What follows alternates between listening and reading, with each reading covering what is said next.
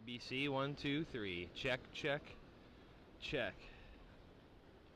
Okay, I'm gonna keep this. This will be for Anthony.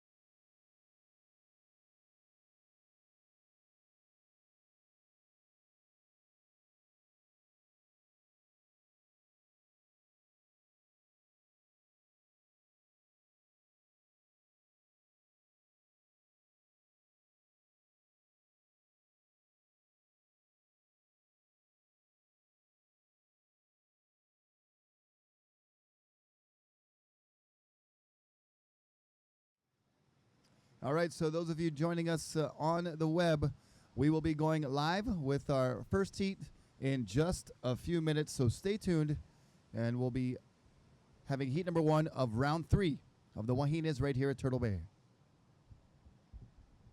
Beautiful. I don't understand when you're saying we're live and we're not live, or we're live to the web like this. Okay.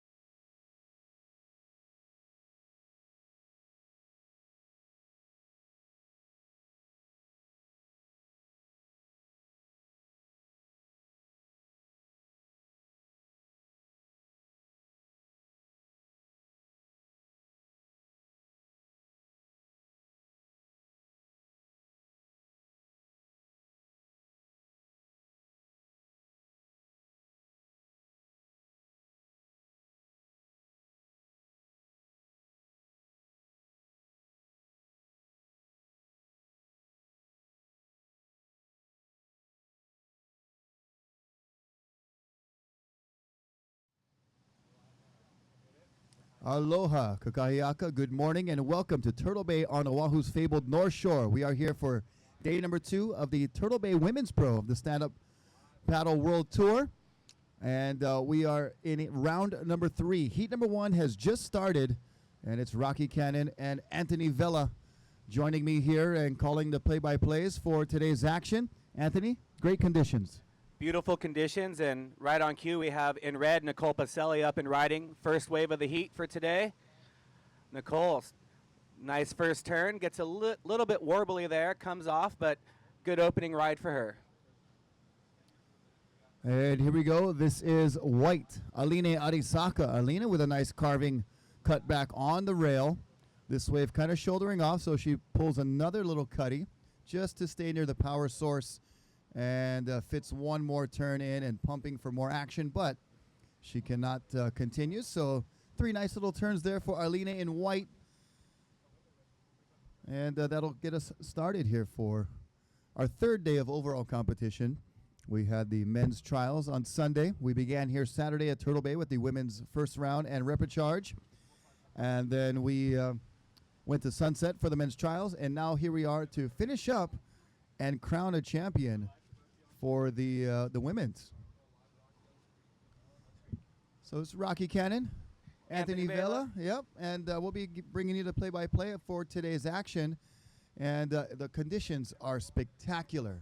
Very little wind, perfect swell direction. I was driving up the coast, Anthony, from down Haleiwa side. Every single brake was going off. Fun day to be here watching the girls absolutely ripping. We've got truly an international field. In heat number 1, we've got 2 girls from Brazil and Karen Jacobson in blue from Mexico. So it's starting off the day. Got 2 rides in the books already, and Karen Jacobson's having a look at this one.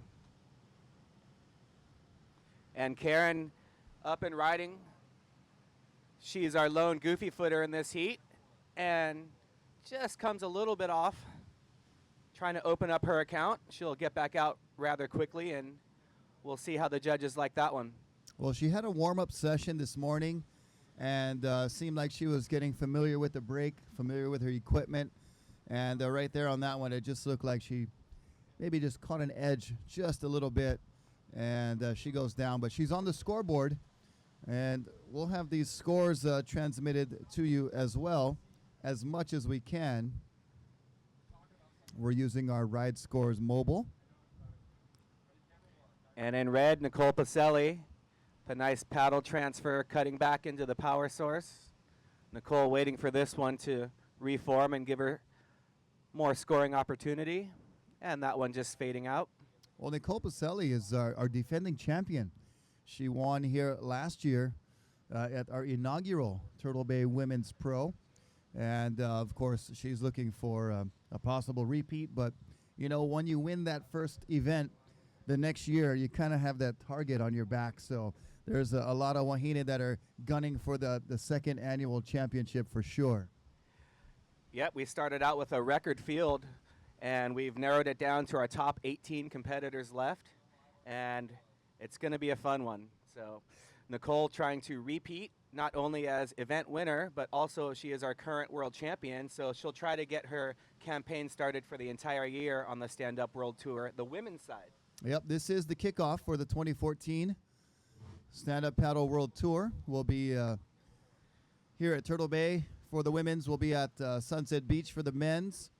And then it moves over to Brazil, I believe. And we'll be heading to Abu Dhabi as well. So there's some great locations on tap for this year's 2014 Stand Up Paddle World Tour, all brought to you by the Waterman League. And we got to thank our sponsors, of course. We got to thank the Waterman League, and we got to thank the Stand Up Paddle World Tour. Turtle Bay Resort has been a great partner and hosting this event today with the Women's Pro. And we also got to thank Olukai for bringing us that Tribute to the Legends event, which is awesome. Incredible to see those guys interacting and surfing and hanging out together. And as well as we'd like to thank Pacifico, Maui Gym, Rogue Paddleboards, as well as the Hui SUP. And we have a Rogue team rider out in the water, Karen Jacobson from Sayulita, representing Rogue paddle boards. I believe she's on a 6-7, and Karen's up and riding in blue. See her on her backhand, coming deep from the point. And Karen just a little behind that one from the beginning, but she's looking for the reform and has it. Cutting back into the power source, kind of going left, but got a few maneuvers in, and she's still on her board, ready to paddle back out. Yep, and we'd also like to thank another contributing sponsor, the Mountain Dew Kickstart. And we got a few of those this morning and getting us started up. And here we see this is white Aline Arisaka. And Aline might have thought that she was going to try for that last maneuver there. Not sure why she kicked out at that point, but she does have two pretty decent rides under her belt right now. And top two will advance to the quarterfinals. So 3-person heat, only 2 advance. You definitely don't want to be the odd person out, huh, Anthony? No, you don't at all. But that's really neat for the women. 2 of them get to advance through this round into the quarterfinals. And I think the judges definitely want to see that exclamation point at the end. So hopefully Aline next time will choose differently perhaps and put an exclamation point on her good scoring wave that she got. We're going to fill you in on some of the scores as they're starting to come through. We got Hawaiian Water Patrol that's helping us out here. Mahalo to all the boys keeping us safe, all the competitors, cameramen, and everyone associated with the event kept safe by the Hawaiian Water Patrol. Mahalo. And Aline trying for that one way on the shoulder. The thing with Turtle Bay and this break right here, it's got an uneven bottom contour on the reef. So it's shallow and deep and shallow and deep. So that kind of really affects the shape of the wave. And it's a very knowledge-based wave where it'll break steep right here, then it'll back off, and then it'll steepen up again. So you got to kind of be on your toes and really have your head on a swivel. It's a tricky wave. I've been swimming out here a lot with goggles and kind of looking at the bottom just for fun to, try to understand exactly what you're talking about. And, oh, man, it is so uneven on the bottom. And it really shows you how talented these girls are who are coming from all over the world to Turtle Bay and just doing a really good job handling these tricky conditions. Yep, and you said it. I mean, they're out here practicing every day. They come early before the event. We saw many athletes before today's event out practicing since we started at 10 a.m. Hawaiian Standard Time. So there was, with first light being around 6:30, there was plenty of time to get some practice surfing in. So that's what a lot of these girls and other athletes were doing this morning. And some sets coming in right now. Looks like I'm wondering why Blue has been prone for quite some time. Yes. Judges, not sure if we're looking at that today. I know the men's trials at Sunset Beach, we were overemphasizing the rule of stand-up paddle. Of course, you are an avid competitor in the stand-up paddle events, and you'd like to see everybody at least standing for most of the time. And here's white Aline Arisaka. And Aline with a nice looking wall ahead, already fit a nice couple of turns in there, nice off the top. And she's done. That was a really good wave, a lot of speed and a good flow for Aline. Very good flow. And Aline is our heat leader. We've got some scores for you guys. Aline with a 3.5 and a 3.2. She's got a total heat score of 6.7. In second place, Nicole Pacelli.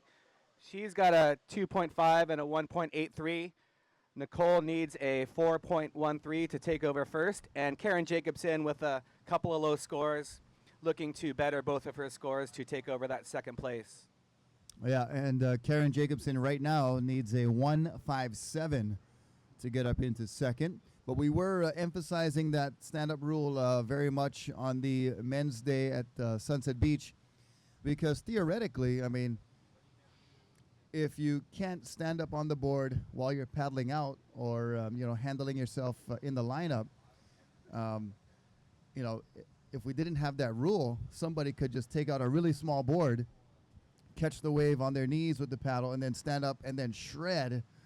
Whereas somebody who has a board that's thick enough for them to stand up and paddle, not only on the wave, but paddling back out and in and around the takeoff zone, then they wouldn't be as advantageous with the turning ability of the board. So that's why that stand-up paddle rule is in place, is to keep the level, keep the playing field level. Yes, and we have Nicole Pacelli up and riding, cutting back into the whitewater, using that paddle that we talked about on the wave, which is exactly what it's for. And Karen Jacobson not quite getting into that one, but it really keeps the playing field equal, because you can just paddle prone and really save a lot of energy. That's another one too. And you get to the lineup and you're ready to go, versus the girl or the guy that's continually trying to stay on their feet, pop over whitewater. It takes a lot of energy, which is part of the whole thing with a 20-minute heat. Yeah, that is spot on. Great point from Anthony Vella. And Aline's last score comes in at a 6.5. So that is the best wave of the heat so far. And Aline is out in front in this heat. She's got a 6.5 and a 3.5. And Nicole Pacelli is in second. Her third score still coming through. And Karen Jacobson in in third right now, and is on the elimination bubble. We have just about 8 minutes and 30 seconds remaining. Heat number 2 should be checked in and heading out. I see one person from Heat 2. That's Shelby Schweitzer, doing the smart thing and getting an early start for her next heat. And if we could have Caroline Angibault and Mariko Strickland also checked in, and they'll be ready to go here very soon.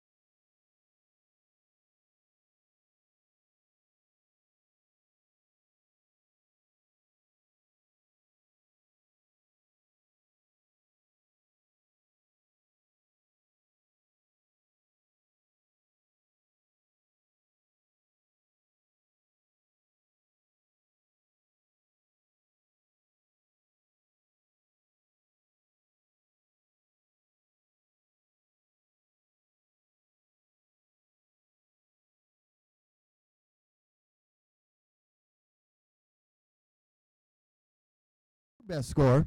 The 4.63 on her last wave gets her a little closer, but that last score from Nicole Pacelli could be a big difference maker. Aline Arisaka currently in first, Nicole Pacelli in second. Aline's last score was a 4.0, so she's in first with a 6.5 and a 4.0. Nicole Pacelli is in second with a 5.1, and that last score, Anthony, is going to be even better than her previous score. So Karen Jacobsen is going to be on the outside looking in, needing a big score.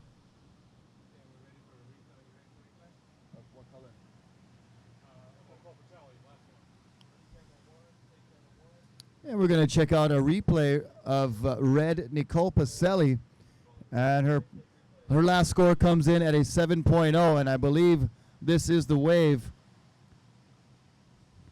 Nice cut back there, good paddle transfer, and continues down the line, and then that's where she got a good score there. Goes high up off the top, so great score there. That's a 7.0 for Nicole Pacelli. Nicole goes to first. So red Nicole Pacelli is in first, white Aline Arisaka in second, but Aline gets a wave that's coming in right now that could put her right back on top. So they're seesawing, battling for the lead, Anthony. Yes, these two are no strangers to having heats together. They've had a number of heats throughout last year's women's tour. Aline placing very well in the overall standings.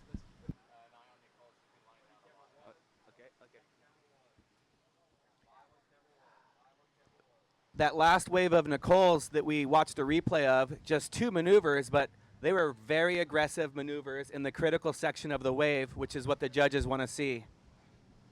Yep, and the last score still being registered for Aline Arisaka, yet to come in. But now Karen Jacobsen needs a 5.88 if she's going to think about advancing to the quarterfinals. 10 seconds and counting down. And here we go. 5, 4, 3, 2, 1. All right, so that is the end of heat number 1. It looks like Pacelli and Arisaka advancing through. Karen Jacobsen takes third. So we'll see those two wahine in the final. Nicole Pacelli and Aline Arisaka. Next heat on deck, stand by.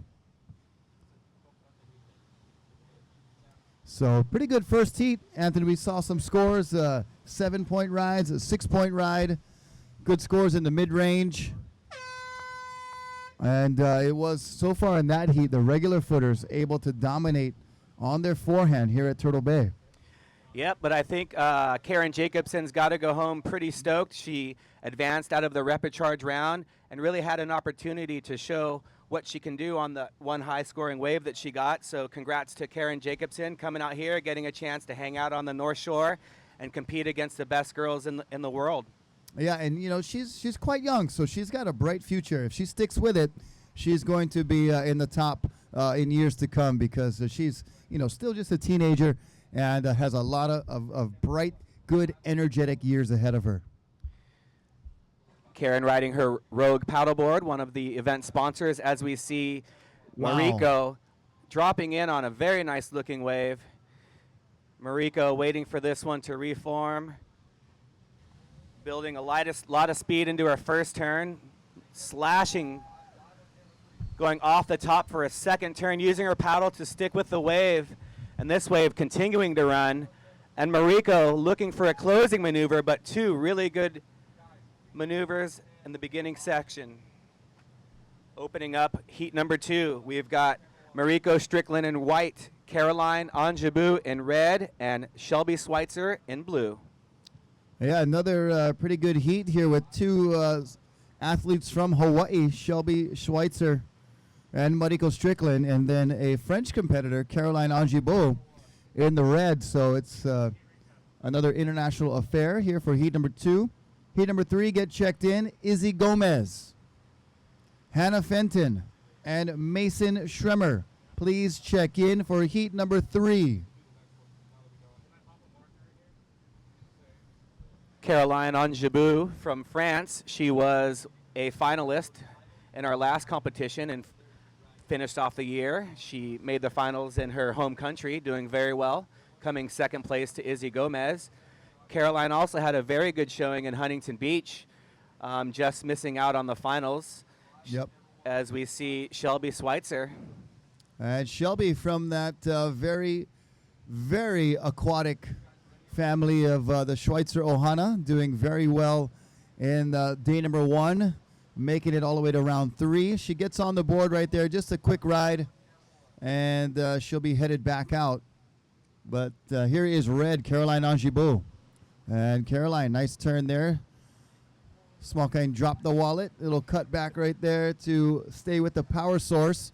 And then using that paddle to try for the reform, but she will not get into that reform section.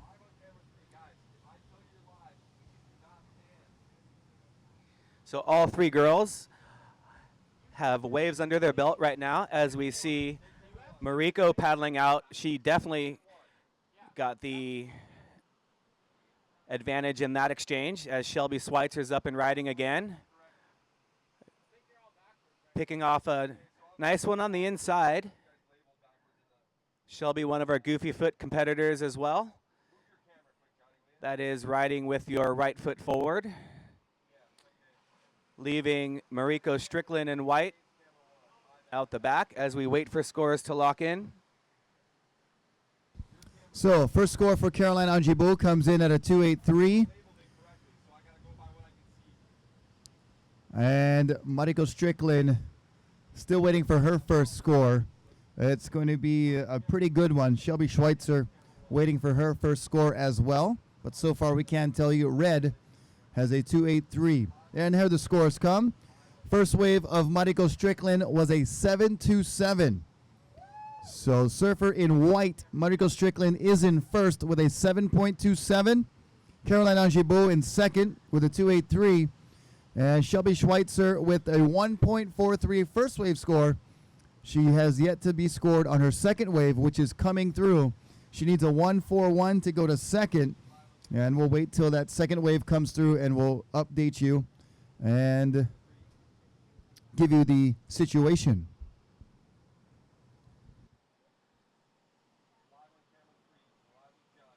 Couple of reform waves that the girls are looking at, but deciding they didn't have the scoring potential that they wanted. Mariko Strickland really getting aggressive on that first wave. The judges liked it. That would have been a monster score had she landed that last maneuver, but she's aggressive. She's going to paddle right into this one, and this one's looking really good, Rocky. Yeah, nice wall ahead, and one of those inside ones that, almost got a little close to her board there, but yeah, on cue, Anthony, you said it. She's going for it. Was she trying a kickflip right there? That looked like a kickflip aerial. Would be the first to be landed in women's competition. Yep, and we're watching right here on the bluff at Turtle Bay. Perfect view of what we got going on. Front row seats. And Hank, what are you doing, bro? Get out of there. Seriously. In red, Caroline Angibault up and riding. Nice paddle transfer, cut back into the whitewater. Caroline negotiating through some jet ski wake as she has another nice second turn. All right, we're going to go down to the beach to interview our winner of the last heat. That was red, Nicole Pacelli. Very clean, and I'm happy for made my heat. I was falling in the beginning of the heat. I think I was kind of nervous, but at the end I got a good one, and I'm happy. Right on. Well, we look forward to seeing you move on to the next round. Thank you. Thank you. Thanks, Nicole. Camera one, stay wide, camera one.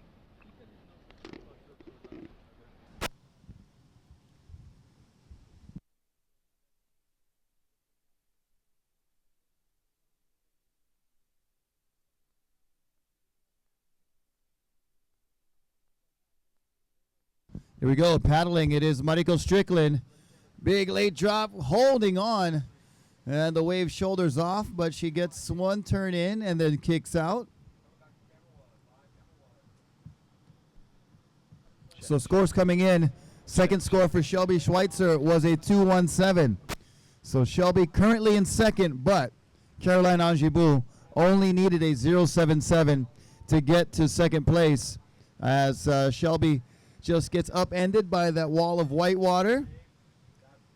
Stand by for the last score of red, Caroline Angibu.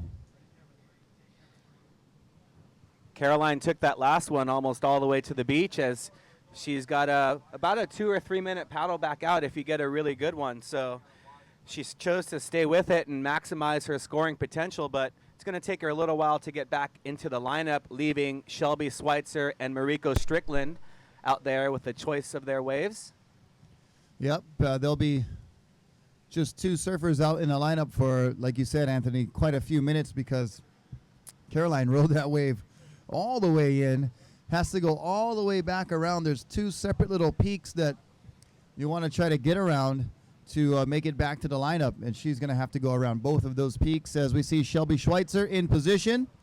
And Shelby paddling and just cannot get into the wave. Looked like she was leaning forward to try to get some momentum to get her into that wave, and went over the rail. And putting it on rail is Mariko Strickland, setting up, using her board speed to aggressively go off the top. Air dropping down, coming off her board, but again, being very, very aggressive. And she's our heat leader, so she can afford to be a little more aggressive, and she'll try and better her 2.67 to go along with her high wave score of 7.27. Well, she definitely went for it right there, and you know, you can't fault her for attempting and being aggressive, because she is, like you said, Anthony, she is in the lead, and she's got a really good score under her belt so far with that 7.27. So she can afford to be taking some chances out there. She almost landed that one too. That was really close. Sick. Really close.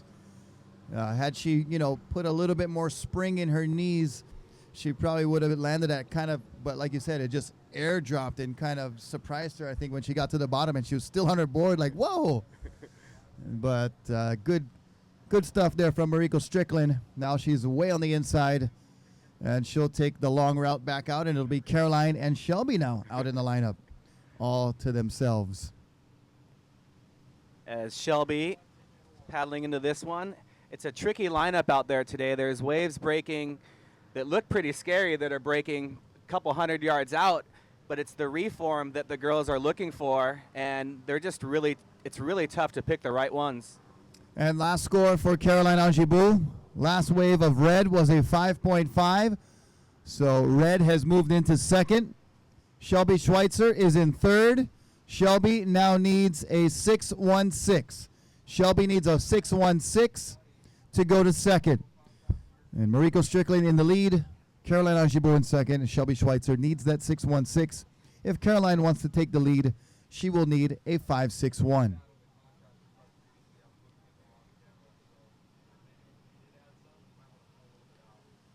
And here's Shelby in blue. Shelby taking off and pulling out of that one. She's really trying to get a nice wave under her belt so she can advance into the next round. Perhaps a positioning wave that she just used to put her in a better position for this one. Late drop and coming off. Seriously, you might want to think about telling Kristen that we don't, I mean, if those still shots are, if they're that critical, but we don't need two skis in here. He's really messing things up for these girls. He's getting really close. Time check. We've got just under 9 minutes, 8 minutes, 45 seconds. Mariko Strickland in white in first place. Caroline Angibu in red, second place. Shelby Schweitzer needing a 6.16 to put her in second position, as Caroline paddling for this one. It's looking really nice. Yeah, look at this wall ahead, Anthony. She's got good wave selection here. It's set up turn right there, and it's going to steepen up, and she cranks it off the top for turn number 2. So good use of the wave and good wave selection as well. And like you talked about, she stayed really low coming back in after she went for the maneuver off the lip. So having springy, bouncy knees and staying low, keeping your center of gravity, and also using the paddle. That's one thing with stand-up paddle surfing, having a third point of balance Yep. really helps to land some of those maneuvers that you might have not made on a shortboard. Yeah, there's a good pivot point and good use of leverage to crank into your turns. And, of course, making those fast sections, you can get some speed using the paddle as we see Shelby Schweitzer working on her backhand. Once again, the lone goofy foot in the heat. And down the line speed on that inside section. Not bad there for Shelby. She will need a 6.16 if she wants to take second, but it could be a little bit higher because of that last wave of Caroline Angibault.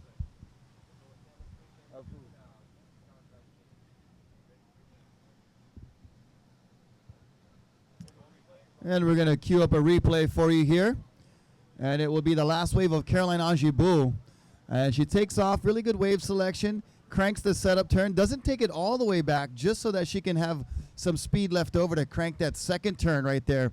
So good score and good surfing from Caroline Angibault. Yeah, that was a really fun wave to watch, and you can see her setting up her turn, and that score comes in at a 6.1 for Caroline, so that's her highest score to go with a 5.4 previous wave score. So Caroline moves into the lead. Mariko needs a 4.33 to take over first, and well within her capabilities. Shelby Schweitzer, her highest wave score is looking to lock in as Mariko is paddling into this one. This is a good one. Nice wall ahead and then up and out. A little bit of jet ski bubbles in the end of that wave. But Shelby Schweitzer is going to need a big score. She's kind of run into two really aggressive and talented surfers in Caroline Angibault and Mariko Strickland. And Shelby Schweitzer, I think this might be one of her first events because I haven't seen her name. Of course, the last name I recognize right off the bat, but I haven't seen her competing in too many events. So she's just getting her feet wet.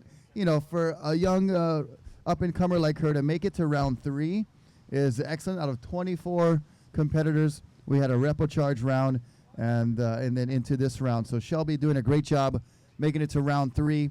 We'll see if she can chip away at that 8-point ride that she needs. And she actually does. Her last score was a 2.93, so now she just needs an 8.17. So she was able to decrease the margin just a little bit.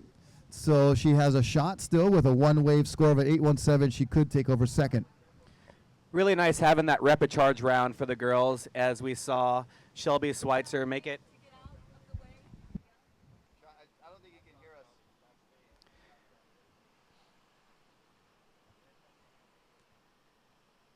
Hank on the jet ski. Hank, can you please move out of the competitors area? Get out your long lens. Shoot from way on the side.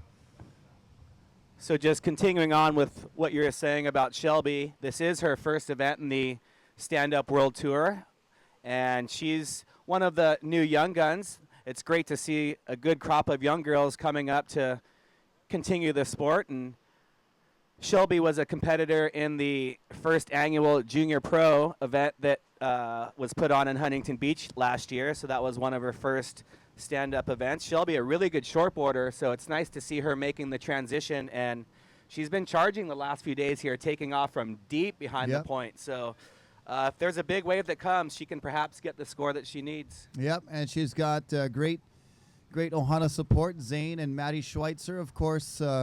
Zane, one of the top contenders on the Stand-Up Paddle World Tour for the men's side in the racing and the surfing. So she's got great tutelage and a great family support system to look at and to look up to.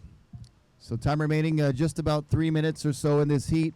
And it's Caroline Angibault in first, Mariko Strickland in second, and Shelby Schweitzer in the blue is in third at the moment.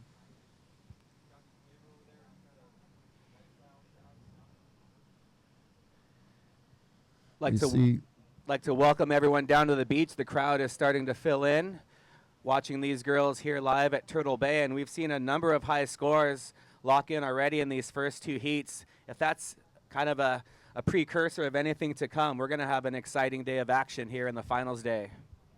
I'd like to welcome all of our Turtle Bay guests that are joining us here live on the bluff at Turtle Bay at Kuilima Point. And we thank you for choosing Turtle Bay. We know you have thousands of choices for hospitality, but you come out to the North Shore to escape all that hustle and bustle and get out to the country. And to all of our viewers online, we also welcome you to watch on the watermanleague.com. We thank you as we see Shelby Schweitzer with just a quick score. That's not going to be the 817 she's seeking, so she'll head back out to try for something a little bit better. And Caroline and Mariko kind of jostling for position at the point. A wave is approaching. Caroline's facing out, Mariko's facing in, and they're both going to let that one go. You know, they both got a feeling that they have some good scores, so you don't want to really waste time and get scores that are going to be mediocre or lower than your backup score. You want to always be achieving for something better and better.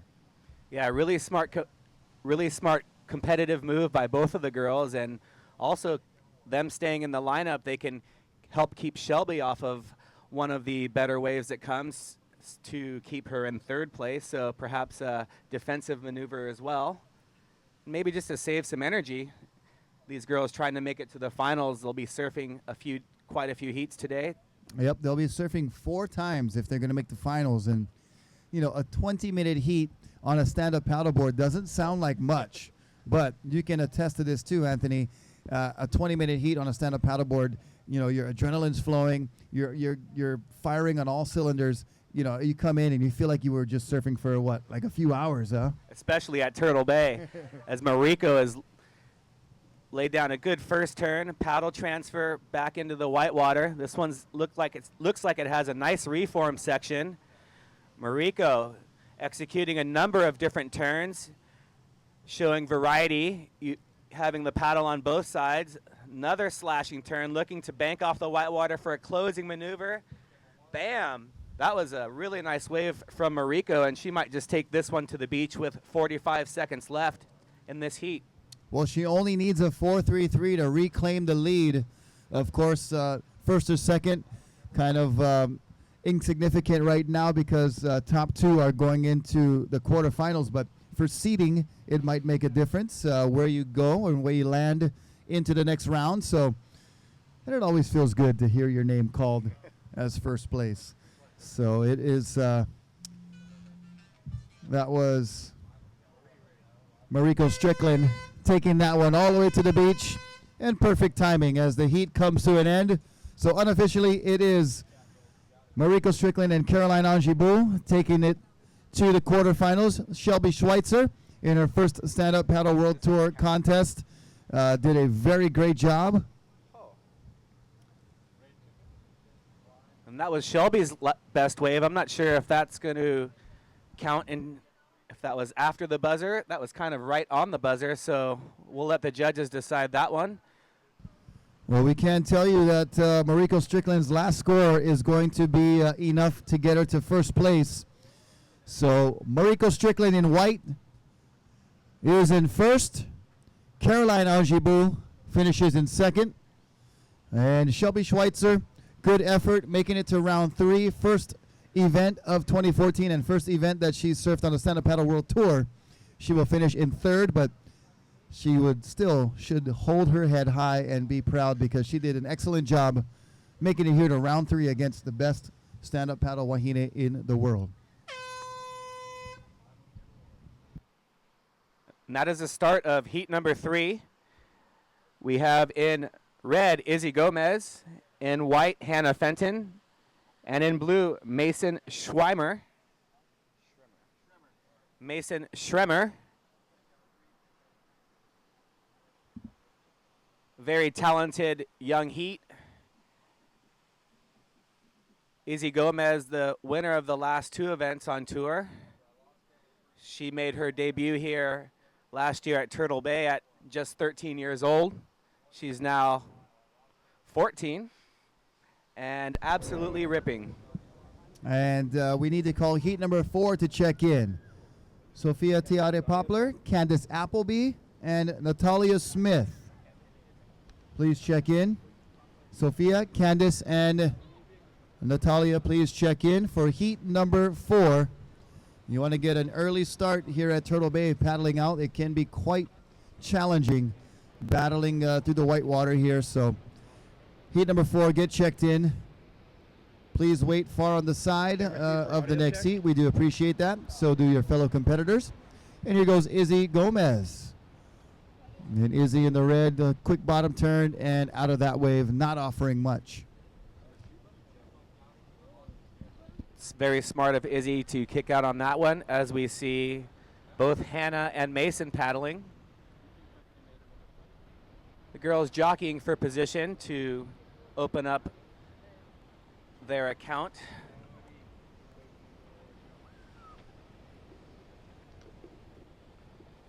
We've got 6 heats in round 3. They're all 3-person heats. The top 2 will move on to the quarterfinals, where we will also have 3-person heats. The top 2 will advance from the quarters into a 4-person semi and a 4-person final. As we see all the girls a little bit out of position, and they're taking a couple on the head. We have our Hawaiian Water Patrol in the water, making sure all the girls are safe.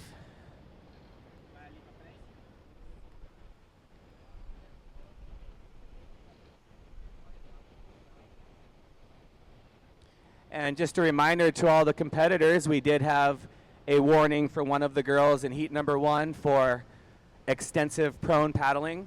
So the judges, they want everyone to be safe, but there is a 5-stroke rule. So you'll get 2 warnings, and your 3rd warning your second wave will be cut in half. Yep, they'll be deemed just like an interference call. So the second highest score will be cut in half should you require a 3rd warning to get to your feet. So this is the Stand Up Paddle World Tour, and standing up and paddling is not only required on the wave, but also required when you are paddling back out to the lineup and in the takeoff zone area. And when in doubt, just stand up and keep standing, because we will try our best to give you a warning. Of course, you may not always be able to audibly hear the warning from the beach here, depending on the ocean and the wind direction, etc. So just because you didn't hear your first 2 warnings does not mean that it's an excuse that you should not have an interference on your 3rd warning. So just please be aware of that and try to stand as much as possible, because we already did give a warning in the first heat, and fortunately we haven't had to give any interferences yet, but the judges are watching closely, as well as your fellow competitors are watching closely too. Hey, she wasn't standing. Hey, he wasn't standing up. Why? How come he get the point? So make sure you guys are standing, because the judges are watching, we are watching, your competitors are watching. So just a good rule of thumb. Here we go. Izzy Gomez spinning around, trying to get this one taken off a little bit late. Handles the drop, gets out in front, cuts back, the wave flattens out, and she does the one-legged dismount. And on the outside, look at this in white. It is Hannah Fenton. Nice looking drop. And the wave runs away from her at the moment, and she kicks out, shoots the board forward, goes under, so she can retain some positioning there. Paddling out of harm's way. 1, 2, 3, 4, 5. Oh, here comes another wave. Watch out for the boards. Woo, they're getting close right there. So that's another kind of a variable or a challenge added to stand-up paddleboarding, is compared to conventional surfing, as we see surfer in blue. This is Mason Schremer, our young buck. She is what, only 14 years old? And charging out there. And yeah, awesome. Good to see her out and competing already. But another challenge is paddling back out with these big boards and the paddle. You just have a lot more equipment to keep track of than the conventional surfer. And not being able to duck dive, you got to make sure you have a good leash. As we will for sure see some leashes break in Sunset Beach coming up in the next couple of days. But like you said, once you jump off your board, you've got to grab your board, then you've got to grab your paddle, Yep. then you've got to try and get to your feet Yep. before the next wave is going to come and hit you. Yep. And we're going to check out a replay here, the last of Mason Schremer in the blue. Our young 14-year-old competitor's got a bright future. A lot of down-the-line speed right there. Pretty good wave selection as she heads towards the channel and kicks out. Come on, guys. Pick good ones.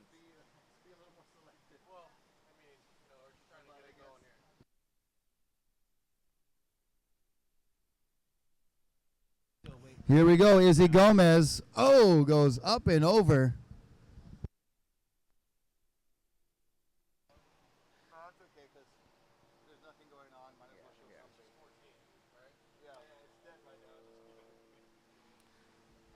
So we saw our first two heats start out with a bang, some really high-scoring rides, and the girls perhaps a little bit out of position for this heat.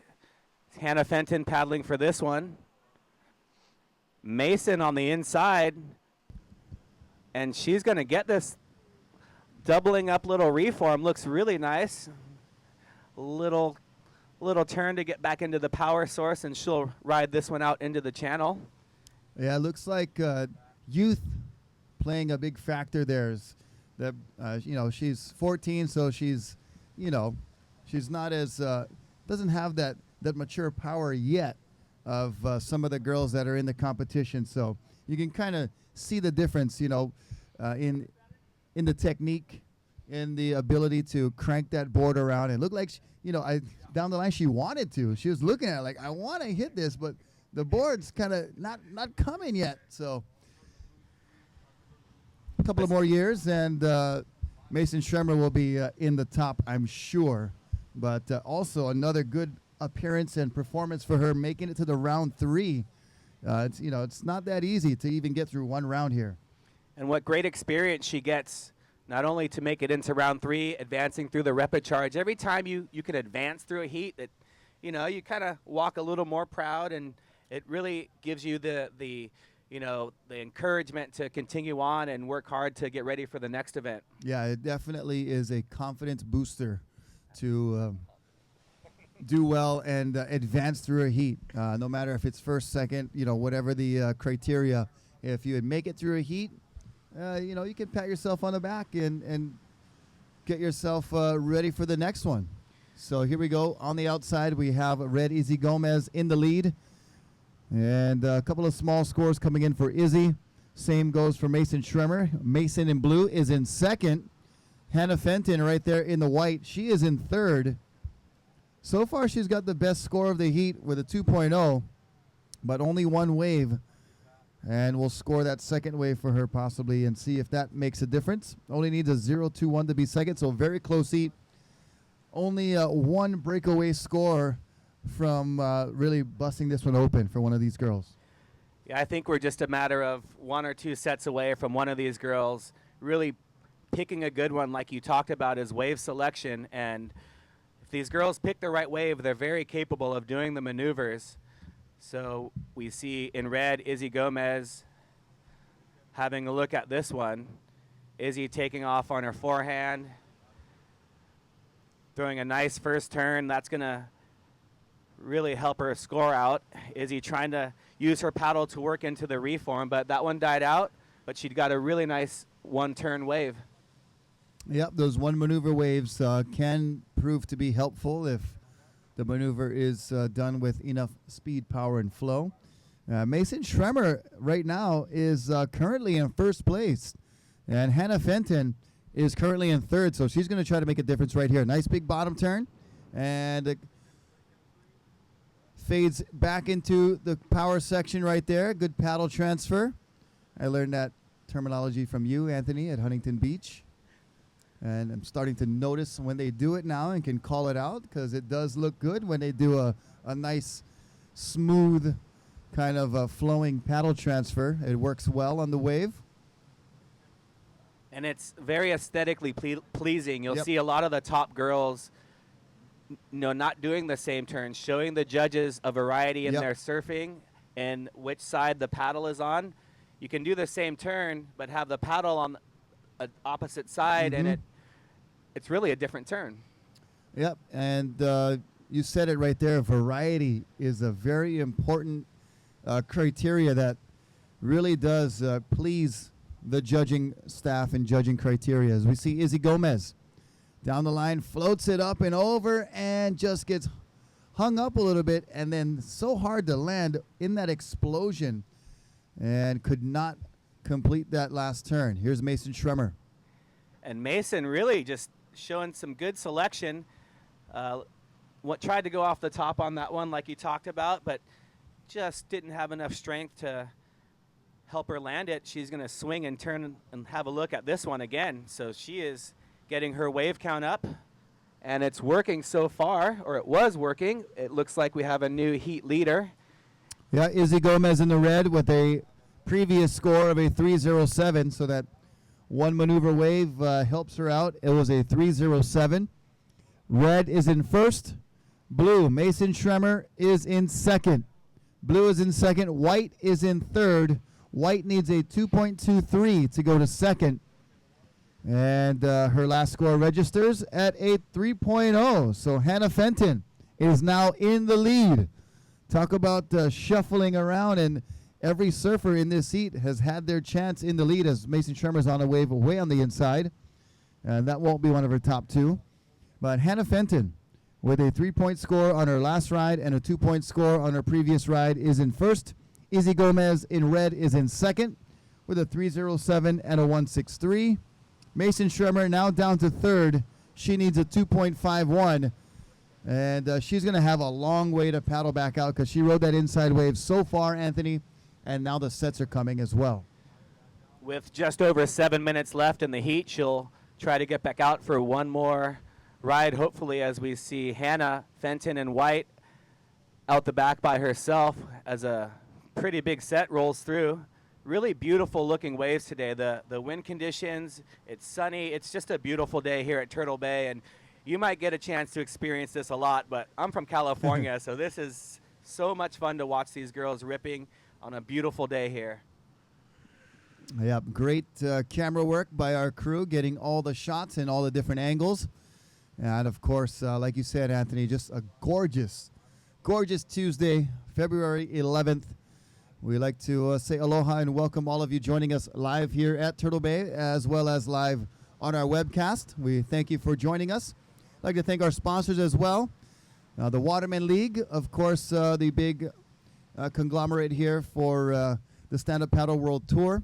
Also, Turtle Bay Resort, one of our official sponsors, as well as Olukai, bringing us the tribute to the legends. That's an awesome addition to this year's Sunset Beach and Turtle Bay Pro.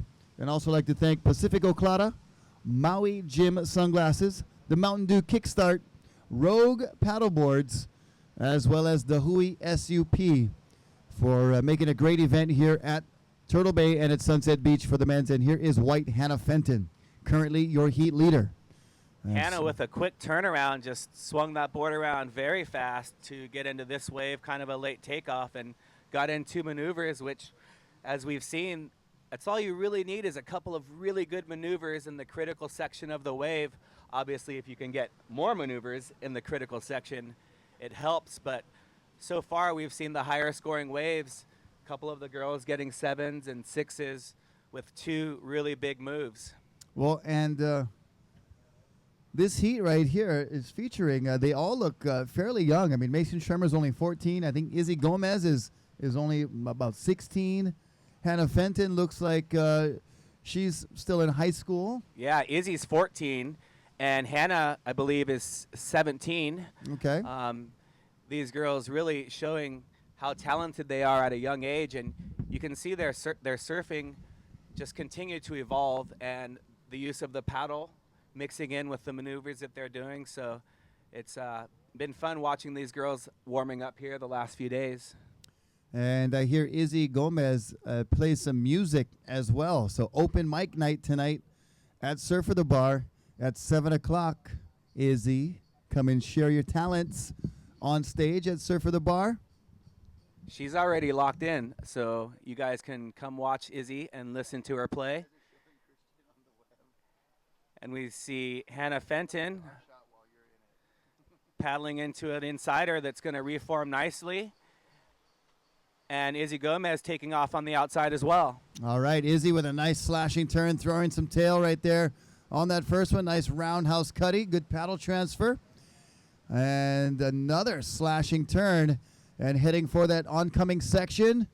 Bashes it off the top. Nice turn, nice work there from Izzy Gomez in red. And the crowd agrees.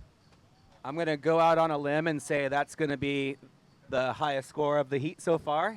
That will be enough to take her into first place, I'm sure, as she does not need much, as it was a very close heat. And we talked about, Anthony, the one breakaway score that's going to get that one competitor, you know, kind of just out in front. You don't want to be pressured in these events where, you know, you're having to get a score at the last moment. You kind of want to get out and separate yourself from the field and let them battle for second.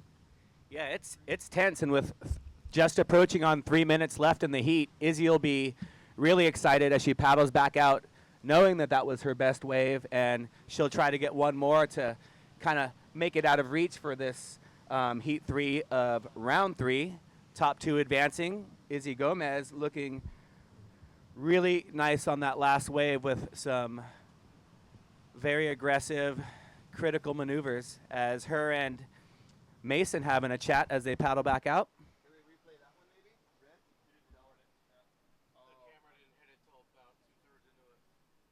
But, yeah, she made really good use of every part of the wave.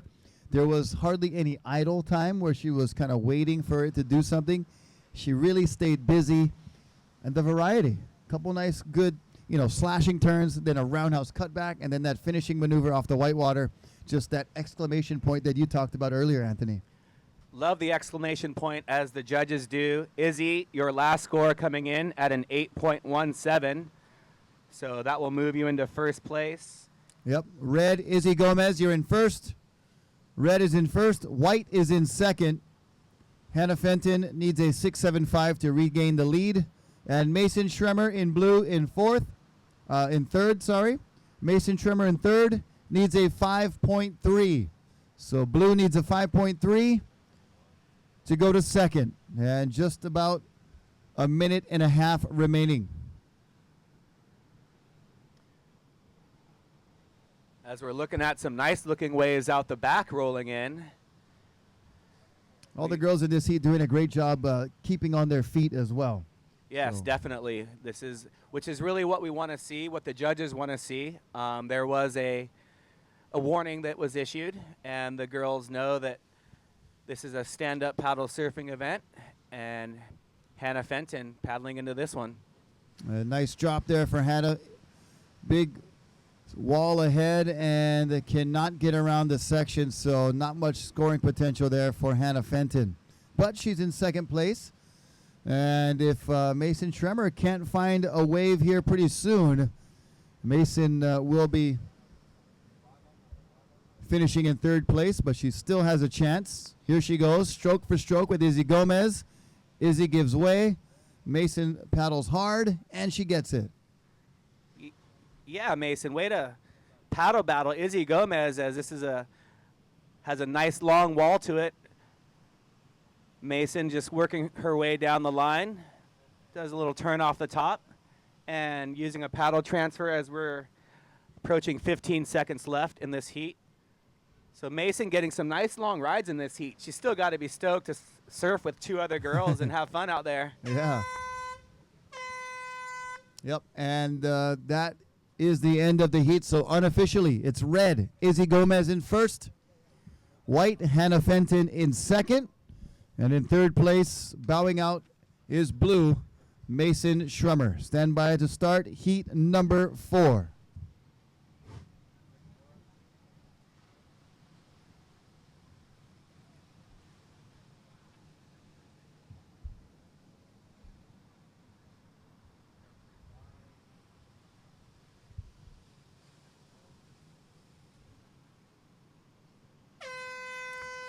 And that is the start of heat number 4. Sophia Tiare Poplar in red, Candace Appleby in white, Natalia Smith in blue. Check in for heat number 5.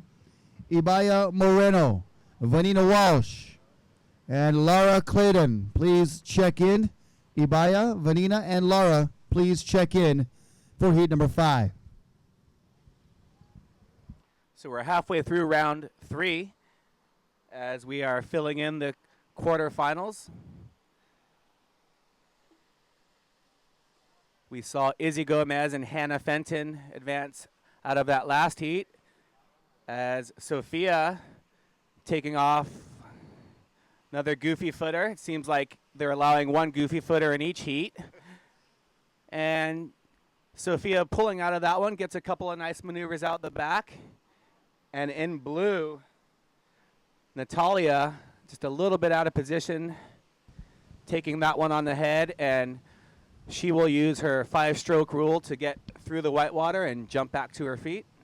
And Sophia just barely making it over those waves to head back out to the lineup. And more big waves out the back. Some of the bigger waves we've seen today, Anthony, and a lot of them in a row. I mean, there's just 4, 5, 6 waves out the back. And they continue to pour in here, giving these girls quite a bit of challenge. And, you know, they're up to it. They're ready to go. I mean, these girls are, you know, in great shape. They train all year long. And Sunday of competition for the trials, some competitors from Australia ripping. We saw standout Bant Rodiger from Maui, who hopefully will be in our expression session today. Bant is good friends with Fiona Wild, who is in this heat right now. Interesting, Fiona Wild is originally from Hood River, Oregon. Does a lot of windsurfing and has been spending some time on Maui with Bant and his family. So having a great showing here, making it to round 3, hoping to make it into the quarterfinals.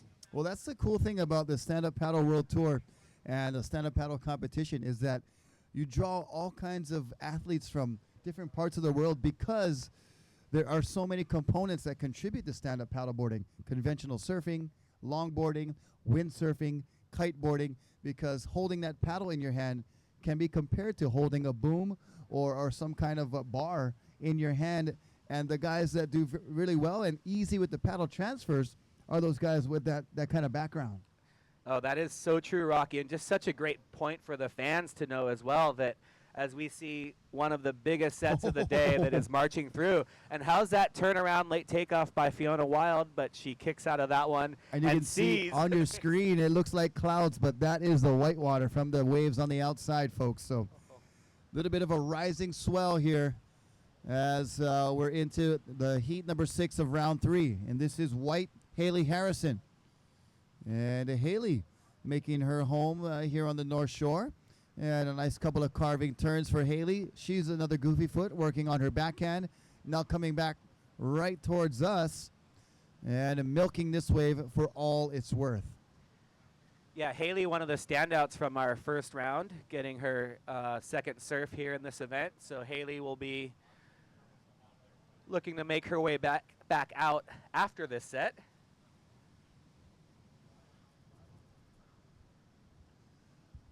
And on the outside, Blue was thinking about it, and she dives off. That is Sarah Delani. I like it when these sets hit the rocks, Rocky, and they give us a little bit of a breeze to cool us off a little bit.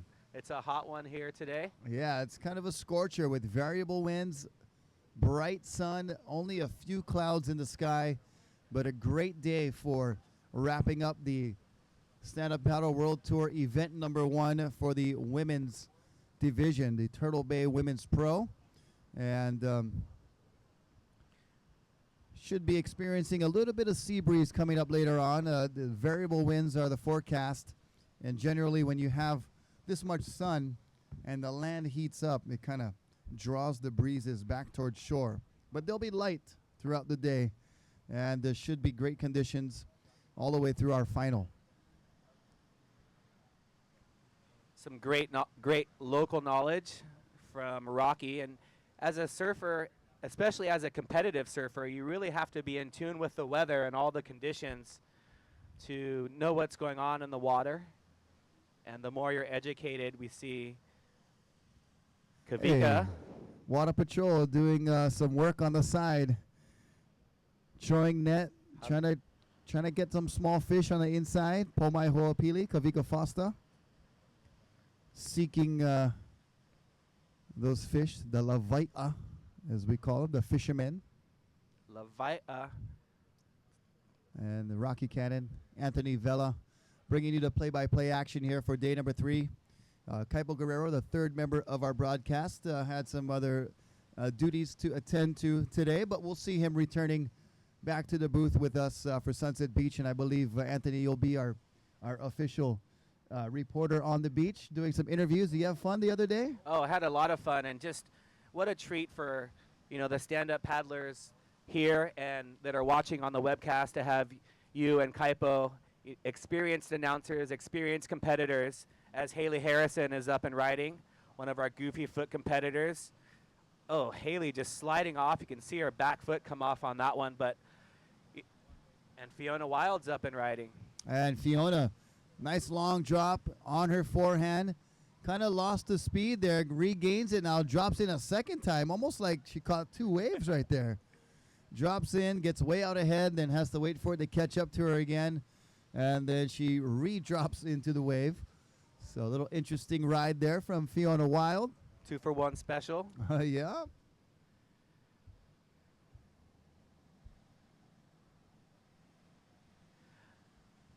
And standing by for scores. We just have to refresh our monitor here.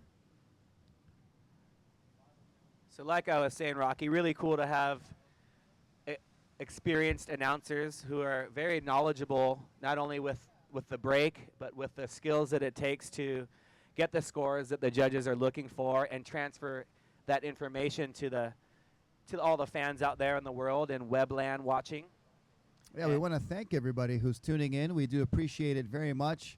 And all of our great sponsors, too. We have a great support cast here for the Stand Up Paddle World Tour and the Waterman League. And everybody joining us live here on the beach as well. We're doing a simulcast, so everything that we are saying is going over to the beach and out to the web as well. So we thank you for your cooperation and joining us both on the beach and on the web. So first score for Fiona Wild was a 1.0. First score coming in for Sarah Delani, yet to register. And then a score for Haley Harrison has yet to register as well. So currently red in first, white in second, blue in third, but that will change as more scores start to fill in from our judges. And we're just about halfway through the heat. In heat number 6, quarterfinal number 1 should be checked in. Nicole Pacelli, Caroline Angibault, and Hannah Fenton. As we see the water out there, there's some really tricky water conditions for this heat because of the amount of large waves we've had. They've got to make their way back out to the ocean, creating a lot of turbulence for these girls, making it even tougher to try to pick a good wave.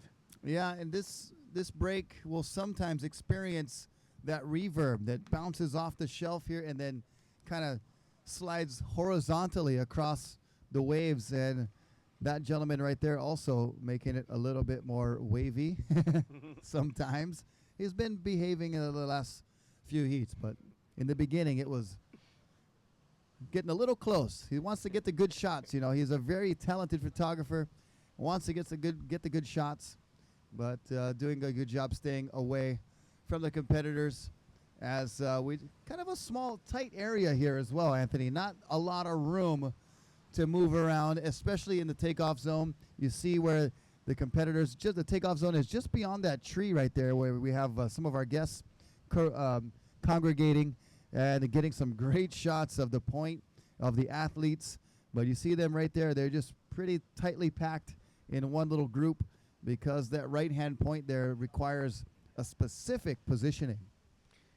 And if you're just a little bit out of position, you're either going to not catch the wave or the wave is going to catch you. And we see 2 girls paddling for this one. Haley Harrison having the inside position that you just talked about. as she makes her way to her first turn. This wave having a nice wall on it. Haley getting in another turn. Maybe should have pumped down the line a little more, but she turns it into a left. She likes that little reform and coming back left right here, which is good use of the wave. If you can't get way out in front, you got to make something happen. So she'll head back out for more. Here is red. This is Fiona Wild. And Fiona fades, bottom turn, little top turn, down the line speed, floats over that section, and using the paddle for momentum to get down the line for more. We saw blue with a quick ride. Sarah Delani just quick up and down. And Fiona Wild still going to the inside. There's blue on the outside. Just finished her quick ride. There's Haley Harrison battling through these whitewater sections here. And we'll see what she does and goes over that wave. Good strategy, good technique there. And up and riding in blue, it is Sarah Delani. Sarah picking off the last wave of the set and pulls out of that one. Perhaps should have hit the lip and continued on to maximize her scoring potential on that wave. But all of our competitors getting some nice rides. So Fiona Wild getting a really nice looking wave. It had a really good wall, and it just, the winds and everything kind of lined up for her on that one, and she did a great job. Yeah, we're going to get another look at that that wave from Fiona Wild. We're going to queue up our Turtle Bay replay and check it out. She's dropping in. She fades to the left first, which is interesting because she gives the wave time to stack up in front of her, and then has the opportunity for some speed down the line. Taps it off the top for that turn right there. And you can see her jersey kind of ruffling in the wind, indicating that she's going fast down the line. And right into the Mai Tai Bowl. As she opts to straighten out at the Mai Tai Bowl, Haley Harrison having a look and pulling off the back of that wave. Fiona Wild definitely had a lot of speed on that one, like you said. You can see that one doubling up in the shallow water, and she's doing a good job of making her way through the lineup. So that last score for Fiona Wild will register. And Haley Harrison has some good scores. But our situations cannot be given at this time. We do have a little bit of technical difficulties. Situations cannot be given at this time. 6 minutes, time check, about 6 minutes left in the heat.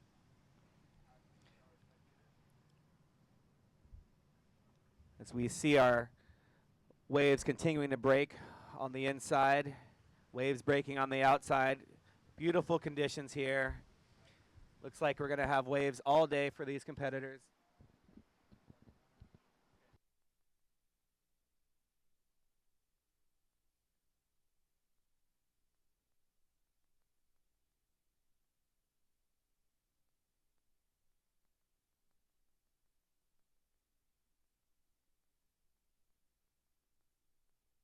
Here we go. That is blue. Sarah Delani, a little layback turn action, and then punches through that end section. But Sarah Delani with a pretty good ride there. And scores are coming through.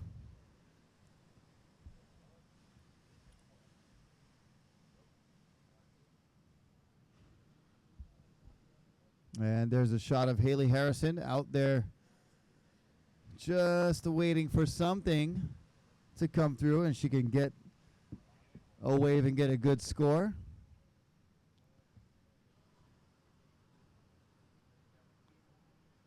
And the waves just keep coming. Yeah, very consistent conditions. And there's some of our spectators enjoying front row seating. You see the waves almost looking like they're going to come up into the bushes right there, but it's one of the special things about Turtle Bay Resort here. We have just incredible surfing right around the resort. You know, you go this side, we got Coelima Point right here, stables down the way over there. And then on the other side, we got, discos and baggers and just a bunch of fun peaks in front of the golf course over there that are mostly pretty unridden, and you can avoid the crowds by hanging out here at the resort and getting some good waves just around the area here. Of course, we are part of the fabled North Shore, the 7-mile miracle that stretches down towards Haleiwa.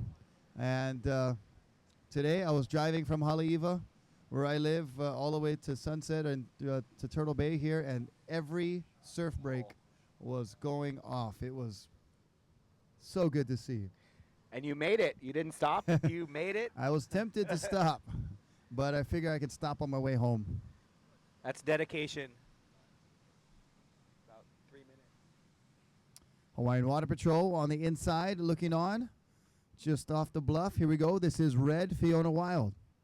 And Fiona can't get into that wave as that one peels off. It's Fiona getting a 5.5 for that last wave that she took all the way down the point, moving into first place as we're still waiting for some scores from the other girls. Fiona getting another wave coming off the bottom, off the top, and a little too aggressive off the top. She falls off. She's in a good position to make her way back out quickly.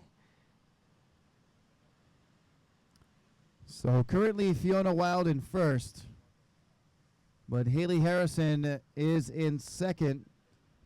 And we still need some couple of scores to be registered correctly for Haley Harrison's third wave. Judges, if you can hear us. Haley Harrison's third wave. As we see her up and riding on her fifth wave. Nice bottom turn, good top turn, and another nice bank off the top, right in the lip right there. So good job, Haley Harrison in the white. That was an aggressive last maneuver, as you hear the fans on the rocks giving her a round of applause. That's really cool as a surfer. You finish your wave, and 20 yards away, the fans are going wild on the rocks.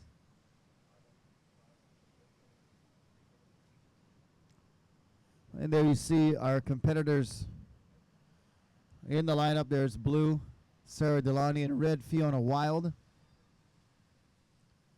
And our competitors for the next heat heading out, that is Hannah Fenton, Hawaiian Water Patrol next to her.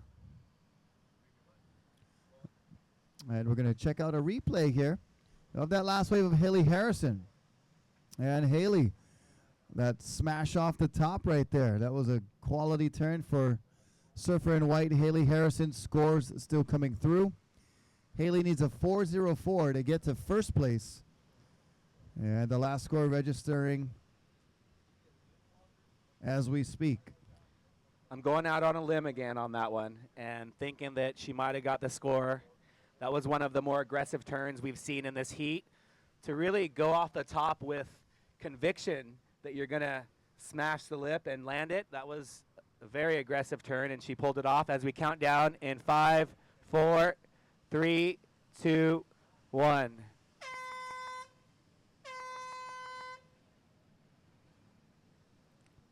So unofficially, it looks like Haley Harrison was able to take the lead with that last score. White, Haley Harrison in first. Red, Fiona Wild in second. And finishing in third was blue, Sarah Delani. Those are unofficial results. Unofficial results for heat number 6. Stand by for the start of quarterfinal number 1.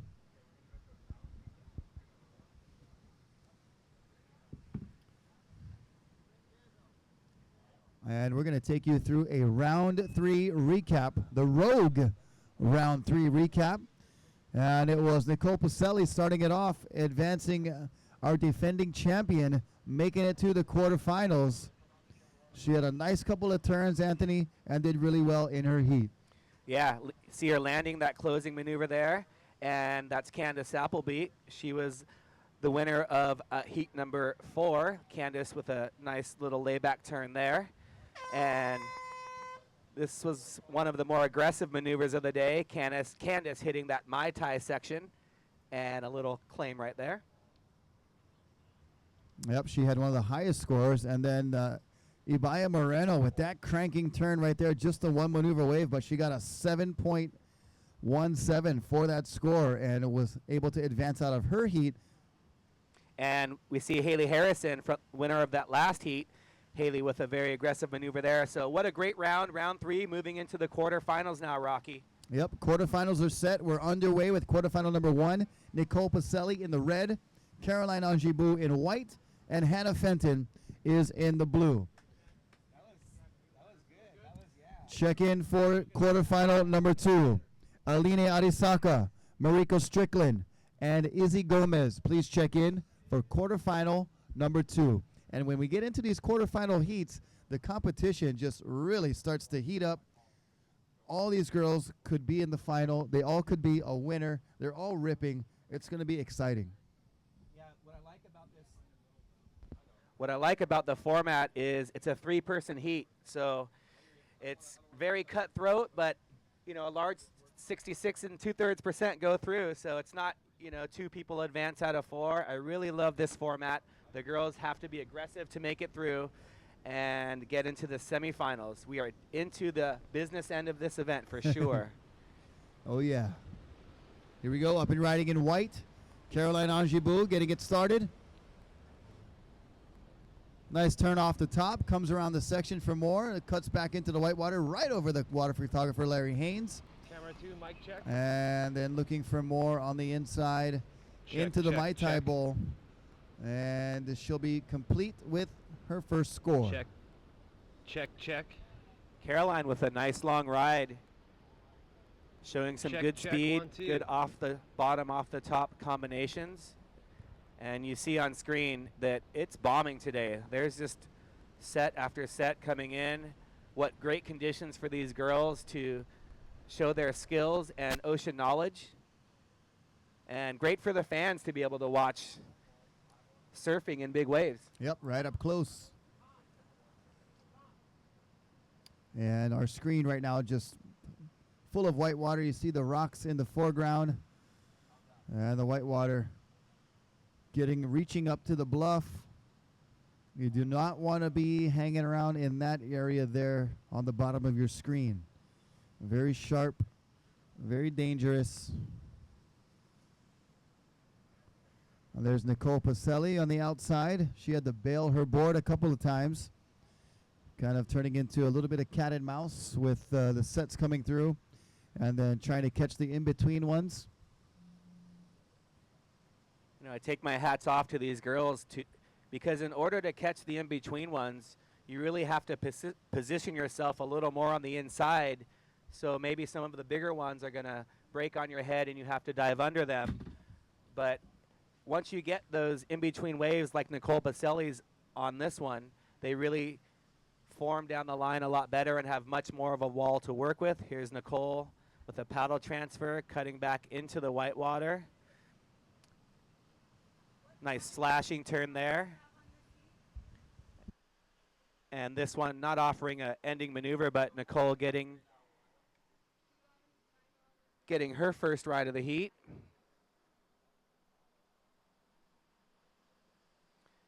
Caroline Angibu making her way back out as well, leaving Hannah Fenton in blue.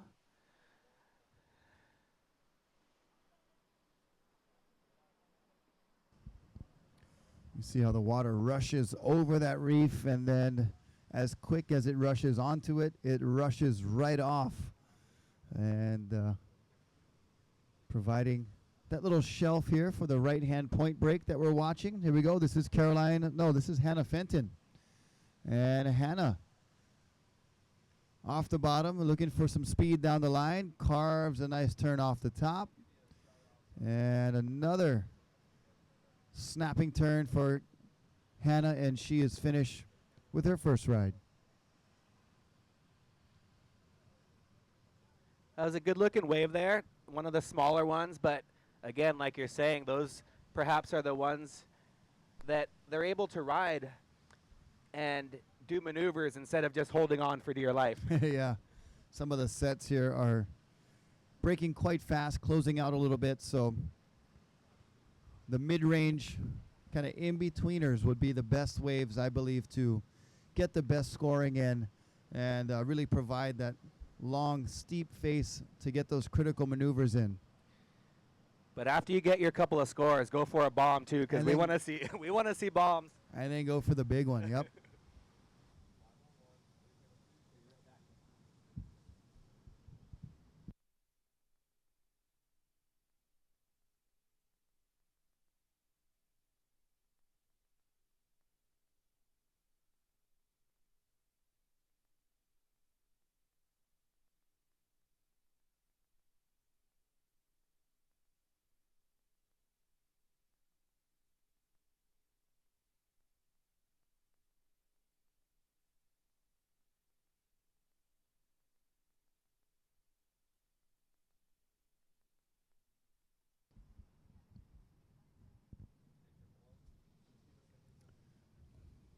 There's Hannah Fenton making her way back out. And Nicole Pacelli just a little bit out further. And Caroline Angibault. So first score for Red, Nicole Pacelli, was a 6.5. Red is in first. First score for Caroline Angibault in white was a 4.17. She's in second. And Hannah Fenton's first score still coming through. But looks like she will be in third in the blue for Hannah Fenton. Comes in, her first score is a 2.73. Here's Caroline Angibault. No, just a quick up and down. So Hannah Fenton in third needs a 1.45 to go to second. Blue needs a 1.45 to go to second. Here's Caroline Angibault up and riding. Down the line speed for our French competitor. Floater off the top. Nice turn there. And then goes down on her whitewater attempt.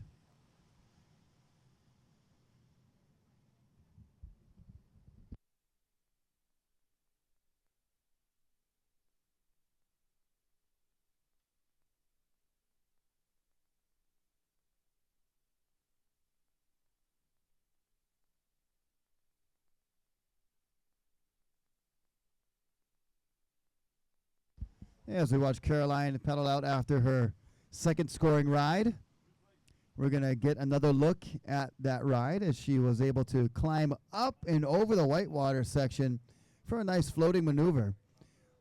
Pretty much a one maneuver wave, but we've seen those one maneuver waves count towards some really good points. So Caroline, at the moment, she will get started with anything that she can get as we see blue Hannah Fenton. You saw her foot just a little off center when she went for that turn, and that affected her balance and she went down.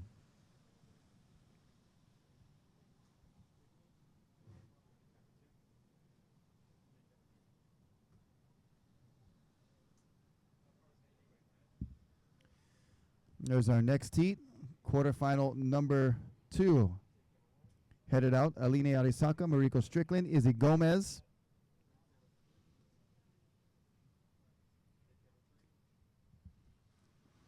And Nicole Pacelli currently in first place, but we're standing by for a score from white, Caroline Angibault. Caroline, the only rider in this heat with 2 scores.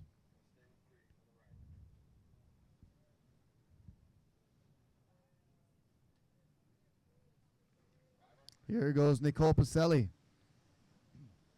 Long drop to the bottom.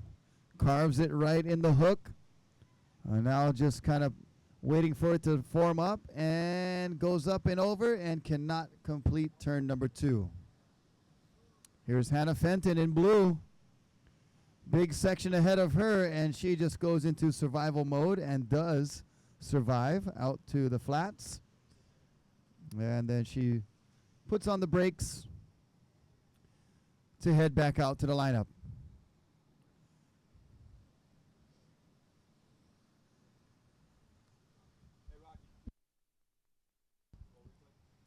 And we're going to check out another look at Nicole Pacelli's second score. Nice turn there. Could have built up some more points had she been able to complete this maneuver. It would have been a really high score, but she cannot complete that turn. But it'll fill in as a good backup score to her 6.5 that she's currently got on the board. And we're going to take you now to a live interview with the winner of that last heat, Miss Haley Harrison.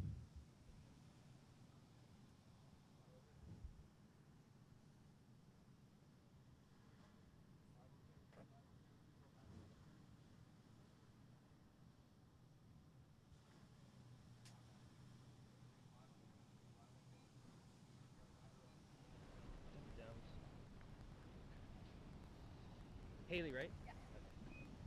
And here we go. This is white, Caroline Angibu. Caroline with a big floater comes through. She lands it, sticks it, and going around, trying to get around the section for more. Camera 2 ready for interview.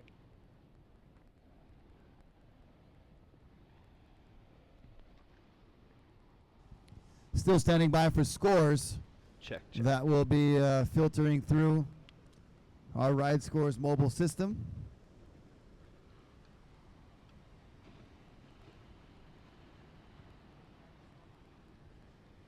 So Haley, congratulations on your heat. And if you could describe a little bit about the vibe out there, how the waves were, how your equipment was working with you, and all that. Yeah, the serve is super fun today. It's a little bigger than on Saturday when they were running it, but that makes it even more fun, just a little more tricky with the sets and stuff. But I was just like getting the smaller ones at first because they kind of form a little better, and then the bigger sets I have to watch out for in like the back, you know, because you can get worked after a while if you just like stay on the inside by those. But yeah, it's super fun. The vibe's like really like good with the girls. There's so many like girls out here. It's crazy. I can't believe the competition, and it's like just growing even more and more. So yeah, but it was really fun. Thank you. How do you feel about the next heats coming up? It's just gonna be getting even harder, so I just gotta stay focused and yeah, just try my best. Go out there. Thanks, good luck. Yeah, thank you. All right. Thank you, Haley Harrison, and congratulations. You are on to the quarterfinals. And right now in quarterfinal number 1, it's Caroline Angibu out in front with a 4.17 and a 3.6. We're standing by for her third wave score. Nicole Pacelli is in second with a 6.5 and waiting on her second score to come through. Wave number 2 for Nicole is still registering. And Hannah Fenton is in third. Hannah needs a 3.78 if she's going to think about advancing into the quarterfinals. And look at this gem coming in. Girls are a little out of position for that wave, but the waves just, they look so beautiful. And it's even more fun when they're riding them. And we'll see if they can turn around and go on this next one. That's Hannah Fenton in blue on screen. There's a good shot of all three of our competitors.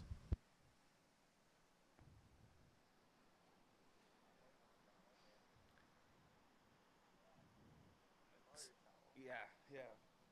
This thing is giving such a mean glare. Oh, yeah, oh, yeah. All three girls in position. Waiting for that next set to approach. We see Hawaiian Water Patrol. Thank you guys for keeping the girls safe. How do you think their fishing went? I didn't see any flipping or flopping action inside the net, so maybe they got to throw one more time. Nicole Pacelli in the red. Last score was a 4.5, so red is now in first. Red, Nicole Pacelli in first. White, Caroline Angibu in second. Blue, Hannah Fenton in third. And here is Caroline. A nice top turn, drops into the wave, free falls back into it. And now she's going down the line for more. Going to try to get that connection to the Mai Tai Bowl. And she'll come back left now as she was able to use that paddle for momentum. And that's another thing that adds to the kind of the situation here with the use of equipment. That paddle can actually get you down the line faster, can get you into waves you previously couldn't have caught, and it also can keep you going on the wave. Yeah, you might get a couple extra points to make it into that bonus section using the paddle to help with your speed. also can help with your power in cranking turns around.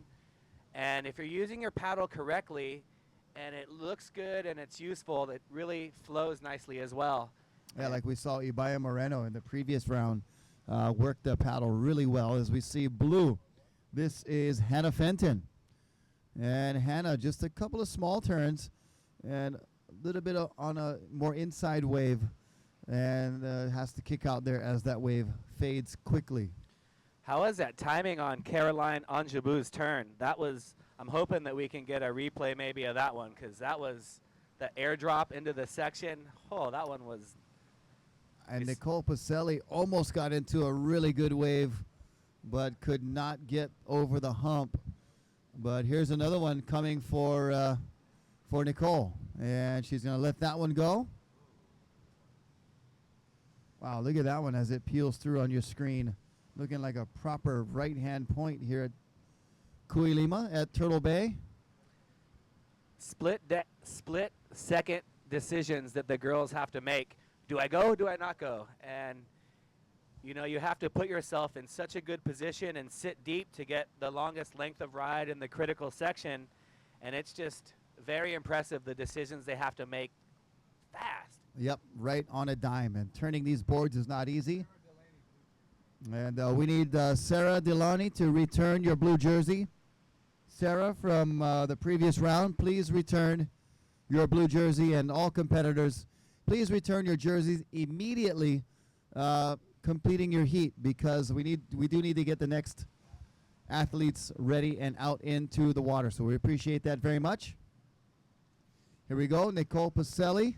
As you see our sponsor flags there, Olukai, Turtle Bay, Pacifico, Mahalo. And here is Nicole Pacelli, your defending Turtle Bay Women's Champion from a year ago. She's showing you why right there with that first slashing turn. Picking a nice wave, trying to get around the section into the Mai Tai Bowl. And maybe carved a little bit too much into the white water. That one kind of ran away from her, but who am I to second guess? She's out there competing. I'm in here talking with you and just enjoying the surfing. Yep, she did very well on that one. We'll see if it was enough to better her backup score of a 4.5. Meanwhile, Caroline Anjibou in second needs a 5.34 to go to first. She got her highest score was her last wave. That was a 5.67, that nice cranking turn with beautiful timing. Hannah Fenton in fourth in blue. Hannah in blue, you need a 7.11 to go to second. Blue needs a 7.11, and here he goes. Here she goes, Anthony. 7.11. Okay, let me show you. She decides to kick out of that one. Very smart maneuver, because she's the only one out in the lineup right now. So that one she saw didn't offer the 7-point ride that she needs. So she's going to reposition herself in the lineup. Hannah was out there for about 3 or 4 sessions yesterday, practicing and taking off on some bombs and riding them and surfing very well. Sure is a lot of fun out here at Turtle Bay in the water. It's a little hot outside the water. I was going to say, the breeze is coming from behind us, and we just have a beautiful banner of our sponsors. We would like the breeze to turn and maybe come this way, or see if we can hook up a fan somewhere, or reposition our booth right over that blowhole where we get a nice cool mist every like 30 seconds. The blowhole keeping me up last night. That thing is actually really loud when the waves are coming in white. Our second place. Oh, Caroline going for it. And much like Mariko Strickland in the round 3, she was attacking the lip. So Caroline with a couple of good waves under her belt, so she knew she just could go for broke there and take a chance. And she did exactly that, but could not hold on. So that'll be one of her scores that she'll throw away and continue to count a 5.67 and a 4.17 as her top 2 waves.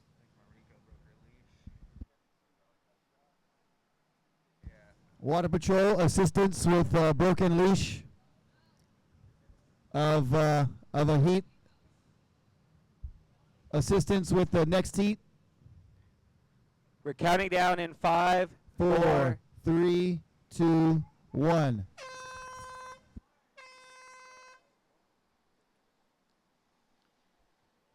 So judges, I'm not sure if you guys know Mariko. She's paddling out. She just broke her leash. She's in the next heat. Water Patrol is heading over right now. That's Mariko waving her paddle. She's in the next heat. They will wait for you, Mariko. Yeah, heat number 2, quarterfinal number 2, stand by. Unofficial results from quarterfinal number 1. Nicole Pacelli in first, Caroline Angibault in second, and in third place in blue, Hannah Fenton. So Nicole Pacelli, Caroline Angibault advancing to the semifinals. Congratulations. Heat number 2, we are on standby. Heat number 2, standby.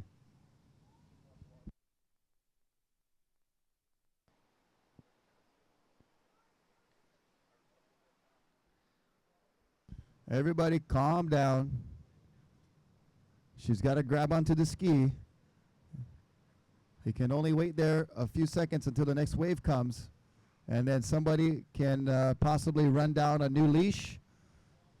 And we'll try to get it to her as soon as possible. She was sitting in the channel too. That was one that just swung really wide and caught her by surprise.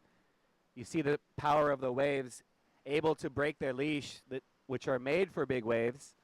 So we want this to be a fair competition. So we're going to hold off for a couple seconds. We're still on hold. Izzy Gomez, we are on hold.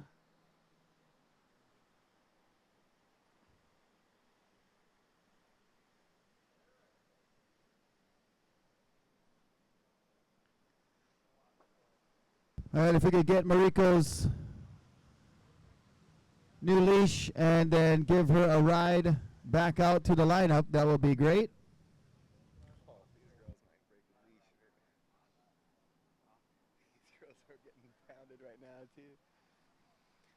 You see the waves on screen continuing to roll through. It's just whitewater down the entire beach.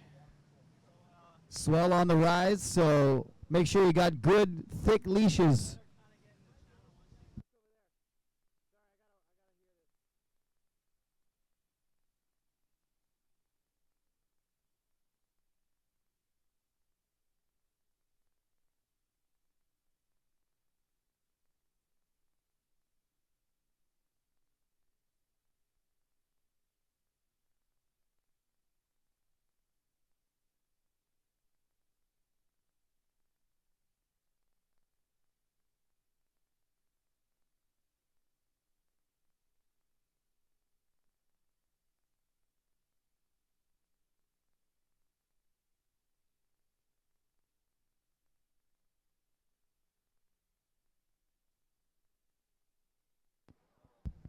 All right, so here up in the booth, we got Rocky Cannon, Anthony Vella here, calling the play-by-play for today's action. We're in quarterfinal number 2.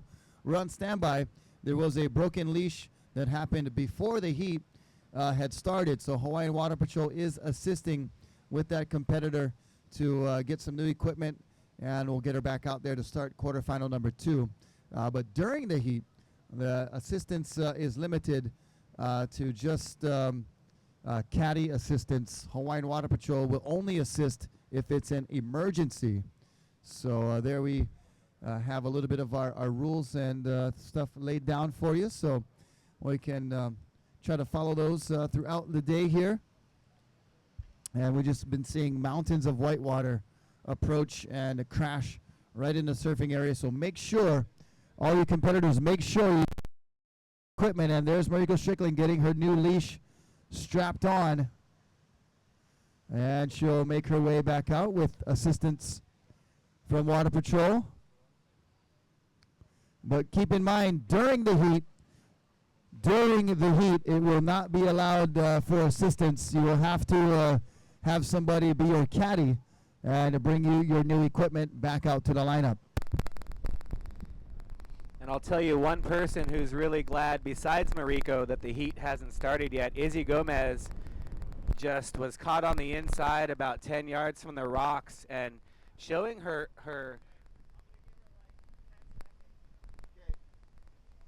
ocean skills, making it out and now getting a little bit of a rest. Okay. We're going to count down to the start. in 10, 9, 8, 7, 6, 5, 4, 3, 2, 1. So Mariko is out there now. We have Izzy Gomez out, just got to her feet as well. And the only surfer able to escape really good pounding was Aline Arisaka, who went way far out. So, and Mariko now with her new leash on her board, and Aline Arisaka up and riding on the first wave, as you might expect after watching what Mariko and Izzy had to go through with a couple of waves breaking on their head. And Mariko is now out in the lineup, joining her quarterfinal number 2 heat. Check in quarterfinal number 3, Candice Appleby, Ibaya Moreno, and Fiona Wild. Check in Candice, Ibaya, and Fiona. Check in. Stacked heats all the way down. Aline getting the first ride of taking off.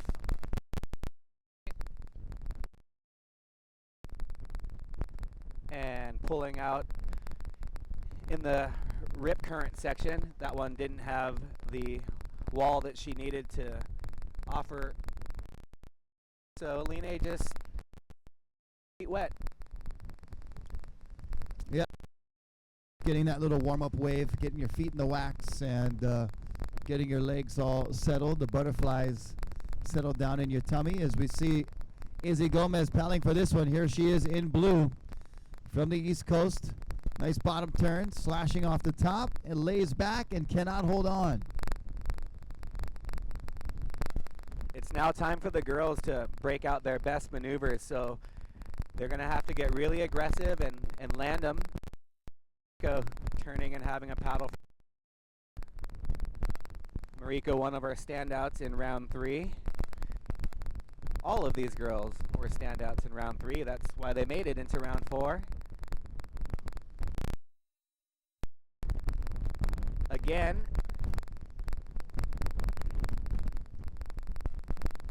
she's bouncing her way through this wave, gets off a second turn, kicks out right in front of Izzy, and they're going to race back out to the lineup. Meanwhile, on the outside, Aline Arisaka going to try for a wave, but no ride, as you see Izzy and Mariko. Good shot of our vegetation lining our shelf here, the Naupaka. Of course, grows very well in the ocean. And about the Naupaka and the leaves, if you're going snorkeling or diving, you pick one of those little green leaves there from the bush that you see in the foreground. You kind of crunch it up in your hands, releasing some of the sap, and rub that leaf and that sap inside of your mask. And of course, rinse it out when you're done. And you should have a no fog experience if you do it right. I always like to add, the conventional, the spit inside just for good measure. So spit and some Naupaka, you'll have a clear mask for your snorkeling adventure for sure. A little bit of Hawaiian tip for you. And if you're looking to go snorkeling, this side of the resort isn't the spot you want to be today. Not really. I'm certain on the other side, though, some beautiful snorkeling over there. People enjoying the clear blue waters of Hawaii right now as we speak. But all the action really is over here on the surfing side. We have the second quarterfinal of the Women's Stand-Up World Tour. Yep, so first score coming in for Mariko Strickland in white was a 317. She's in first. Nice looking wave here for Mariko. And off the bottom, off the top, carving one turn. And then hits another little section right there. And carves one more time. And then hits the inside section. A lot of speed. Floats it. And almost goes back into it, but kicks out. Good wave from Mariko Strickland. Here we go. Blue, Izzy Gomez. Izzy with a late whitewater takeoff. You saw her foot slip off and back on. I'm not sure if that was a new maneuver she's been working on, but she pulls it, and she's making her way not into the Mai Tai section.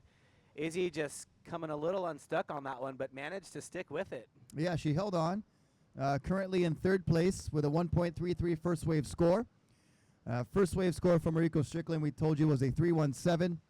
And standing by for her second score, first wave score for Red Aline Arisaka was a 2.5. So there's Aline on the outside all by her lonesome right now as Mariko and Izzy are battling the whitewater to get back out. And we're going to check out the replay courtesy of Turtle Bay Resort of Mariko Strickland. You see her foot placement very on point. Nice carving turn off the top, and then taps it one more time off the whitewater, and has a really good solid stance heading into that inside section. So probably one of the better waves of the heat that we've seen so far, Anthony. Yeah, that was a very nice looking wave, and Mariko rode it beautifully. She set herself up. You know, a lot in the wave is where you take off and how you're in position on the takeoff. Mariko, as we saw, now Aline Arisaka in red from Brazil up and riding, making her way down the line, waiting for something, and she's just cutting back into the whitewater. That wave kind of fattened up for her a little bit. Yeah, it was one of those waves that had that real abrupt shoulder that did not provide that steep kind of critical part of the wave that we saw offered to Mariko and as well as Izzy. And Izzy kind of a little bit of fancy footwork on Izzy's last wave. Her score coming through. Very close heat so far. Only a couple of points separating first from third. And second score for Mariko Strickland was a 4.43. White is in first. White in first, red in second for the moment. Stand by for the last score of Izzy Gomez and the last score of Aline Arisaka.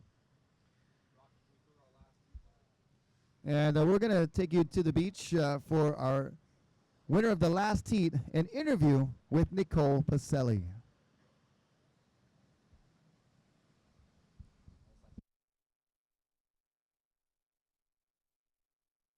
All the girls are ripping, surfing really good, and I'm happy to be on the semi-finals.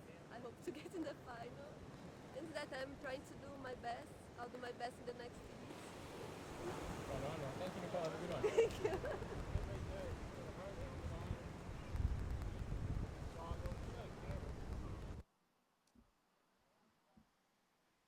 All right. Thank you, Nicole Pacelli. Congratulations. You are in the semifinals. And the bracket kind of the seeding is going 1 and 2 against 1 and 2. So pretty straightforward from here on out from the quarters to the finals. So Nicole Pacelli and Caroline Angiboul will meet again in the semis. And then the top two out of this heat will join Nicole and Caroline.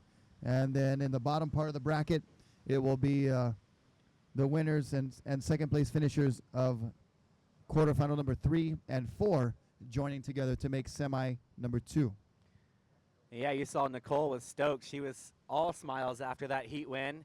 Just to make it back in from your heat intact after a tough 20-minute heat in very tricky, large conditions here at Turtle Bay for the women. What a fun day for us to be here working our way through the quarterfinals. And we've got a couple of rides in the books for the girls. Plenty of time still in this heat, just approaching on 12 minutes. We see our Olukai banners, Turtle Bay, and all of the fans watching this live action. Yeah, what a great scene here. Perfect setting for a stand-up paddle surf competition with waves breaking right off the bluff. Beautiful hangout area. You see all the boards and everything on the sand. Hans Hedemann making his appearance down here. Make sure you guys, those of you staying in the hotel, you've never stand-up paddled or surfed before, now is your time. You're in the surf capital of the world on the North Shore, and you're in the birthplace of surfing here in Hawaii. And I know these waves look rough, but trust me, go talk to our surf instructors. We have beautiful beginner areas for you over in Cavella Bay and different parts of the North Shore where you can learn in the very, very small surf. So don't be turned off by these rough conditions, because over at Cavella Bay, it's only a couple feet big, flat water, lots of turtles, super good fun. and get up to the surf school to register for your surf or stand-up paddle experience with one of our very qualified and certified instructors. I'm going to let you in on a secret, Rocky. What's up? Sometimes, because I know the quality of instruction, I just follow the surf school instructors because they know where the good spots are. And Yep. if you're sitting next to them, you're probably going to be in a good spot to catch a wave. So That's a good piece of advice there from Anthony Vella. So second score coming in for Aline Arizaka was a 2.73. So red is in second. It's white still in first, red in second. Izzy Gomez in the blue is in third, and Izzy Gomez needs a 1.43 to go to second. So just a small score needed for Izzy Gomez to go to second place, and here she is paddling for this wave right now. and Izzy dropping into a nice looking wave with a lot of wall coming off the bottom, throwing some spray off the top. The crowd goes wild. And now she's just waiting for the wave to offer up a little bit more speed for another aggressive maneuver.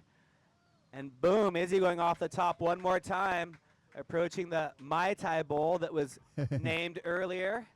Hey, she only needs a 3.81 to go to first. Oh, she got that on So that first turn. That's definite possibilities there for Izzy Gomez in the blue. Just 14 years old and competing here in Hawaii. Doing very well on the 2013 Stand-Up World Tour last year. And looking for a good start here to 2014. And we're going to give you another look at that last wave of Izzy Gomez on the replay. And so much speed. The wave was really lining up good for her and cranked it off the top nicely. Yeah, anytime you see the girls throwing spray, that's a kind of a testament to how much speed and power they're Yep. throwing in their turn. So that was spray. You saw Zane Schweitzer and Sean Pointer going wild, along with Izzy's mom, Brandy's over there taking photos. So she's got a great support crew. And that's one of the cool parts about this event is just everyone's down here to help out their teammates. And Yep. it's a whole lot of fun. Definitely like one big ohana, a lot of good camaraderie going on in this Stand-Up Paddle World Tour. And tonight, I hope Izzy's going to come by and play us some tunes at Open Mic Night here at Surf for the Bar, coming up this evening at 7 o'clock. We usually have a good crop of musicians coming through. Anthony, you're staying here tonight, right? Oh, yeah. Yeah, so come down, check out Surfer Bar tonight. Live, free live music, and it's open mic night. So if you got music skills, you can step on up and rock it on the stage if you like to. Oh, I'll be there for sure. I got some rapping skills, and I'm not afraid to go up on stage. I'm also an Izzy Gomez fan. You can catch some of her music on iTunes. She's got some really cool surfer, kind of songs. I think Yeah. one's called like I like sand in my toes and wearing blue jeans or something. I don't Yeah, know. It's right really, on. really cool sound that she has. So Izzy doing a great job on that last wave too. Yeah, her score still coming through, but it's going to be in the good range. So we'll give you that score when it's officially registered, and that will take her into first place. But just stand by for that official announcement.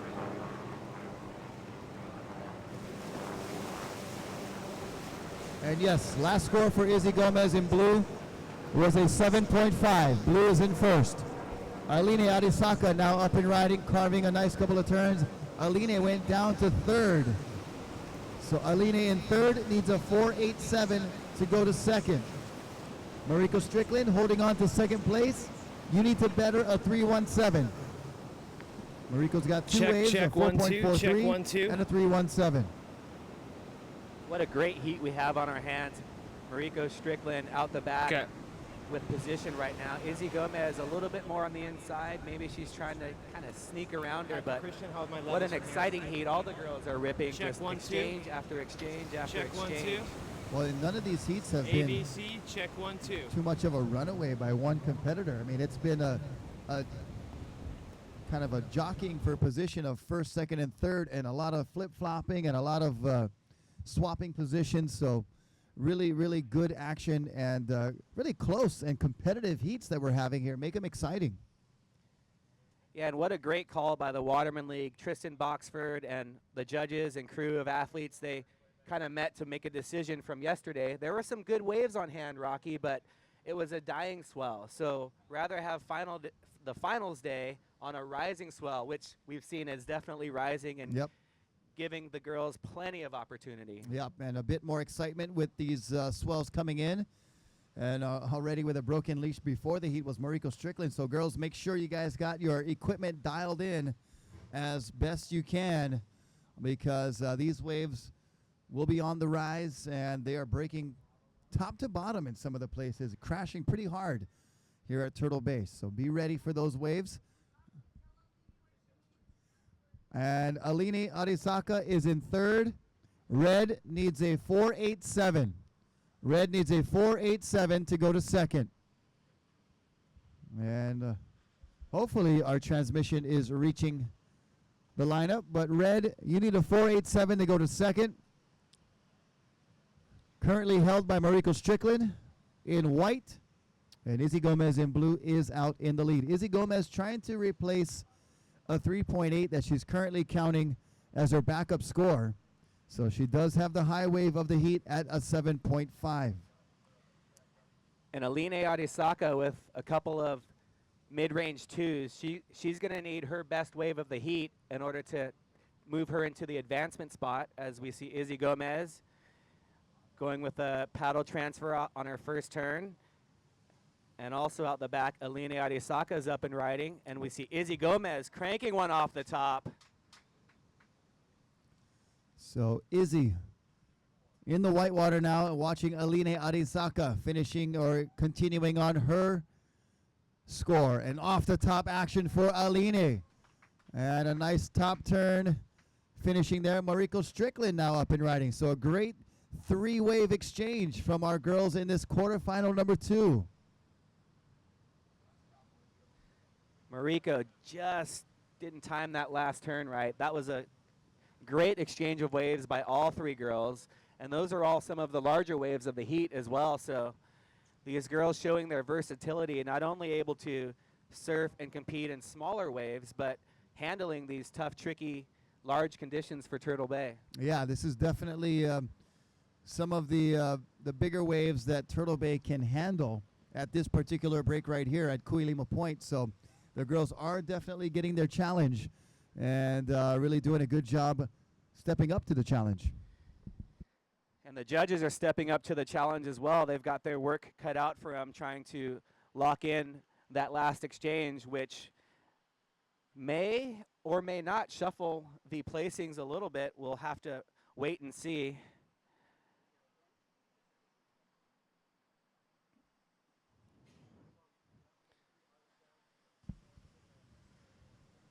Well, that last score for Aline Arisaka was a 5.67, so that was enough to go to second place.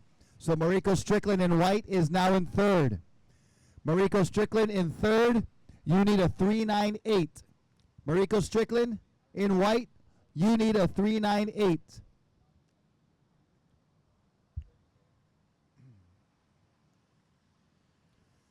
There's a good wide shot of the competitors in the next heat that are standing by, and including some of the competitors in this heat that are currently battling for number 1 and number 2 to move on to the semifinals. We're getting down to it. Oh, semifinals time coming up soon as we're approaching 2 minutes left in this heat. You see Aline Arisaka just pulling off the back of that wave. She was a little too deep behind the section. She's going to reposition herself and pop over that one as the camera pans down the line. None of our girls like the looks of that wave. And Aline looking at this next one. Aline dropping in. Just a little fade back into the pocket. Another little fade. She's setting herself up for another little check turn. And heading towards the inside, that Mai Tai bowl is really steepening up, Anthony. And she doesn't want anything to do with that section for the time being. Yeah, she straightens out on that one. Probably a good call. And currently, Izzy Gomez, you're in first. Currently, first place is blue. Second place, red, Aline Arisaka. Waiting for a score to register for white, Mariko Strickland. And we'd like to say aloha and welcome to Michael Coyle, watching live from his office in Vancouver. And I don't even want to know how cold it is over there because I'm sure it's frigid. And we're counting down in 5, 4, 3, 2, 1. But Michael Coyle, thank you for tuning in, and we appreciate all that you do for us here at Turtle Bay Resort, especially on behalf of the surfing and stand-up crew. You know, Turtle Bay now really putting surfing and stand-up paddleboarding at the forefront of their agenda and really making it a big part of the experience here at Turtle Bay. So we thank you for that, and also thank you for tuning in. So unofficial results, Izzy Gomez in blue in first, Aline Arisaka in red in second, and Mariko Strickland in white in third. Those are unofficial results. Mind you, unofficial results at this time. And we're standing by to start quarterfinal number 3.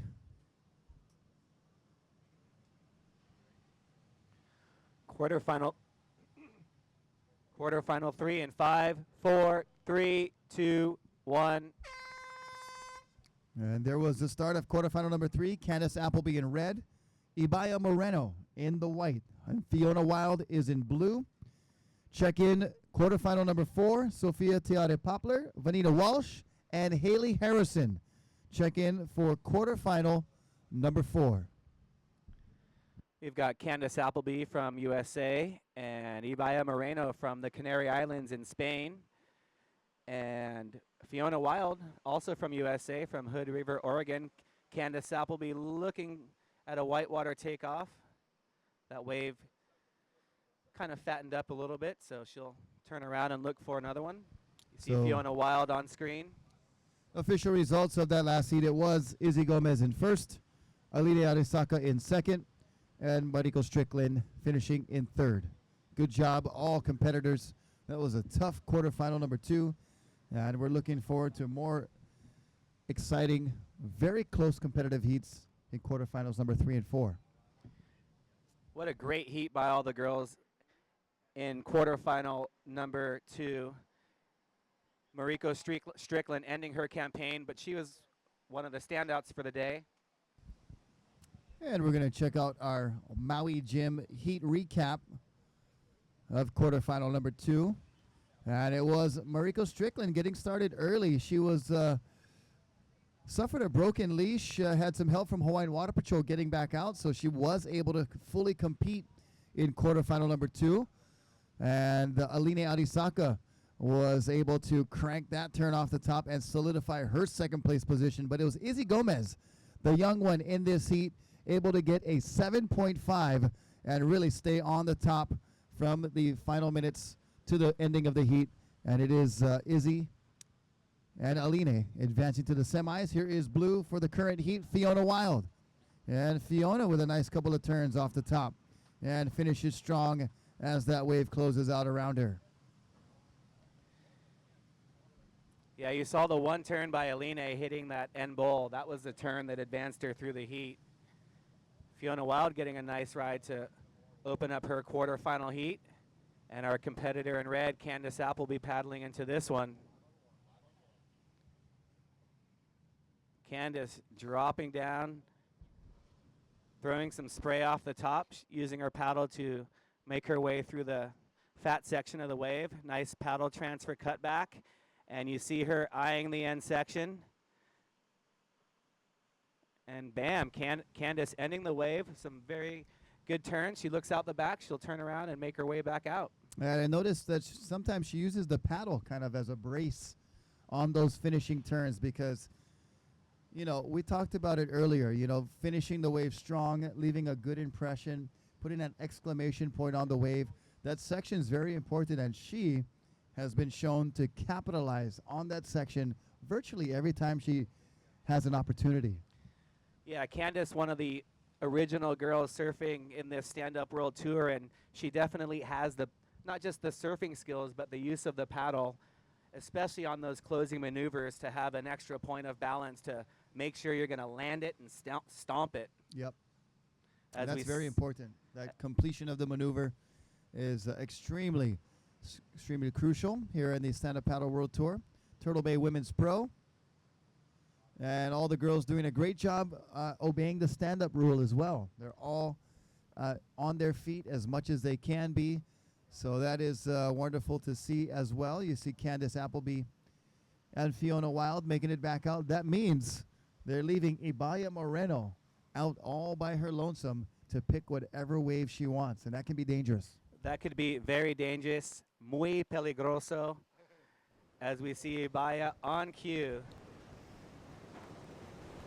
Just setting up that first turn into the pocket. That was a very critical turn. She gets low, uses her speed to get around the section, goes for a paddle transfer, continues with the wave. Another nice looking crossbow turn, but comes off at the end. But she definitely earned her points out the back. That first turn was pretty sick. Yes, it was. And we are going to throw you down to somebody else who knows about doing sick turns. That was the winner of our last heat in blue, Izzy Gomez. We're going to take you to an interview. It went pretty good. I kind of had a slow start, and I was starting to get worried. And then I got a good wave, and I went back out and got another one, and I figured I was in a pretty good spot. So then I just caught another wave and milked it all the way in, and I started to pile it back out, and I ran out of time. But so it went good. Good. So you got 2 heats under the belt. Are you getting ready for the next round now? You feel comfortable now? Yeah, I feel pretty good. I've never ridden this board before, so it was kind of tricky, but I mean, I feel like I performed better than I did in my last couple of heats, so I'm excited. Cool. Thank you very much. It'll be a good one. All right. Thank you, Izzy. Congratulations. We'll see you in the semifinals coming up in just a short little while. So get quick rest, get hydrated, maybe get one of those Mountain Dew kickstarts. Speaking of, wonder if we have any samples here on the beach. It would be lovely. But so far, scores coming in. First wave for Ibaya Moreno was a 2.33. Second score for Ibaya was a 5.83. So currently, Ibaya Moreno in first. Fiona Wild is in second. Her first score was a 6.5. And in third place, currently in red, a one-wave score of a 5.23 is Candace Appleby. But she's going to get another score coming and get another wave here soon. She's paddling for one right now. Candace liking the looks of this one and not liking the looks of that one all at the same time. That just a little bit of that side bump kind of that we talked about that bounces off the shelf can sometimes put you out of position just by a few inches. Yep.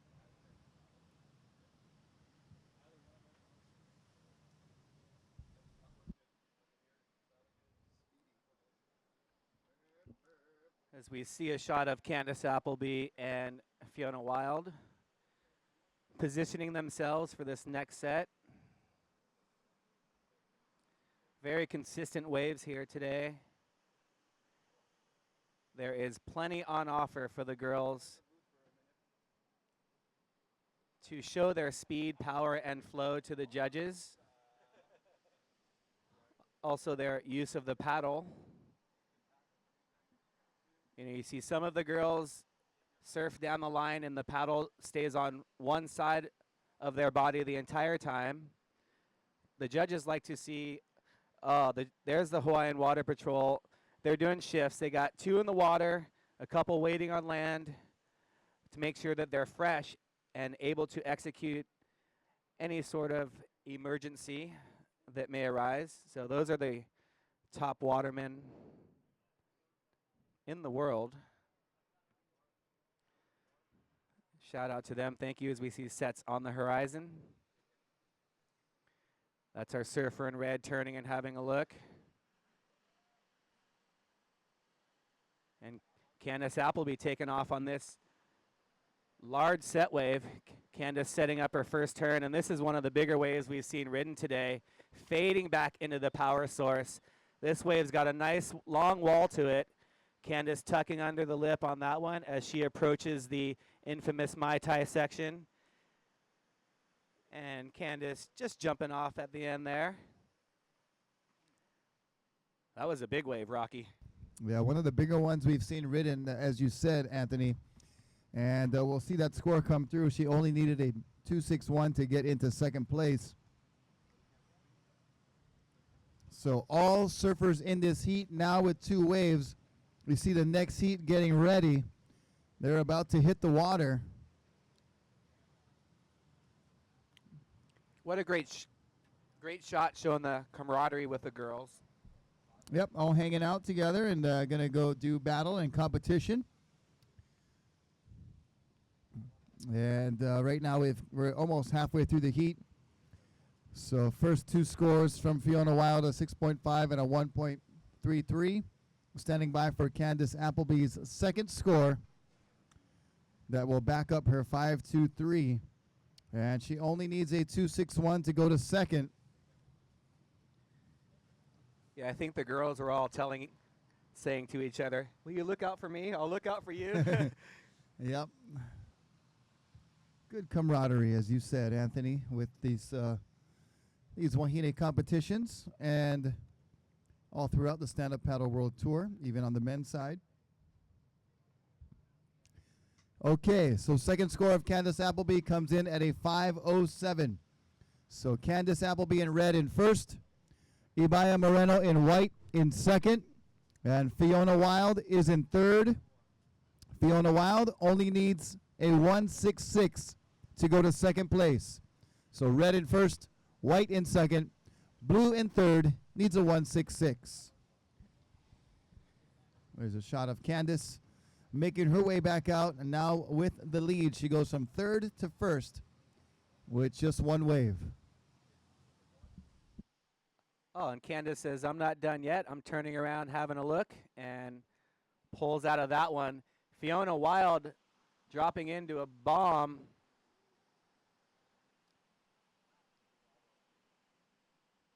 And Fiona just kind of waiting to see what this wave does. Still waiting for her first turn.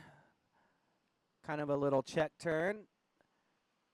And another check turn off the top. So that was one of the larger waves. And like we talked about, it's very difficult to be aggressive on those big waves. So that's a tough choice. Do you go for one of the big ones and just try and hold on? Do you go for a medium wave and throw a couple moves? Or do you go for a smaller wave and rip it to shreds? I would say you go for the medium one. That in-between section right there, and gets nice and steep. You get a good wall to work with. Of course, you want that critical section to perform those radical maneuvers, so the judges will give you the right score, the good scores.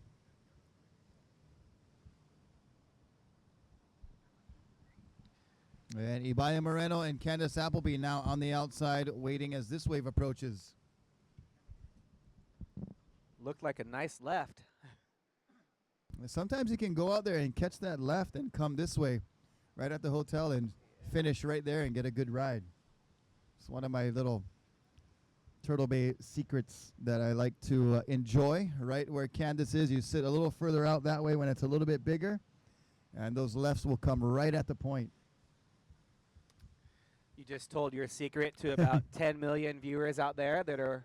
Hey, I get lonely out there. There's big fish, swimming on the outside, so I don't mind when people come and join me out there.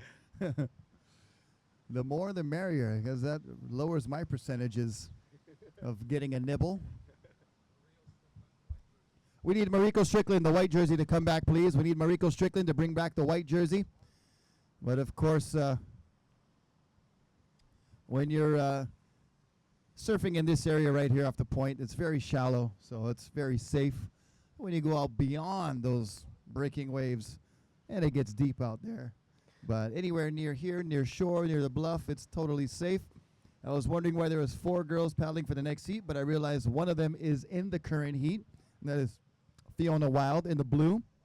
Fiona Wild, her last score, moving her up to first place with a 3.9, but we've got Candace Appleby trying to change that as she's up and riding on this wave, Rocky. Yep, Candace getting some nice kind of S-turn, keeping herself busy types of turns, and now heads to the inside and smacks it off the top and comes unglued. But last score for Fiona Wild was a 3.9. That 3.9 took Fiona Wild from third into first, so a lot of shuffling of positioning here. And now Ibaya Moreno is the one with the on the outside looking in third place. Ibaya needing a 4.7, and she knows it, and just barely fell off on that last really aggressive crossbow turn, but she's in a good position to be right back out in the lineup as Candace and Fiona are making their way back out. About 6 minutes to go in the heat, Rocky, and one more exciting nail-biting heat in the quarterfinal round. Yep, our quarterfinal number 4 is heading out. And just about 5 minutes or so left in quarterfinal number 3. And then we'll begin to our quarterfinal number 4 and then semi number 1.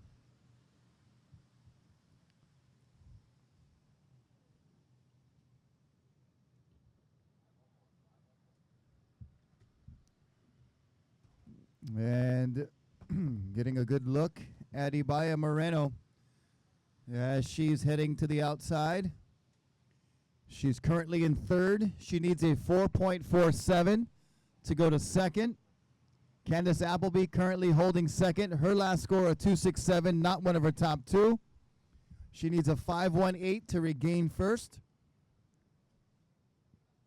And I would have to say, it's sort of the underdog right now out in the lead, Fiona Wild.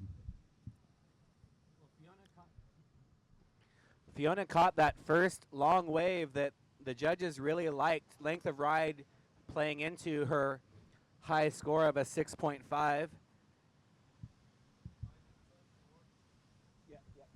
So about 5 minutes remaining. And we've got Ibaya Moreno having to shove her board over that white water. Candace Appleby going around and to the outside. So essentially, Ibaya just gave up priority. There is no priority, but there is positioning. Positioning, so yes. Now Candace Appleby is going to position herself to play a little defense in second place, holding off Ibaya, who is very capable of the 4.47 that she needs. And she only needs a mid-range 4, a 4.58 to move into first. So right. we have a very close heat. Yeah, super close. All of these athletes are just within couple points of each other. It's 10.4 total for Fiona Wild and a 10.3 total for Candace Appleby. Here we go. This is Ibaya Moreno and does one turn, almost caught the rail, and continues into the inside section. And not sure if she's on a different board than she was earlier, because looks quite a bit more shaky than she did earlier. Earlier in her previous round, she looked very crisp, very precise in her turns. Now she looks a little shaky on each of her turns. Yeah, Ibaya has been a standout in every single round, so maybe with the larger conditions she might have switched boards, but I don't know for 100%, but she's definitely struggling a little bit out there, but well within her capabilities of getting the score she needs.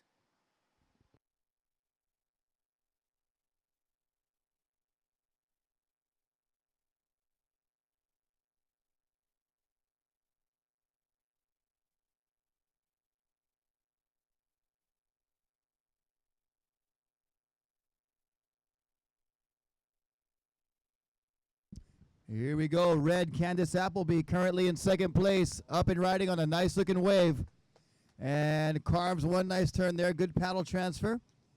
And it gets another slashing turn in the open face. And now with some down the line speed, got the reform section over towards the Mai Tai Bowl. And it gets another opportunity right here. Smashes it off the top. Can't hold on. But a good score and a good ridden wave for Candace Appleby. She needs a 5.18 to regain the lead. Stand by for the score and the situation. Here's Fiona Wild.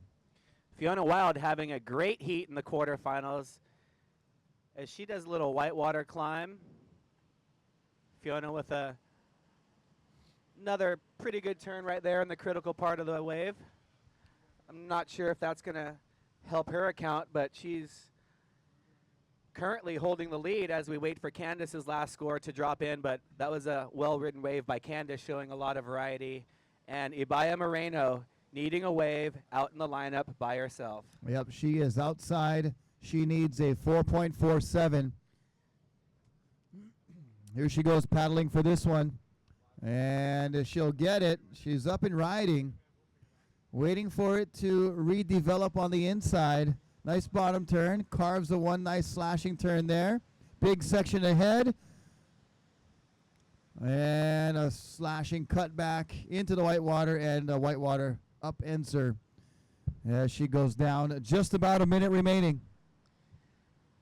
And I'm going to say that's going to do it for the heat because there's some waves approaching and it takes longer than a minute to get back out there. I think a couple of girls have already headed in on their last wave, so we're going to see what the judges have to say about those last ridden waves by all the girls, both Candace, Fiona, and Ibaya getting a wave in that last set. So we're counting down this heat. Yep, we are just about the end of the heat. We are finished with the wave riding, I'm sure. As you said, Anthony, all three riders have caught waves, and that's the end of the heat. So unofficially, stand by. Unofficial results are Fiona Wild in first, Candace Appleby in second, Ibaya Moreno in third. Those results are unofficial, so stand by for official results coming shortly. And it looks like it will be Candace Appleby in first, Fiona Wild in second, and Ibaya Moreno needed that 4.47, but her last wave not going to be a 4.47, so that will be the result for heat number 3. Stand by to start heat number 4.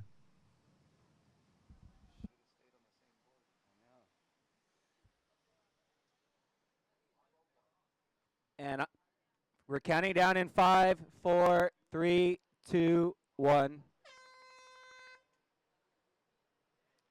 So last score comes in for Fiona Wild at a 4.07. That would mean Candace Appleby would need a 5.35 to go to first. And she's got some good scores on her last wave, so looks like it will be Candace Appleby in first, Fiona Wild in second, and Ibaya Moreno finishes in third. So congratulations, Candace and Fiona. Moving on to the semifinals. So we've got our first upset of the day. I'm going to say that Ibaya Moreno was one of the standouts in competition, both free surfing and through the earlier rounds. Like you said, Rocky, she just seemed to be not in full communication with her equipment. But Ibaya she'll stick around and regroup for the next event in Brazil, and one to watch out for sure for the entire tour. Well, obviously very talented. Just had a bit of a shocker heat, if you will. Looked to be a little bit shaky on the turns compared to her previous round heat where everything was precise and crisp, done with a lot of power. She just looked a little less steady on the last heat. But like you said, she is an amazing talent. She'll be back in the next event, ready to rock and roll. So good job, Ibaya Moreno, making it to the quarterfinals. In this heat right now in red, up and riding with the first wave, that is Sophia Teare Poplar. Getting started, nice, beautiful turns on the outside. One of the bigger waves we've seen, and a bigger wave with turns that we've seen. So she's able to milk this one all the way through, and a kick out right by Hawaiian Water Patrol. In the white is Vanina Walsh, and in the blue, up and riding right now, it's Haley Harrison. So we got 2 goofy footers and 1 regular footer in this quarterfinal number 4. Check in semifinal number 1. Nicole Pacelli, Caroline Ajibu, Izzy Gomez, and Aline Arisaka. Please check in semifinal number 1. Oh man, just hearing those names, this is just getting more and more exciting. Vanina Walsh dropping in, whitewater takeoff and fading out of that one. Sophia Tiare Poplar, that bigger board is working out for her, getting some of the bigger waves of the event. As she spins on this one, nice quick turn. And she went for a little crouch maneuver and making her way through the inside section. That was kind of a bumpy ride for her, but she's gonna milk it for all it's worth. We love seeing new faces on the tour here. A very accomplished longboard surfer. She'll get better and better at using her paddle with more and more experience, but she's doing quite well in this competition. Haley Harrison in blue up and riding.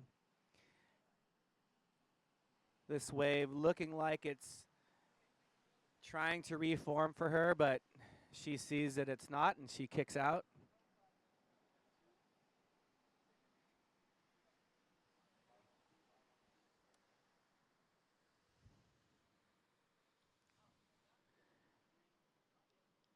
Sophia in red with a first wave score 4.83.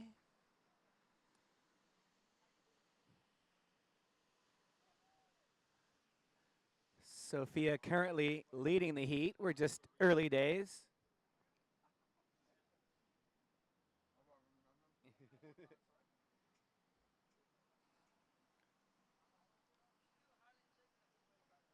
So we see Haley Harrison, Vanina Walsh waiting out the back. This is a three-person heat. Sophia with two quick rides. Her second wave, the one she just got turned quickly, she earned a 2.33, so she's our heat leader. That's Vanina Walsh working back into the whitewater. Vanina with another cutback using her paddle. She keeps her paddle on the toe side for the entire wave, using it for balance and to help her get through that reform section, showing her balance and control, able to kick out of that wave still in the standing position.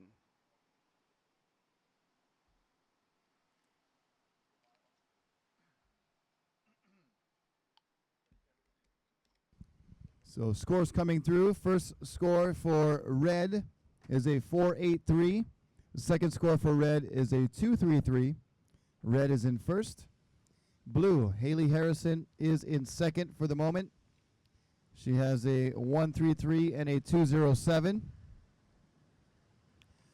Vanina Walsh is in third. She needs a 2.67 to go to second, standing by for her last score.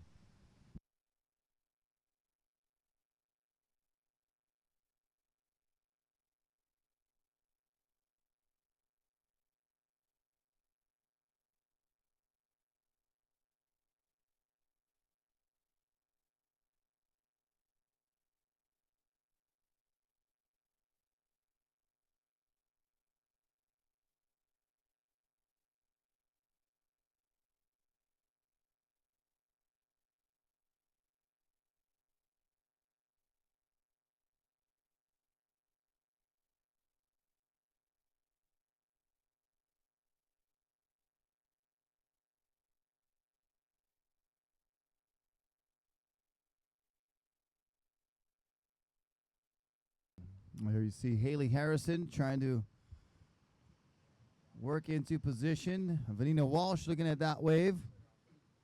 Semifinal number one should be checked in. Nicole Pacelli, Caroline Angibault, Izzy Gomez, and Aline Arisaka.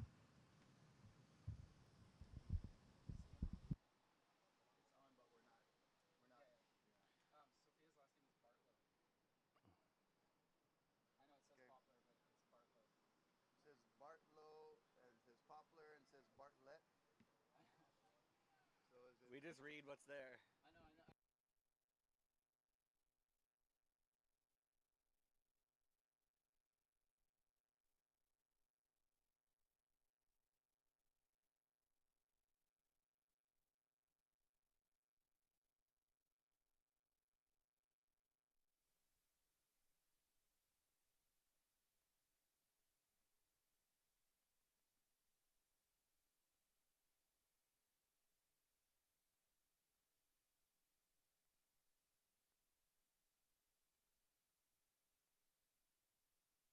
And our competitors just patiently waiting for a wave to arrive and provide some scoring potential.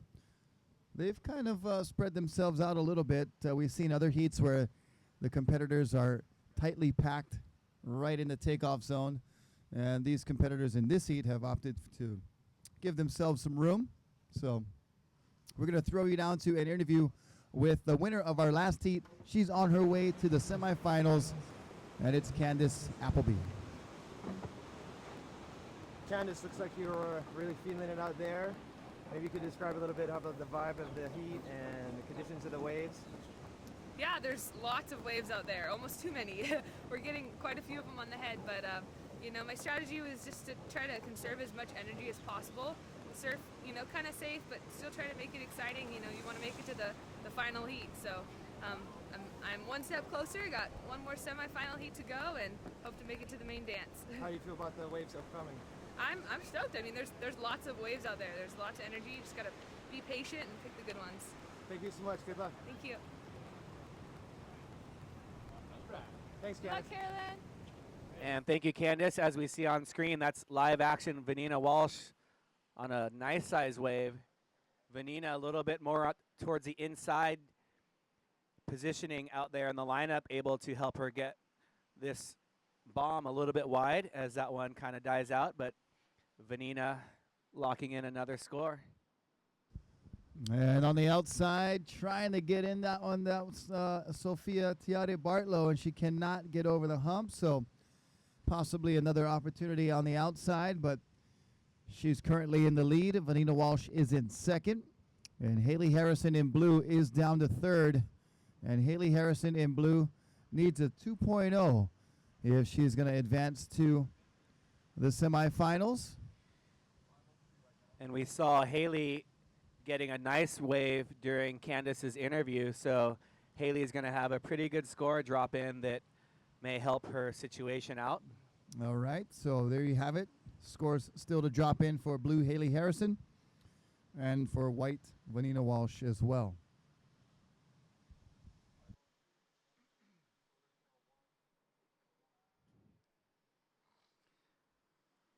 It's a great shot of her waves. Just breaking onto the rocks. You see those jagged rocks that are right on the edge there. It's a shot of our Hawaiian Water Patrol and competitor in white, Vanina Walsh, paddling out.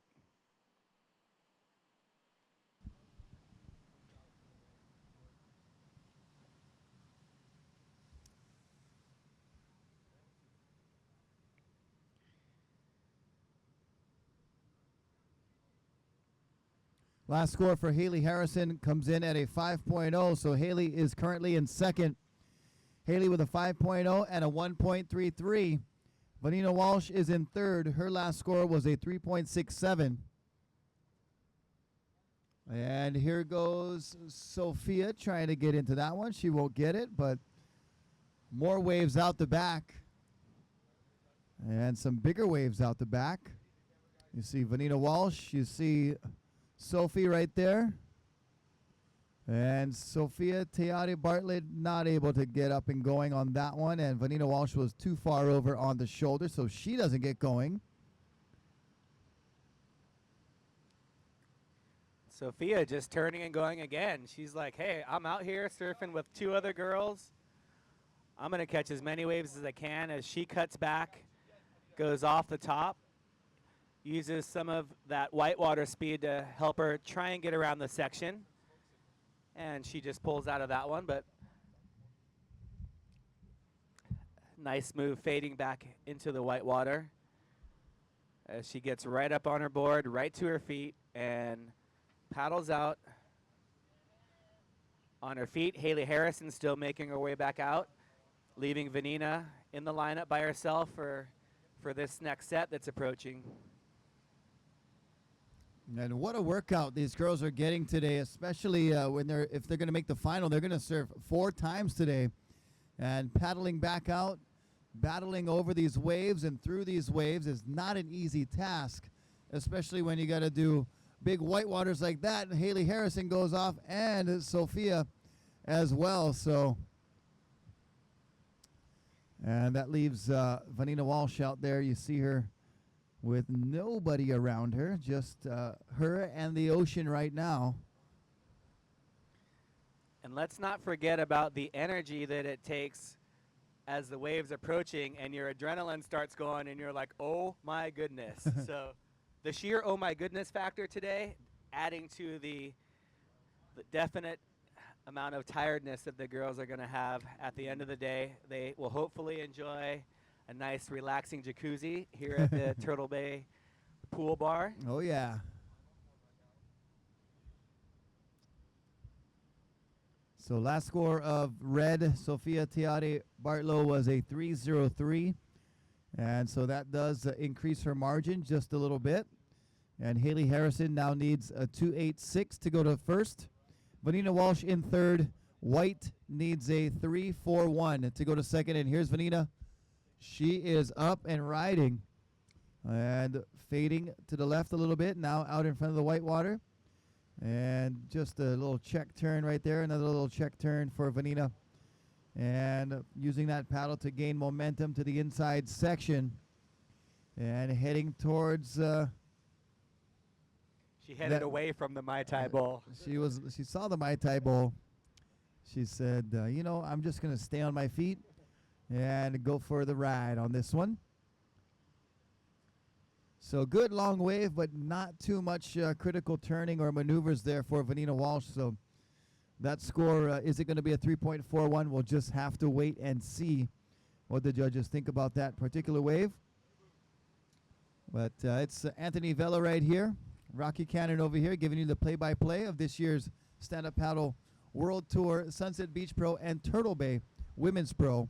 We are in the quarterfinal number 4. We're so close to our semifinals. It's going to be very exciting, so stick with us for the semis, then an expression session from the guys, and then our final, which will be crowning a new Turtle Bay champion, possibly a repeat champion. Nicole Pacelli is still in it, so we'll be crowning a champion today, and it'll be exciting all the way to the finish. Waiting to fill in that semifinal number 2 as we see Sophia up and riding, going for an off-the-top maneuver, but maybe a little bit of wind getting under the nose of her board, not allowing her to complete that maneuver as a nice-looking waves goes right underneath her. But she's in the lead. She's holding on to a very slim margin over Haley Harrison. Haley is in second. Haley has the highest one-wave score of the heat, so she just needs a small score to take over the lead and kind of put her out of that scary second position. Yeah, you definitely on edge when you're in second place and you're knowing that the third place athlete is looking to take over and try to be the one to advance. So far as Sophia Tiare Bartlow in first, and with the nice cushion to relax it and try to get into a good wave. And here she goes. She's up and riding now. Nice carving cutback for turn number 1.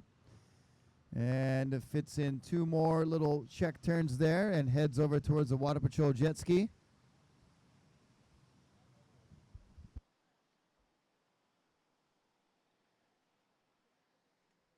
So for strategy today, I'm thinking that it's not probably the best idea to ride a wave all the way in, especially if you have some time left in your heat. There's not much scoring to do beyond the Mai Tai Bowl. So right when you hit that Mai Tai Bowl, kick out, get out to save time, because time is very important. Time and energy, very important. Haley's making good time of this wave, and she gets it from the outside and may not connect it all the way, but at least she's going to get back outside and able to ride another wave. We see her on screen, just popping over that one. And Vanina Walsh on screen. It's been a pleasure to watch these girls using their skills standing up through the whitewater. You see Vanina negotiating a pretty good sized whitewater, and she just pops right over it and keeps paddling. Yep, but she, I believe, made that strategic possible error of riding so far inside that she is now having to really work to get back out and through these whitewater sections. And by the time she gets back to the outside, she's going to have just about a minute remaining. And you see her on screen just doing a little bit of prone paddling. She's trying to get out of the impact zone. She will quickly jump back onto her feet, or the judges may indicate that. White, you must stand up. Vanina Walsh, you must stand up. Thank you. So she gets into the clearing and is now on her feet, but I know she was getting pretty frustrated right here, just getting hit by wave after wave, and finally got to the outside as Red is riding on the inside, Sophia Teare Bartlow. Yeah, she's getting her wave count up as Haley Harrison is on the wave behind her. Sophia going for it.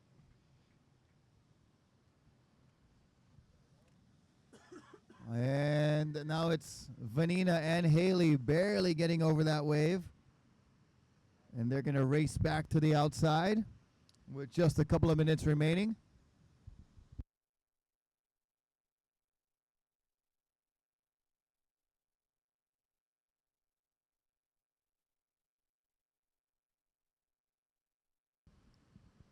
So far it's Red in first, Blue in second, and White Vanina Walsh still in third. She now needs a 3.64. Haley Harrison with a 5.0 and a 2.3. And Sophia Teare Bartlow with a 4.83 and a 3.13 for her top two scores. There's an alpaca and the tree, and you see surfers in the next heat awaiting their start for semifinal number 1. So the Malpaca you were saying is used, you crunch it up, you put it into your mask pre-snorkeling with a little bit of spit. I've also heard that it's a good kind of antiseptic for cleaning wounds and stuff as well. Is that true? Yeah, you can use it on your open cuts, and it will it'll give a little sting to you. But here we go, counting down the heat in 5, 4, 3, 2, 1. So Vanina Walsh getting a wave at the buzzer, still good and still going. Will she be able to get the score she needs, working this wave all the way through? Did a good job of getting some nice turns in right at the beginning of the wave. And now's the time to ride it all the way in. But fortunately for Vanina, she was able to get back out and get another wave. Haley Harrison currently in second. Vanina Walsh needed a 3.64. Stand by. Heat number 1, semifinal number 1, stand by. Semi number 1, stand by. So we'll be interested to see what the judges thought of that last ride by Vanina. Haley Harrison is kind of waiting to see what's going on. And we're going to look at Vanina's last ride. As you see her on the takeoff coming. That was a nice off the bottom, off the top combo. Probably the only big maneuver of that wave, but she kept riding and milking it because she knew she needed the score. Well, and here it is. The last score for Vanina Walsh comes in at a 5.33. Vanina goes from third to first. So White finishes in first place. Sophia Teare Bartlow in second. And Haley Harrison finishes in third. Counting down to start semifinal number 1 in 5, 4, 3, 2, 1.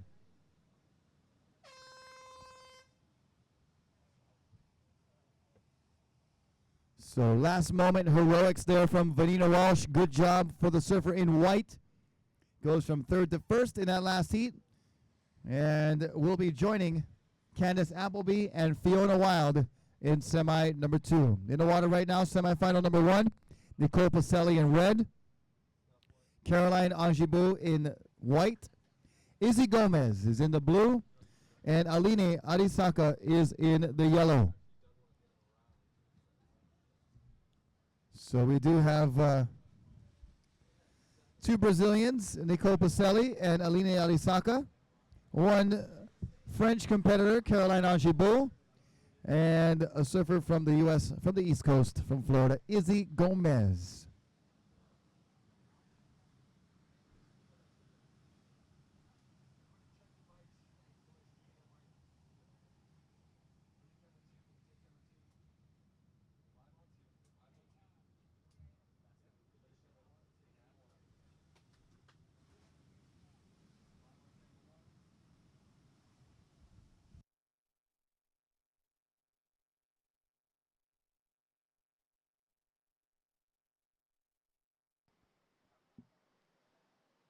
So with these heats really getting close and competitive, and also the quick turnarounds, it's going to be a matter of stamina and conditioning and just your overall cardiovascular ability to keep going and make it to the finals.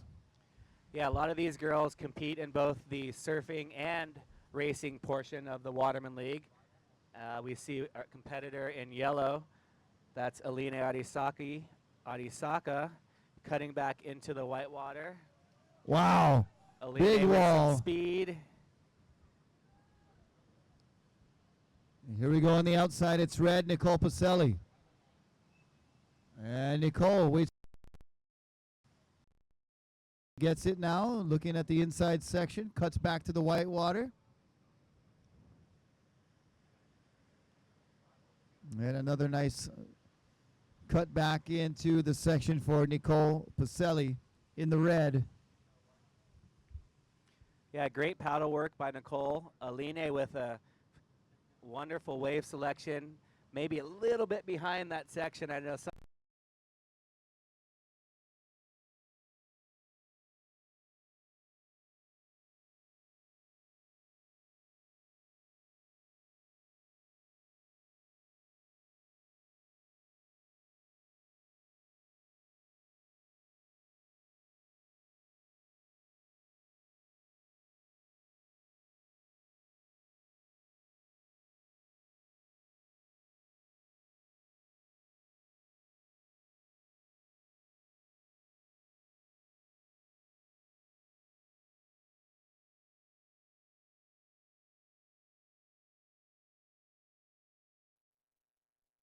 There he goes. And Caroline, nice bottom turn, cranks it off the top, little layback, drop the wallet action, and uses that paddle to gain more speed down the line, and just a little float off the white water, and she's all done. Semifinals action is fast, and all the girls getting scoring rides, making their way, and they're feeling it right about now, I'd have to say. Yep, we need semi number 2 to check in. Candace out.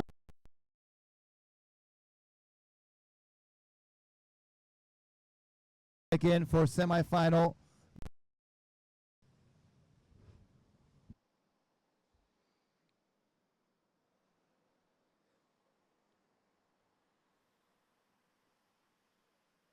So our first semifinal is filled with 4 girls that did a number of events on last year's tour. Nicole Pacelli being the current reigning world champion. Izzy Gomez having a great campaign last year, winning the last 2 events. And then we see in our set, you've got Candace and Vanina, who both have done a number of events, with a couple of newcomers, and Fiona. So a good mix of returners and new girls, which is wonderful to see in the second year of the Women's Stand-Up World Tour.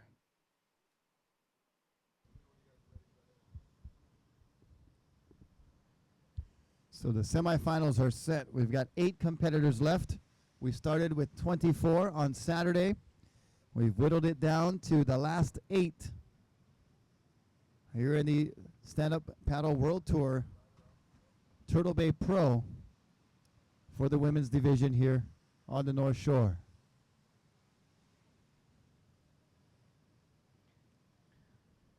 So as the scores come to us, we will try and update the surfers in the water and the crowd on the beach as quickly as the scores come, so that everyone knows the live scoring is a wonderful feature. So It really raises the level of competition, and you know the girls know, hey, I really need to go for this way.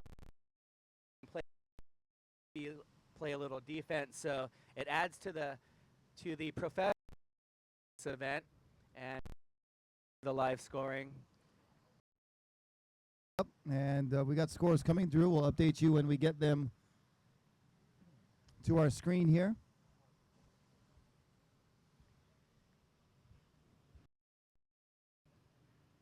Thanks to our judges working hard all day long. We're down to our last couple heats. Review with the winner of the last heat. She did it in dramatic fashion on her very last wave. That was Vanina Walsh. So, Vanina, it looks like you were having a lot of fun out there. Could you describe kind of the situation with the other contestants and the waves? Well, I had a lot of fun out there, and the waves were really fun. I was just having a blast, and as far as the competitors go, we were all just surfing together. It wasn't really too competitive. We were all just having fun. So. What does the swell seems like it's doing? It's definitely picking up. It's picked up a lot since this morning, and can't wait to go back out there. What do you predict for the finals? The finals are going to be tough. There's going to be lots of really talented girls out there, and the waves are probably going to get more gnarly, so it'll probably be really interesting to watch. How is your equipment working for you today? My equipment's great. I'm on a 6'9" Starboard stand-up paddleboard, and I'm loving it. Thanks so much. Good luck to you. Thank you. All right. Thank you, Vanina Walsh, and congratulations on your way to semifinal number 2. Get a little bit of water and get checked in. Semi number 2, set to go. Candace Appleby, Fiona Wild, and so. Meanwhile, in this heat, Nicole Pacelli with a 5-point ride and a 0.33. Izzy Gomez with a 1.0. Aline Arisaka with a first wave score of a 3.23. And Caroline Agibou, 7. And still waiting for her 7. And it will most likely take her possibly into the lead.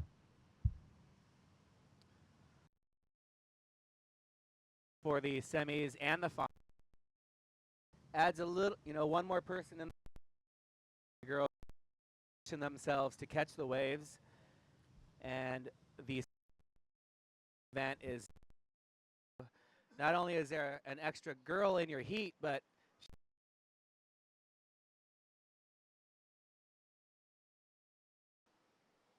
as you see on screen are 3 girls getting caught a little bit inside, like we've talked about. Some of the bigger waves maybe aren't the best scoring waves, so you've got to position yourself a little more on the inside, and sometimes you have to pay to play. Yep, a little bit of cat and mouse there, dodging those bigger waves to be in position for the waves that are breaking a little better. So last score for Caroline Agibou was a 2.73. White. So white, Caroline Agibou in red, Nicole Pacelli in second. Blue, Izzy Gomez is in third. Izzy in blue needs a 1-3-4 to go to second. Yellow in fourth, Aline Arisaka. Aline needs a 2-1-1 to. Yellow needs a 2-1-1. Izzy Gomez up and riding. Nice wall looking ahead. Nice snap off the. Unfortunately, the nose goes under, and complete that turn. Would have been a great score had she been able to land. Anthony, she was going for broke on that one, and you can just see the bottom kind of drop. For Izzy, she's relatively in good position to make it back out before we see on screen a couple of the girls diving under, and out the back there is some waves approaching. Yeah, some of the bigger sets hitting the lineup right now. You see yellow and red struggling to stay on their feet.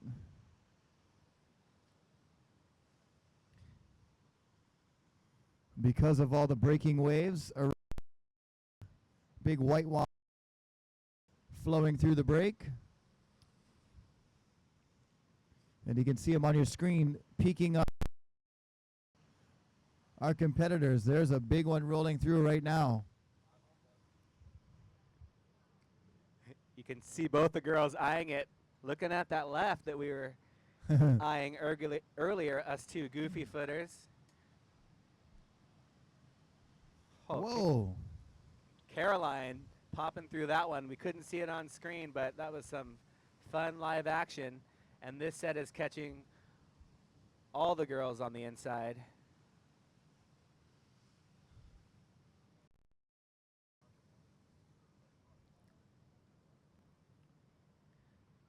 Last score for Izzy Gomez was a 153. In second now. So blue is in second. Third. Red needs a 053 to take second place. And yellow, Aline Arisaka, needs a 231. Third, yellow in fourth. With just about 8 minutes, 30 seconds remaining. And we're seeing our competitor, Pacelli. She's paddling up the point, looking for a wave that's breaking really deep. And as our heat leader, Caroline,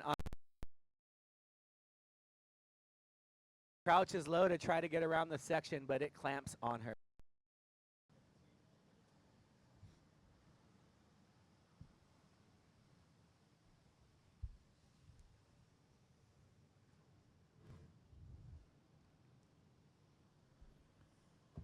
And on the outside, yellow.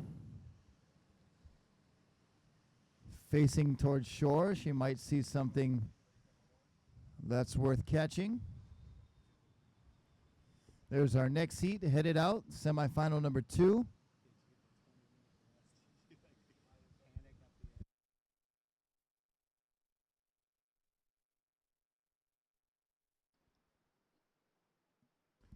And there's all 4 competitors for semifinal number 2 that are headed out.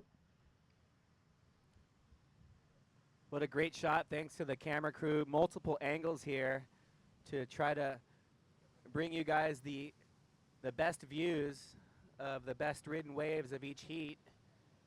And our competitor in 4th place, Aline Arisaka, cutting back, riding on the top of the wave, dropping towards the bottom. Nice little slashing carve. And just a little behind the section there. She'll stay low and keep with it. Out of that one, so Aline looking to better her situation. I think she may. Yeah, she's got a 1-wave score so far of a 323, so just to get another wave on the board would be helping her out a great deal. So we'll see how that score comes in as wave number 2 for Aline Arisaka. Currently it's Caroline and is in third, our defending champion in third place right now. Just needs a 053 to go to second. Only needs a 0.9 to go to first. So these Wahine are very, very close in their scoring. 5.9 total, 5.3 total for blue, and a total for red as Caroline down the line goes boosting it off the top. Wow, going for it, going hard. That was Caroline Anjibou. And she was really putting it all there. Took some turns. She saw the section coming. She says, hey, I'm in the lead. I got one maneuver. I better make it big. And that was one of the most aggressive maneuvers we've seen all day. Unfortunately for her, she didn't come down. But for us, that was still really exciting.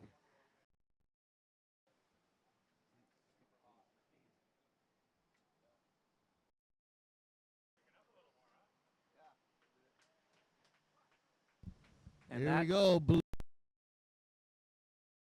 And can't get in. Izzy Gomez with the attempt.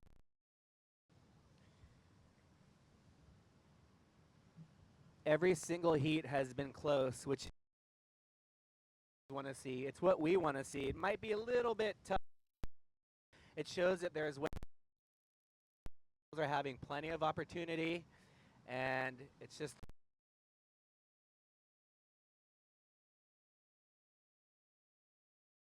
bit of knowledge about the break as well. Helps a lot. Like we were saying, you know, like first couple of waves in the heat, you might not want to. Next heat. Next heat, you guys got to move over. Next heat, you got to get out of the way. Next heat, move over. Here we go. Izzy Gomez up and riding. And Izzy with a nice little turn there. She kicks out. Next heat, please move over. Yellow, you got to move over and wait for your heat.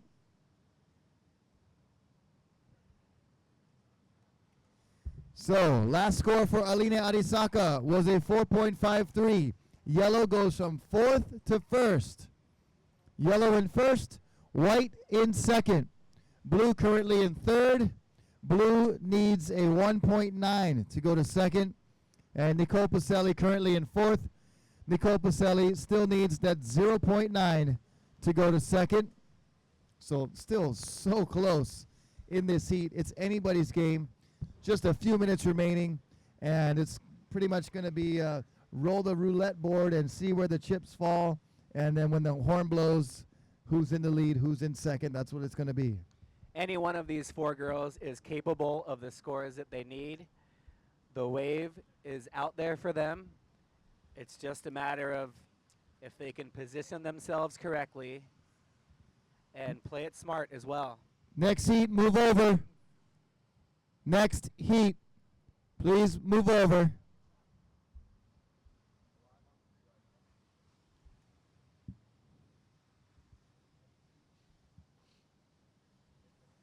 There you see surfer in yellow, Aline Arisaka, now with the lead, standing by her fellow countrywoman, Nicole Pacelli. And Nicole in 4th currently, just needs to stand up on something to get a score and go to 2nd place. Caroline Angibou currently holding 2nd place, and Izzy Gomez in the mix as well, as we see surfer in red. I believe that's Nicole Pacelli, that is. So she gets a score, stands up, and rides this one all the way through.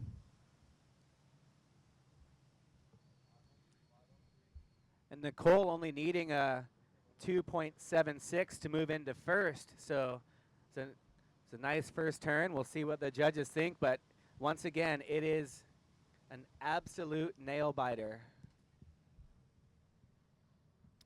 And you're seeing 2 yellows on your screen right now. That's the next heat that's standing by further out. And Aline Arisaka in the foreground is in the semifinal number 1. With just about a minute and a half remaining. Here comes that big left marching. You can see it on your screen coming towards the point. And here's Izzy Gomez. She started to and says, no, I got to go through it. And Angibou gets and red on the inside. Nicole Pacelli with a turn off your screen. We apologize that she took off way inside and we could not see that wave. So Nicole, a smart competitor, knowing that the scores needed aren't very substantial and deciding to turn around and go on a small one, as we see Izzy Gomez stroking hard for this one. The crowd's trying to will her into it. And Caroline was just underneath that, could not get in position as well. Aline Arisaka can't get this wave. And the crowd yelling for Izzy to go on this one. Oh, this looks like a good one, Rocky. And she's up and riding down the line speed. And just goes under the hook right there. Doesn't really get up and over.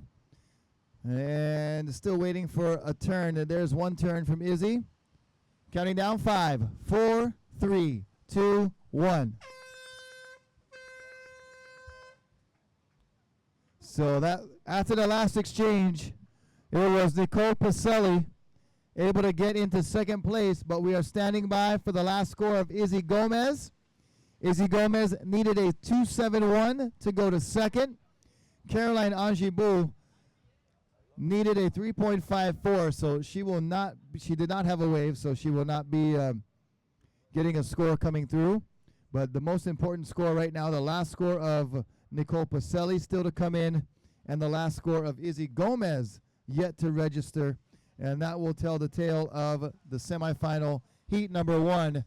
Unofficial results: Aline Arisaka in first, Nicole Pacelli in second, Caroline Angibu in third, Izzy Gomez in fourth. Those are unofficial results. Thinking of Turtle Bay Resort over here. Which is the official resort It of the is the Waterman official League. resort. But these results are currently unofficial. Stand by for scores. Last score comes in for Nicole Pacelli at a 2.23. That means the last score for Izzy Gomez needed to be a 3.24. She does not get it. She gets a 1.77. These are official results now. First place, going to the final, Aline Arisaka. Second place, also going to the final, Nicole Pacelli. Third place, in white, Caroline Angibu. And in fourth place, in blue, Izzy Gomez. But a good run for Caroline and for Izzy. Counting down, 3, 2, 1.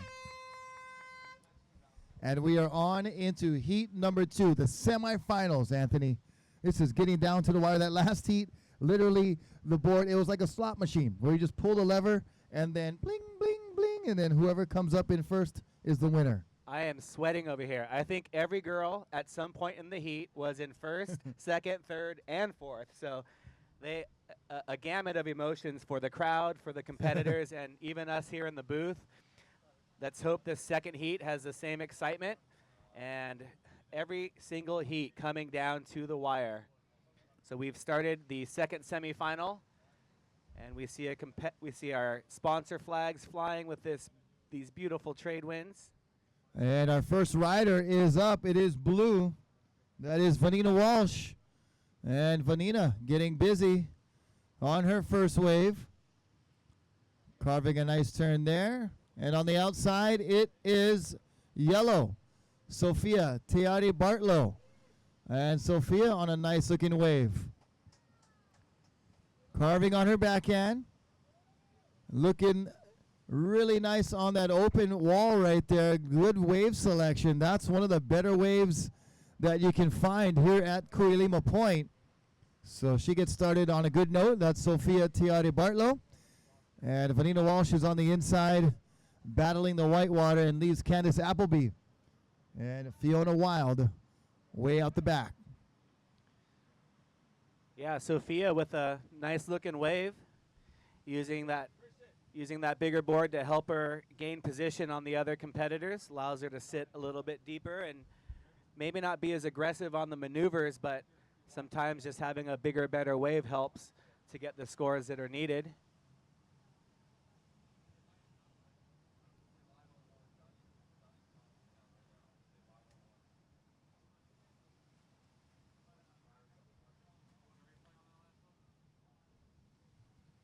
And there's a couple coming. And we need all of our competitors, all of our men surfing in the expression session to check in.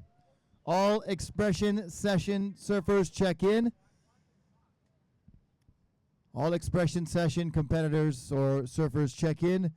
We'll be giving you 20 minutes to express yourself. We should make a song called Express Yourself. I'm sure it'll be a hit. There is one. Express yourself. Getting ready for open mic night here tonight at Turtle Bay. Tonight at Surfer Bar, open mic night. Izzy Gomez, we'll see you there playing some music, I hope. And here we go, more waves on the outside. You can see them on your screen. Breaking through the Kuilima, the point break here.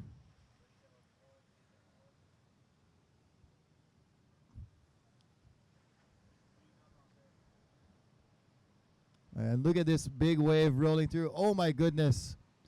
Candace Appleby just had the bail. A full-on leash test for all of our competitors. Yeah, and I'm the caddy, so if you see me sprint out of here, Where's all the equipment? You should just put it right here so you're ready to go right off the rocks.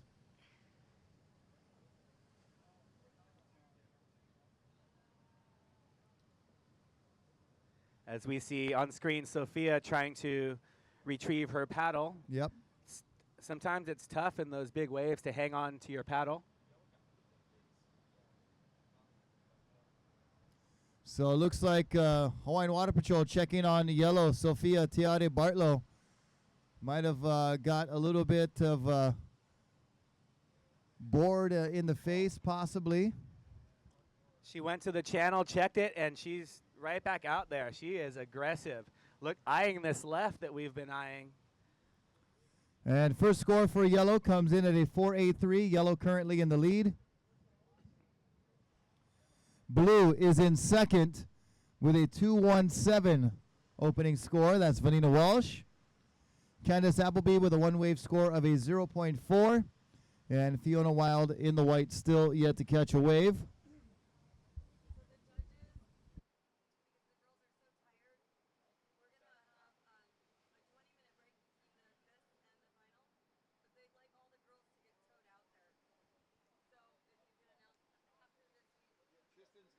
Is Tristan around? He's got the radio with Water Patrol too. Here we go, up and riding in blue. This is Vanina Walsh.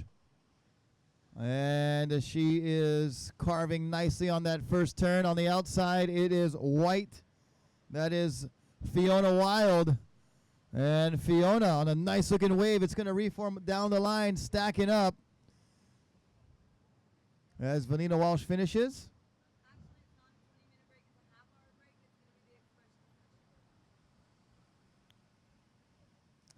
So surfers check in for the 30-minute expression session. Surfers check in for the 30-minute expression session for the men's.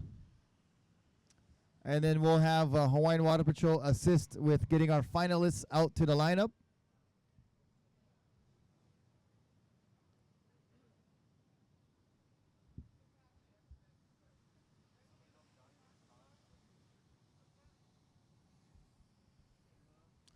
Here we go, up and riding Candace Appleby. And Candace, nice carving turn for turn number 1. And down the line speed, snapping into turn number 2. And a third turn there for Candace. And she gets through with wave number 2. And we're going to take you down to the beach for an interview with the winner of our last heat. And she is on to the final. That is Aline Arisaka.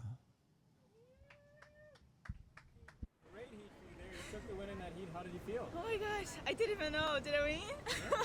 Okay, so I'm so happy, super blessed. Just want to thank God, my family, my sponsors for helping me being here. And yeah, I'm just really grateful. I'm really stoked because all the girls are surfing so good. So it's a honor to be like going through the heat. So yeah. Right on. So a good start to your first event here, right? Yeah, thank you. Oh, well, we'll see you in the finals. Okay, thank you. Thanks, Christian. All right, good job, Aline, and congratulations. We'll see you in the final. We're going to have a 30-minute break after our semifinal number 2 and put the men out there to express themselves during an expression session. Saw Connor Baxter getting ready for the expression session. You see Sophia. Zane Schweitzer getting ready as well. Sophia Tiare Bartlow up and riding right now.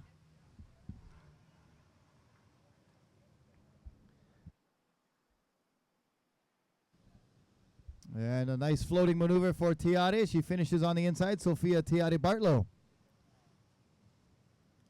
And up and riding is Fiona Wild on a wild ride in the whitewater right there.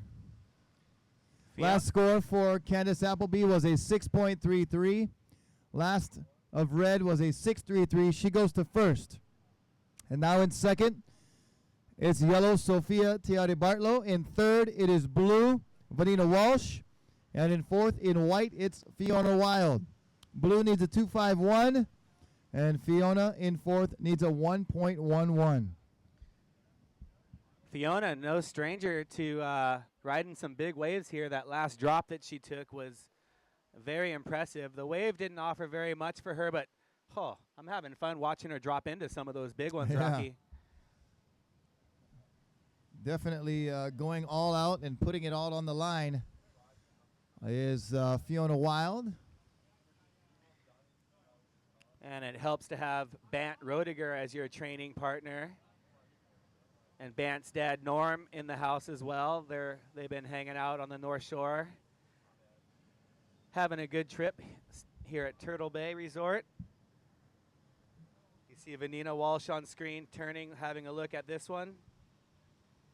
And notice how she leaned back on the tail to get the nose up to pull herself out of the wave because she didn't like that one. So Yeah. it's so technical what these girls are doing, and we've talked about the split-second decisions.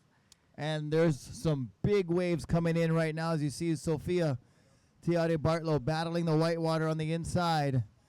And she'll probably be there for a while as there's so many waves out the back still coming through.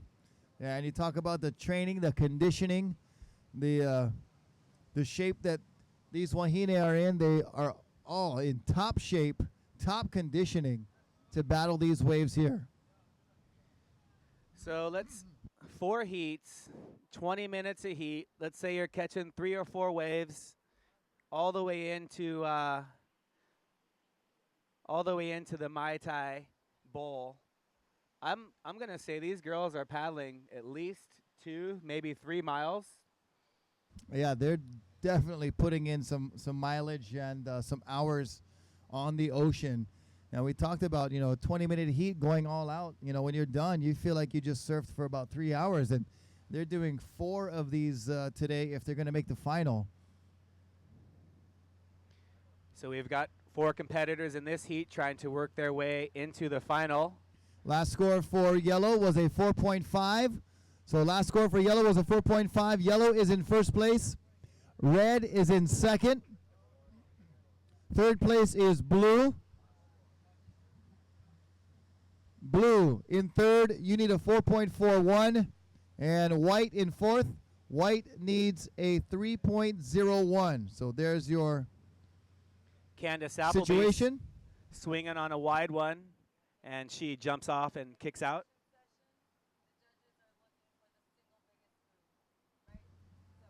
So in expression session criteria, the judges are looking for the single biggest move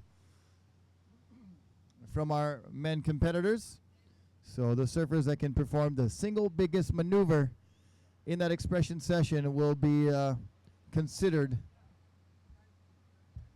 for that 30-minute expression session. Oh, that is going to be, so they're going to be boosting and they're going to be pulling into barrels. What would we rather see? Maybe a big air coming out of a barrel with a lot of speed. That'll be fun to watch. These girls still trying to make their way out. We see on screen, that's Fiona Wild popping over that one as we switch to Vanina Walsh, who's made her way out the back. She's the lone competitor. Currently in 4th place, Vanina with a couple of low 2s. She needs a 4.41 to move into second. Fiona Wild needs a 3 to move into second place. And Candace Appleby, it looks like she's going to improve her second wave score. So Candace still in second. Sophia in first. Candace needs a 3 to move into first place and have a little bit more security, top 2 advance to the finals, where they will be facing Nicole Pacelli and Aline Arisaka.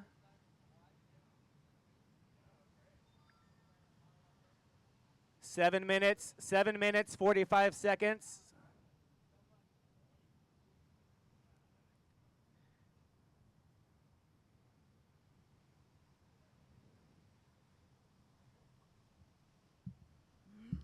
Candace Appleby making her way out. Sophia making her way out. Oh, there's a lot of waves. And was that 1 set or like 3 sets? I couldn't tell. That was a few sets all stacked up into one big marathon of waves. We've had a marathon of waves all day long. Excellent call having the event today on this rising swell. We've seen plenty of made maneuvers and plenty of incomplete maneuvers, both of which are exciting to watch. Oh, yeah. So currently yellow, Sophia Teade Bartlow in first, Candace Appleby in red in second.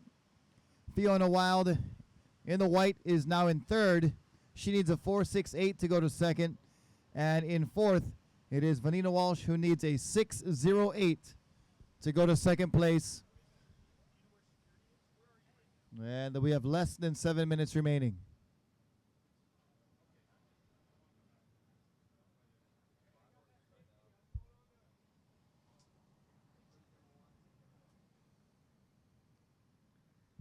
There's a great shot of our girls paddling behind the point. You see our competitor in yellow and red.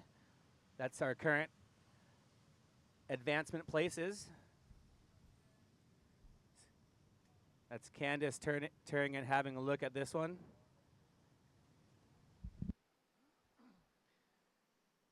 Candace Appleby with a nice fading first turn. She's going to kick out of that one.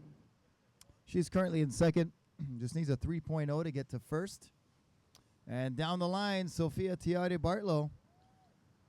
And gets out to the open face. Still trying to work this one to get through the inside section and cannot continue. And on the outside, it's Blue. Trying to hold steady. That's Vanina Walsh. And Vanina now with some open face to work with. And she finds a little section. Going back towards the left here, coming towards us. Good paddle transfer. And another nice little turn there on the inside section. And lays back but can't complete that turn. But on the board with a third scoring ride is Blue Vanina Walsh.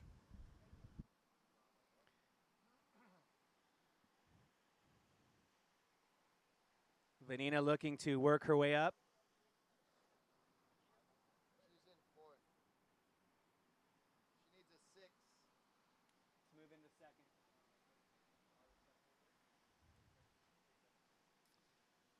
Out the back, that's Fiona Wild having a look at this one. Oh, that would have been a good one. Here's Sophia Teade Bartlow. She is going to charge into it. And she gets it. Yellow up and riding. Nice first turn there and a big section. And cranks it but cannot continue. Going to have a big blowhole right now. Woo. Yeah. The infamous Turtle Bay blowhole coming up through the rocks here. So what's our time check, Rocky? We're getting close. Yeah, we're under 5 minutes now, so it is getting down to the wire for semifinal number 2. And our boys are heading out for the expression session.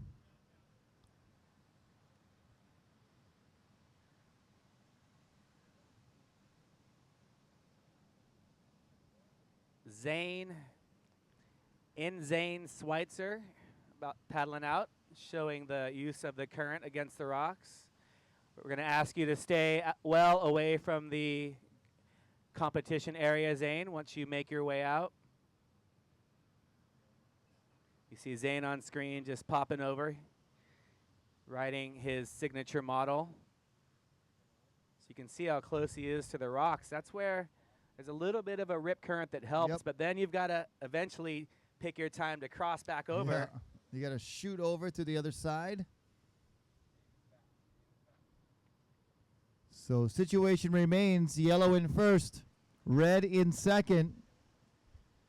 White is in third, needing a 4.68. And blue is in fourth. Blue needs a 5.51. Blue needs a 5.51 to go to second and overtake Candace Appleby, who's currently holding that second place position.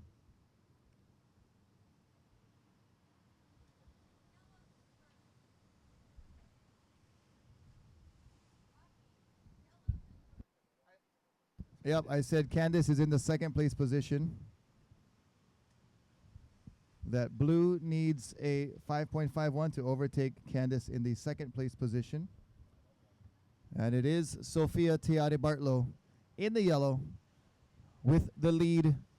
Only a couple minutes remaining.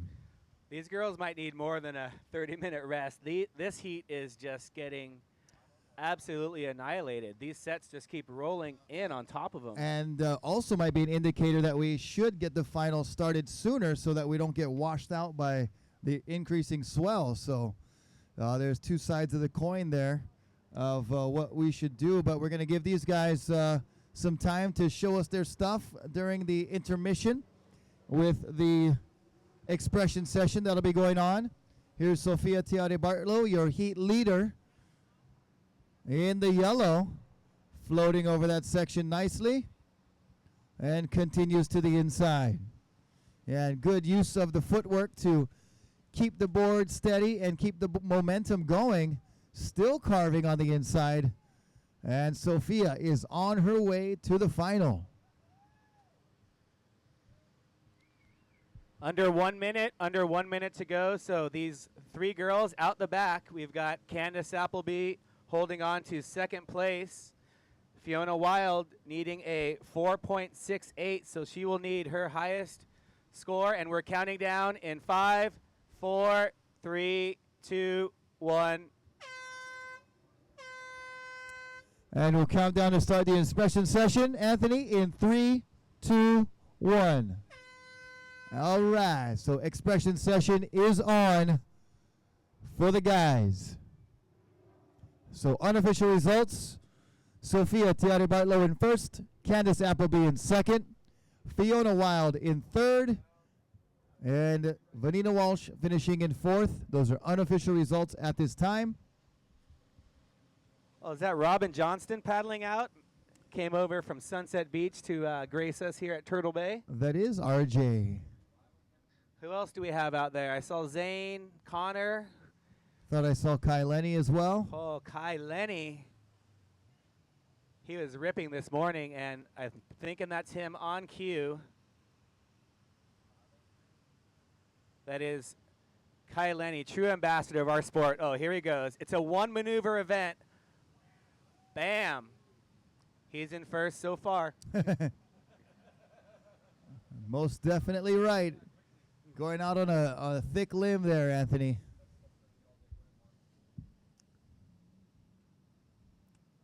Pomai Ho'opili, Hawaiian Water Patrol representative.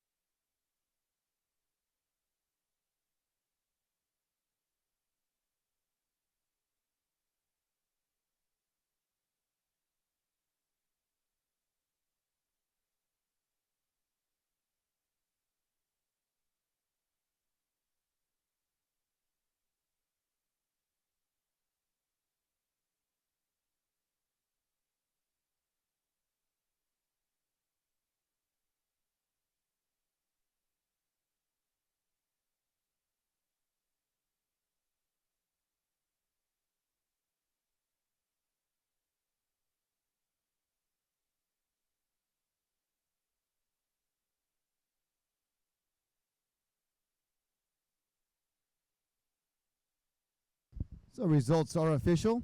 Yellow, Sophia Tiare Bartlow in first.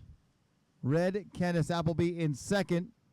And in third was Fiona Wild. And in fourth was blue, Vanina Walsh.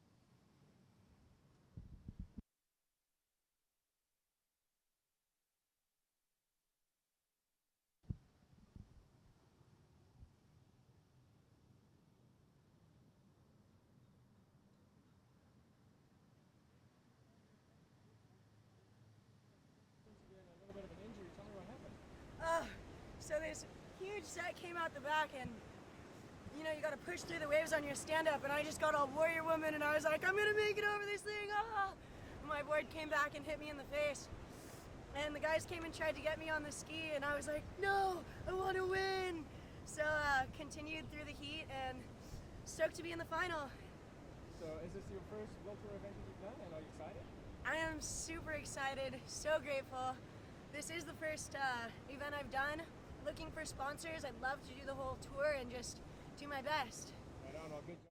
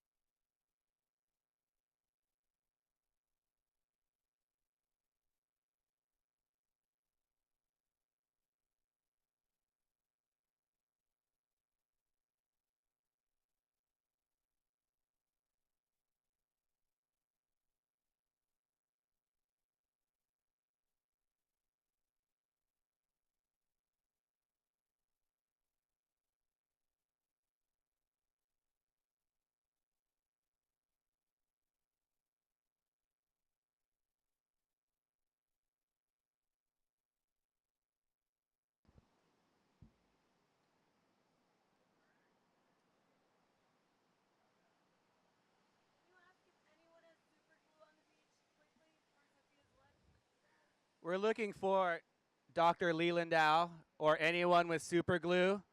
So Sophia took a board to the face, is probably going to need stitches, but she's looking for some super glue right now to get right back out there.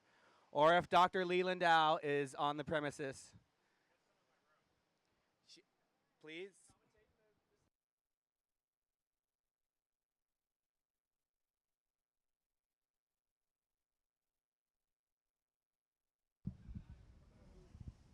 Rocky Cannon taking a break, so I am joined by, not even sure why he's not in the expression session. Maybe he's waiting for maybe Sean Pointer's waiting for the main event, but I'm joined by Sean Pointer here to help commentate the expression session. What have you seen so far, Sean? There we go. I saw a sick. I didn't see. Is it on? Can you hear me? I didn't see Kai's last wave. I saw maybe his previous one. He was ripping though. Did a reverse and followed up with another turn. I think an opening turn. So I'd say that's probably one of the strongest that I saw out there. I saw Zane get a wave, and Giorgio and Green out there get another one. So yeah. Just to let everyone know, we're looking for one maneuver. So one giant maneuver is what we're looking for, and we'll see who gets the one big maneuver. There we go. One maneuver it's down to. But yeah, no, I'm actually sitting out because I'm kind of nursing a little knee injury, so I figured, it was one maneuver that got me in the brace, but so maybe not the best to jump back out on it before we compete tomorrow. So I'm kind of playing the safety card and resting a little bit, but it's fun to watch these guys rip. Very smart, very smart. All right, here we go. Zane Schweitzer up in red, just right off the point, just simple kicking it out. Looks like we got Matt Becker about to jump off the rocks here. Don't pull Riggs on us now. Matt, the jump offs, yeah, right there. He's all leashed up, ready to go. So no Riggs Napoleon happening. We had an incident here. Oh, Zane's back up again. Look at this, a lot of speed. One big maneuver, that's what we're looking for here. So nice roundhouse turn. What's he going to follow it up with, Anthony? Oh, little paddle transfer. That was a good heat wave, but not quite the one maneuver. Oh, that's Bant on a nice. Giorgio Gomez. Oh, Giorgio, sorry. He looked like he was going to be setting up pretty for something on the inside. Kind of that left has a little reform. Look at that left. It's coming through out there. So we go. Candace Appleby just finished up her heat, making it through the final. Stoked. So, yeah, we got about 15 minutes left. Not sure on the time check, but the girls are going to get towed out by the Hawaiian Water Patrol to position them for the finals. We've got our 4 finalists standing by, getting ready. So we see Kai Lenny popping over, attempting to pop over. That's one of the fun parts and challenging parts about stand-up paddle surfing is just getting out through the whitewater, Sean. Oh, yeah. Yeah, it's always you always got to play that, try and figure out how to get over the big whitewater. Best to just get as much speed as you can and just pop your nose up by kicking on the tail. So here we go. It looks like Giorgio over here on that left. Let's see what we can do. Anthony Vela sitting here with Sean Pointer, one of our competitors for the Sunset Beach Pro. Here we go on the inside. Looks like, nice wrap by Yellow. Who is that? That was Kai Bates. Power turn right there. Kai Bates, one of the, kind of had a breakout performance in France. Yeah, definitely. I remember got a couple of high 7s when he needed them, and he's definitely capable of the one maneuver it needs. But I think Kai Lenny has the biggest maneuver so far. I missed it myself too, but from what I hear, it was pretty sick. So what do we actually know what the maneuver was? Looks like he's waving his hands in the air. I'm not sure what he wants to know, but maybe a time check or something like that. Which do we have? No, we don't, but hey, it's waves coming through. Those guys are having fun, so it's all good. We got blue paddling. Who's this, Anthony? Oh, that's Robin Johnston.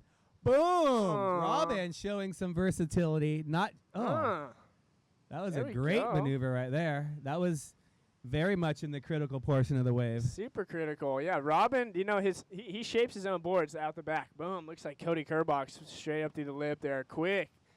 Looking quick. Everyone's looking really good. Cody, okay. It's kind of my first time seeing these guys get some waves and whatnot and seeing what they're doing for the new year. And here we go. We got See, oh, look at this little barrel section. What's he going to do? Big old air by Cody Kerbox in the inside. Oh. If it would have stuck that, I'm sure that would have taken the cake. But that was a sick one by Cody Kerbox there, just finishing up there with in green.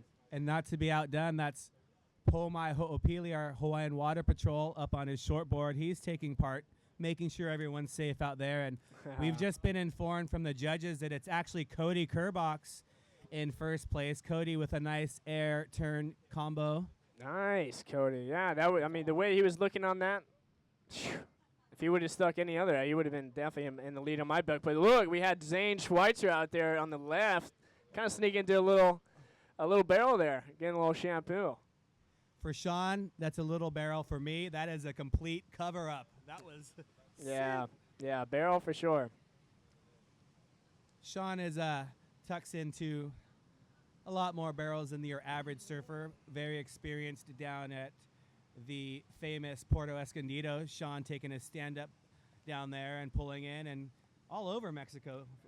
Really, Sean, right? Yeah, all over. God, this thing keeps zapping me. I get too close to the microphone, but pretty much all over. Yeah, Puerto Escondido. All mainland max. I mean, there's so many waves down there that just offer up exactly that. Just a big old heaving barrel. So I'm definitely one to gravitate towards the barrel. I love the barrel. I think it's the best thing in the world. It's literally, I think, the best feeling in the world. And so I do like to get down. As we got Bird out of the, well, that's Burn. Yeah, that's Bant Rodiger from Maui. Bant showing some aggressive maneuvers out the back, but I'm pretty sure you're going to have to go to the air to win this competition. I think so. I think that's kind of where we're seeing the evolution of, just with stand-up going. It's just getting more and more extreme, and with that is that aerials, the aerials and stuff. So like we saw with Cody on the last one, I mean, he didn't land it, but I think he is actually winning it right now with a best air, right? So, yeah, I mean, that classic case right there. It's going to be an aerial. Maybe they'll win, but here we go. We got Giorgio. Yeah, the lefts maybe aren't offering that steep ramp section. We've got Kai Lenny wearing a green jersey and Zane Schweitzer looking to boost, but that one just kind of fattened up on him. Zane is in red. We've got Cody Kerbox wearing green. We've got Bant Rodiger in his signature T-shirt that he likes to surf in with his flowing locks. That's it. Catch him by the locks. And then it looks like white, Matt Becker. Yellow off of the point. Looks like Kai Bates. And then who is that over there in blue? Over there on that left. It must be a goofy footer. Oh, that's Connor Baxter. Oh, yeah, perfect. See, you can separate them because you got 3 goofy footers on the left, and then you got 5 regular footers on the right. So, and I think Pomai's regular foot too. So there you go. It's a little split peak with goofy footers and regulars. So. Well, how these bombs approaching, you see Zane making his way over to the right as well.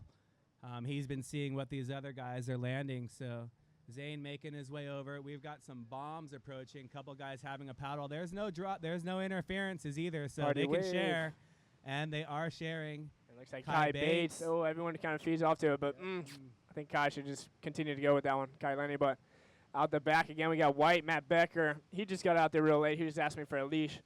I guess he found one, so here he goes. Ooh, or a barrel. A barrel could win. Like, what if he got a sick barrel?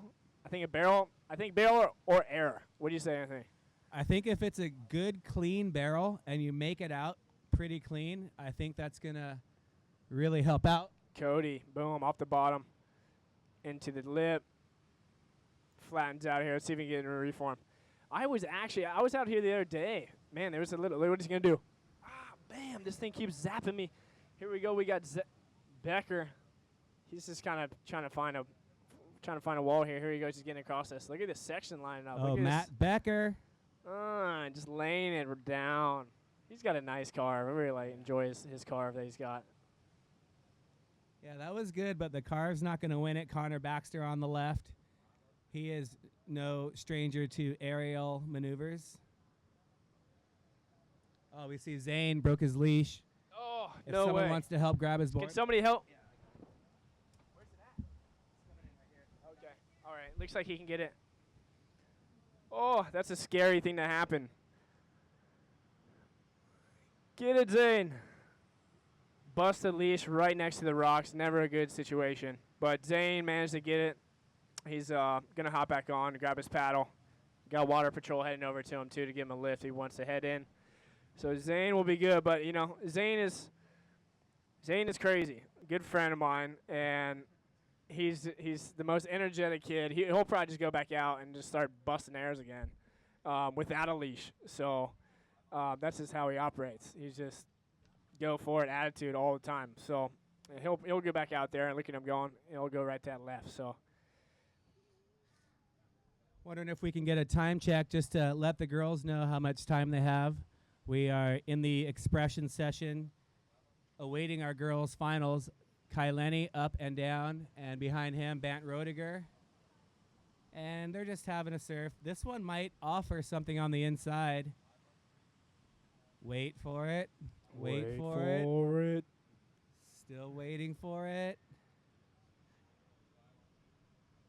yeah, this is one of those waves, man. You can just continue to wait for it all day, and it just never shows up. So definitely need to keep an eye on that lip and get down rolling through. So Anthony just stepped out, and I see Rocky coming in. Look at that, perfect timing. So still got the boys out the back, waves coming through, and people on the beach enjoying the sunlight here at the expression session. We got 9 minutes left, 9 minutes remaining in this expression session, and then we'll start the women's final, right? Is that right, Rocky? Absolutely on point, Sean Pointer. So we got 9 minutes in this expression session. We're going to have Hawaiian Water Patrol assist our girls out to the lineup to get their heat started as soon as the expression session is finished. But it's been exciting watching these guys rip out here. I've seen Zane Schweitzer getting some shredding turns, Cody Kerbox. Oh, yeah. Yeah, Cody's up again right here. I think he's actually in the lead with maybe the best maneuver. I guess it was an aerial. I missed it, unfortunately. I hope the other people on the beach caught it, but he's just wrapped a nice turn. He's got a section on the inside, which he's going to finish off with.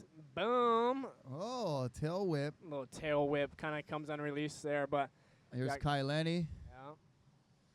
Kai Lenny's multi-champion at Sunset Beach and surfs here at Turtle Bay a lot. Sean, you're not out there. I heard you talking about just kind of making sure you heal as close to 100% as you can. Right. Yeah. Yeah. I kind of went earlier in June, actually, at the 2nd of January. I was doing just that. I was going for one big maneuver and maybe a little too big or something, but I came down and just strained my MCL. So I've got it in a brace and not quite 100% yet, but it's well on its way. And you know, any time I can get off of it is good time. And you know, especially out here with doing again that one big maneuver, I think it'd be smart for me to just watch the boys and root them on there. as we have. Yeah, Giorgio Gomez. Let's see. He's been attacking these lefts. They haven't really materialized for him, but maybe one will. Yep, over at the Mai Tai Bowl. It must be a little bit hard though to watch these guys because you want to be out there so bad. Yeah, it is. It is. I mean, I was out here earlier this morning getting some waves, kind of just cruising, getting the board under my feet and having fun. And while nobody was out, actually, it was just everyone was 30 minutes prior to the start of the event. So I was like, hey, I might as well take this opportunity to get a wave. And yeah, anytime you get in the water is a good time, and especially here in Hawaii, it's like kidding. So warm, beautiful, and sun, turtles everywhere. You're from Florida. From Florida originally. Florida originally. Now San Diego based. Okay. So I hear that you know some of the Jack's Beach boys. Of course, yeah. Down there. It's actually my second hometown is Jack's Beach. Nice. I had no idea.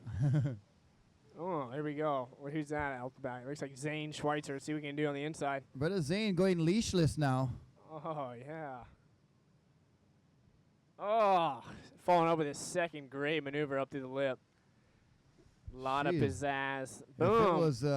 If it was a complete wave, I think Zane would have this expression session sewn up with that score right there and the previous score that he had. But it is all about the one big maneuver. One big one. Yeah, Zane looking super sharp on that. A lot of pop in his maneuvers there. And and doing it all with no leash. So he's kind of risking it all, followed around with rocks and everything like that. I'll get the second round. Mai Tai Bowl. Giorgio Gomez. Giorgio over there, He's- still seeking that phantom left to provide some kind of a section to him for him to get a maneuver off, but it looks good from far. It does. It does. And I just hear Anthony saying, or not Anthony, but we got 5 minutes remaining in this heat. 5 5 minutes. in the expression session, and then we're going to be moving into the women. So Water Patrol, if we could get your assistance with the women's finalists, getting them out there. Aline Arisaka, Nicole Pacelli, Sophia Tiare Bartlow, and Candace Appleby. So Aline will be in the red, Nicole will be in white, Sophia will be in blue, and Candace will be in the yellow. I'll get the second round, Anthony. And then we'll have to stop. So how does that work? You just order and it comes right to here? I guess. I thought I'd have to, they're like, oh, we'll bring it up. Oh, epic. They know where you're at? Yeah, so I'm like around the corner. Out the back, looks like we got Kai Lenny. What's he doing? Little floater, kind of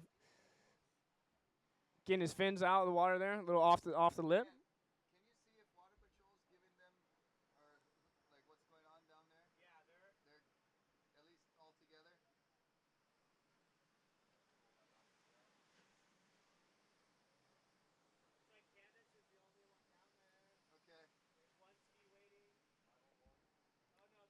Okay. Got yellow going. It's Kai Bates. What's he going to do? One section. If he gets one, boom, nice little wrap turn. Kind of just flattens out for him, though. Tends to do that on these small ones. Oh, look at this. Special delivery right to the booth. Anthony might want to get over here for this one. Juan Mai Tai special, ba. That could be dangerous. Here. Okay, thank you. Okay, thank you. Sit here. Take the reins. You can finish up. No, that's cool. I'd like to thank Sean Pointer for stepping in as guest announcer and providing some play-by-play for the expression session.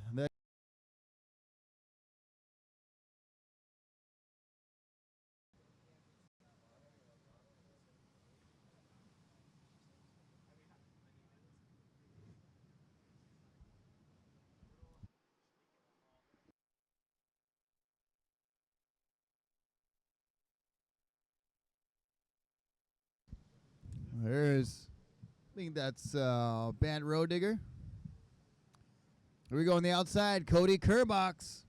Oh, but we got a surfer already up and right. I believe that's Matt Becker.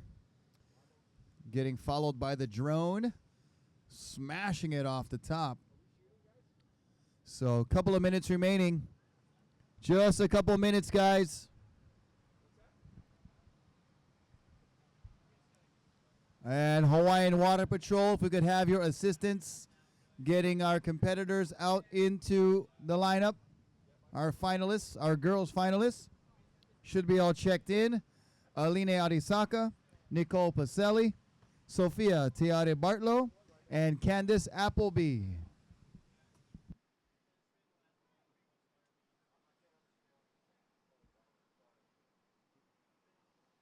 Dude, her lip's so busted.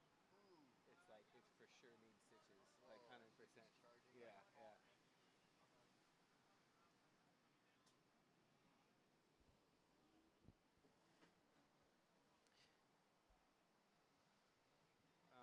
Doesn't look like they're getting a ride. I don't know. It's been really cool this winter to see some of our competitors here that are at the Sunset Beach Pro. They've been making it a point to charge some of the biggest swells on offer around the world as Kai Bates is up and riding. Nice turn. Kai's just out there having a good time. One of our young Australian competitors banking off the top. Matt Becker has been spending a lot of time at Mavericks, putting in his dues and getting some pretty gnarly wipeouts as well as big waves. Kai Lenny making his first appearance at Mavericks just a few weeks ago during the contest, getting some waves in between the heats. Zane and Connor, of course, no stranger to big waves. Brennan Rose in the house.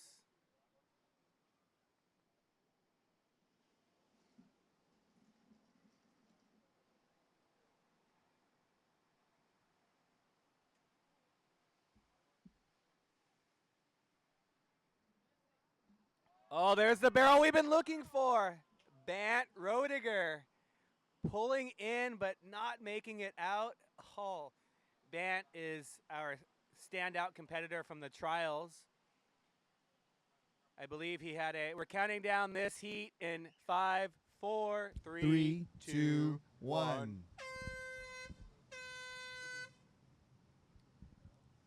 All right, that is the end of the expression session. And as far as I was concerned, or as far as I heard, it was Cody Kerbox with one of the biggest moves. We'll see if anybody was able to overtake Cody in that expression session. Here's Zane Schweitzer wrapping up. He's always fun to watch, whether the heat is on or off. I've seen him land totally legit shove-its at the wave pool in Abu Dhabi and various places around the world. He's one of the first guys I seen land in aerial with a stand-up paddleboard. Okay. So it was Cody Kerbox with the best single maneuver, the winner of that expression session. The best two waves combination was Kai Lenny, and the best single wave went out to Zane Schweitzer. Best maneuver, Cody Kerbox, you win. All three competitors, A- you get to get Rocky and I a Mai Tai. That is your prize for winning. Cody. And we're going to have a 30-minute final, just so everybody is aware, 30-minute final. And Cody Kerbox, winner. Cody, can you hear us? Maybe not. Cody, you win a dinner for two at the lovely, brand-new farm-to-table Pa'akai restaurant right here at Turtle Bay. So come up and see the gentleman in the blue shirt up here, and he can verify that. What a great award. That's valued way over $100. So Bruh. Cody is stoked. Pa'akai is right on good food, and it is the nicest restaurant that you're going to find on the North Shore. So Cody wins dinner for two at Pa'akai for winning the expression session.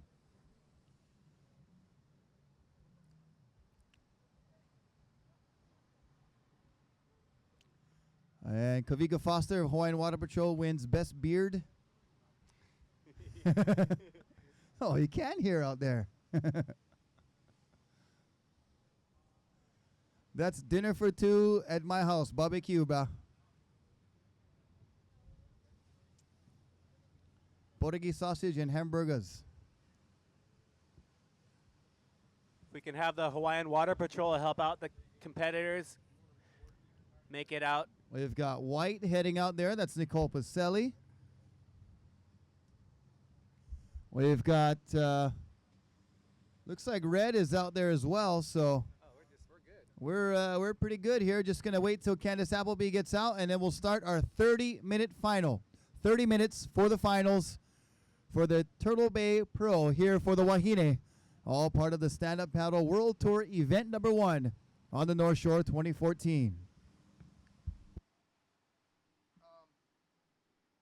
This monitor is not reliable right now. It's blue, and then it's on, then it's blue, then it's on, then it's blue. It's really good. It's going in and out of consciousness.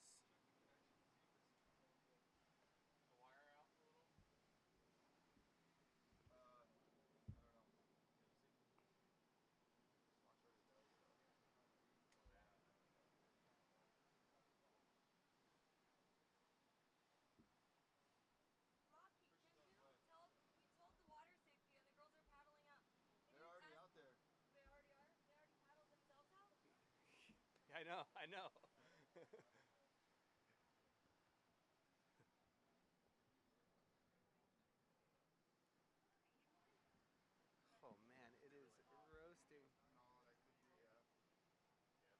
It's not the only one that's really hot up in this mofo. Oh my gosh. I am a sweating machine. I've lost a couple pounds, so. And I'm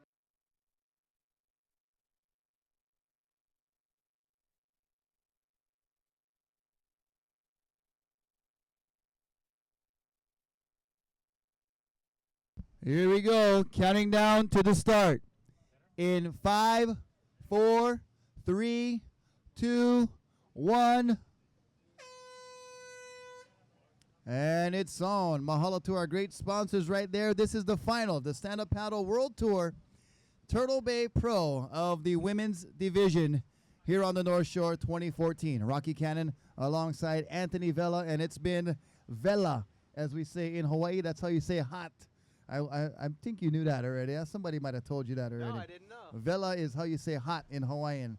So we've got Anthony Hotness over here and Rocky Cannon joining you for the final, and going to be exciting. We got Candace Appleby. She was runner-up last year. Nicole Pacelli was the winner last year, our defending champion.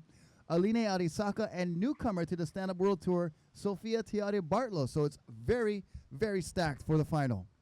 We've got 2 Brazilian girls and 2 Californians who've spent a lot of time in Hawaii. So we have, again, a truly international event as we see the girls have separated themselves in the lineup.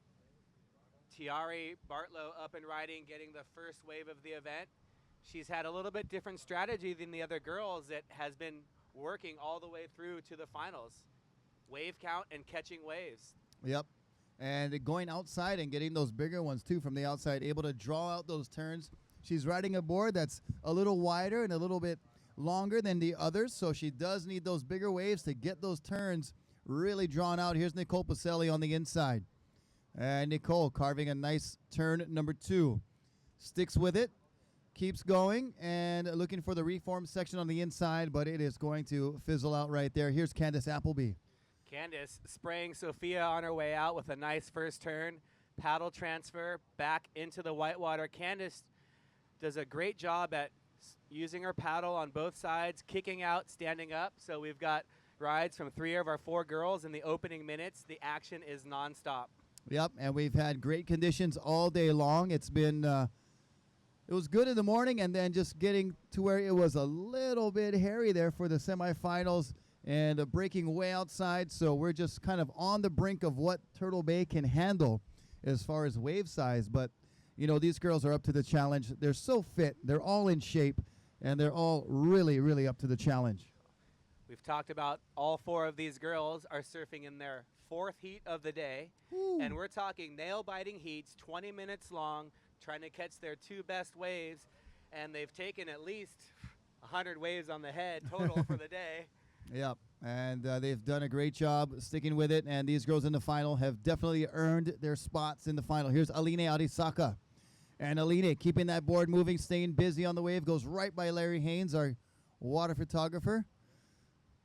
And continuing down the line is Aline, and she kicks out. And more waves out the back. As you see on your screen, there is blue. That is Sophia Tiare Bartlett. And Sophia turning around, possibly going to catch this wave that's approaching her.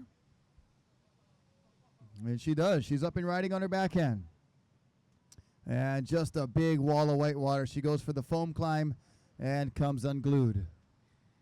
And I'd like to inform everyone that Sophia is going to most likely, I'm no doctor, but I saw her lip, and she took a board to the face in that semifinals. She was winning the heat, still paddled back out to catch a few more waves. She came in, asked for some super glue.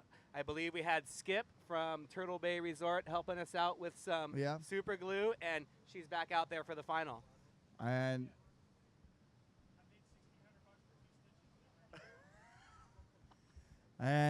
she is definitely a warrior out there with battle scars and everything. And she is in the final in her first stand-up paddle surf event yet. Cliff.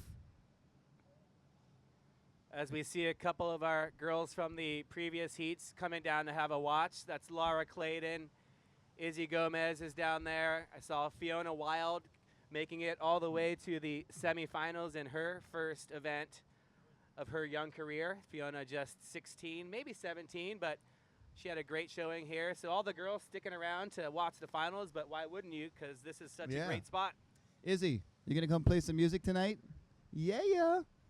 Open mic tonight at Surf of the Bar, Connie Kapila Tuesdays, every Tuesday. So we'll be joining that group at 7 o'clock. And free live music at Surf of the Bar tonight, so come check it out. Izzy Gomez, among many more, will be sharing their musical talent, and we'll be having a good time. First score comes in for Candace Appleby at a 5.67. Yellow, Candace Appleby in first. Currently blue, Sophia Tiare Bartlow in second. She's got a 2.17 and a 1.4. Nicole Pacelli currently in third.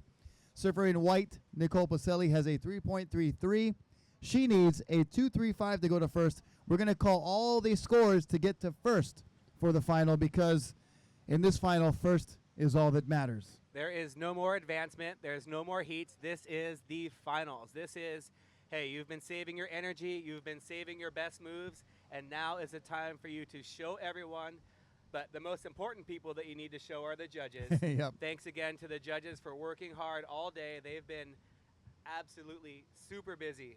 Yep, judges, thank you very much for the hard work that you do.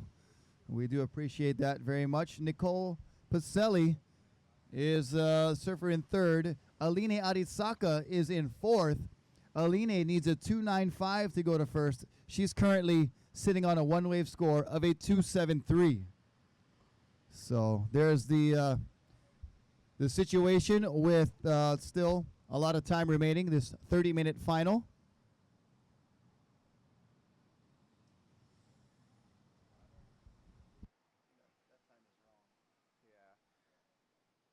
So we see the girls sitting in two different spots. We've got Sophia and Nicole kind of on the inside bowl section waiting for the reform. Here's Nicole up and riding right now. She was able to secure that wave as Sophia had to go over it. And Nicole with a nice slashing turn. He's going to get the reform on the inside and lay one down, but cannot complete it. Here's Aline Arisaka with a nice wall in front. And she's going to tuck in for a barrel possibly and goes down. And Aline got that wave all the way from around the point. Did one kind of turn, outside the back and then was waiting for the reform. Set up the barrel section nicely, but unfortunately for her, just fell off. Very nice looking. Was that her opening ride, I believe? Second ride. That was her second ride. Second ride. Still very close here. All the girls are within striking distance of first place. Aline just needs a 2.95 to go from fourth to first. As we see waves breaking on the outside yet again for this final, as we saw from about the quarterfinals on, or the last heat of round 3, we've seen these sets break way on the outside and filter through Kuilima Point and reform nicely for our Wahine. There's my left heading towards the point. And we see Sophia Tiare Bartlow and Aline Arisaka. The shot you're seeing now is Candace Appleby way out there beyond the reef, beyond the point. And there's our girls making it back out with Hank and Hawaiian Water Patrol on the two jet skis looking on. There's blue Sophia and red Aline.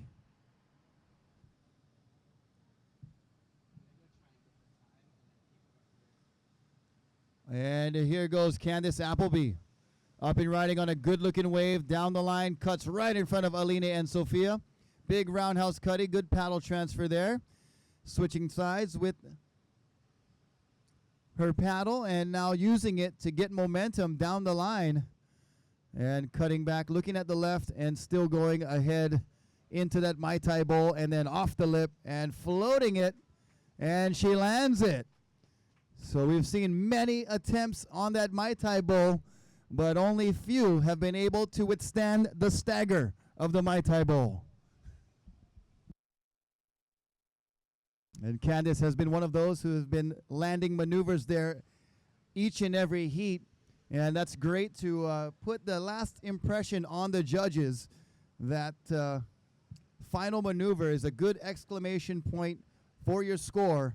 And we'll have that score coming through you shortly. Currently, right now, Nicole Pacelli is in first with a 3.33 and a 2.93. Aline Arisaka in second with about 19 minutes and 50 seconds remaining.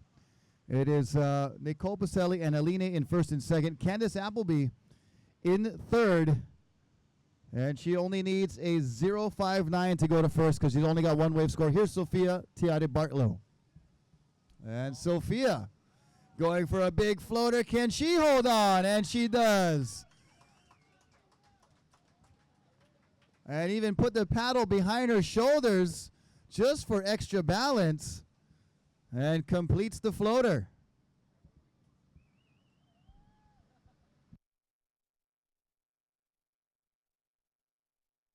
Very nice closing maneuver as we see Aline Arisaka up and riding, setting up the barrel section again, but smartly pulling through the back, and she'll make her way back out. Our last score for Candace Appleby comes in at a 4.17. That puts her in first place. So first place is yellow. Second place is white. White needs a 6.51 to take the lead. Third place is red. Red needs a 6.47 to take the lead. And Sophia Tiare Bartlow is in fourth. Sophia needs a 7.67. And we're going to check out a replay right now, courtesy of Turtle Bay. And we're going to look at blue, Sophia Tiare Bartlow. Down the line, she gets a little cutback just to start off. Fades in, almost catches a rail, gains composure, and sees the section up ahead. Does another cutback as she waits for it. And then sees that big section and goes up and over and then holds on, paddle behind the back. Look at the flexibility right there, able to get it all around. The paddle was in front, above, behind, everywhere, and then finally regains her balance and completes the floater. That last score for Sophia was a 4.6. Sophia in blue is in second. And during that replay, we had Nicole Pacelli up on a wave with a couple of nice moves, so we'll wait for her score to lock in. So Nicole with a nice finishing maneuver as well that the judges liked and the crowd liked. So great to have the fans here involved, clapping for the maneuvers that they like. As we see on screen, Aline diving under one of the bigger waves that makes its way through the lineup. She's by herself out there.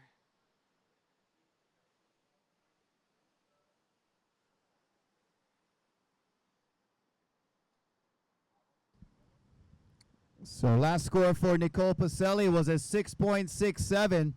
So now Nicole goes into first place.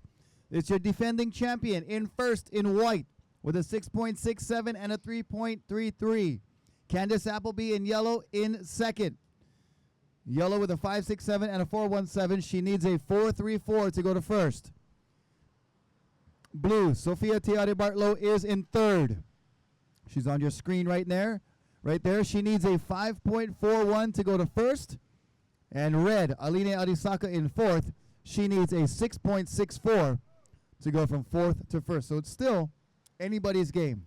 With about 16 minutes remaining, just about halfway through, it's anybody's game at this point. There's a one score that could get Aline from fourth to first, and all she needs is a 6.64. And everybody in between just needs something smaller. As we see Aline, and she kicks out. Still plenty of time to go in this heat, and we've had plenty of action so far. And I'm going to say in this last part of the heat that the girls are, not that they haven't been already, but they're really going to leave it all out on the line as we see a different direction set breaking way deep on the outside. Yep, we can see on our screen here those white caps, those waves that are feathering way out the back.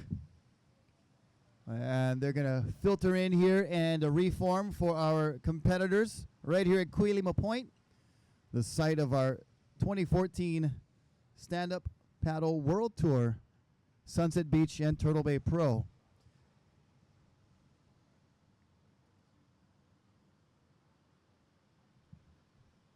See our competitors diving under these waves. This is a swell that has been rising all day long. We've been sitting here just watching the sets roll in. The guys are amping to get the main event started tomorrow at Sunset Beach, but right now everyone's just really excited watching these girls display their skills of stand-up paddle surfing. Well, and not only their skills, but just their toughness and their ability and their fitness and just their conditioning overall.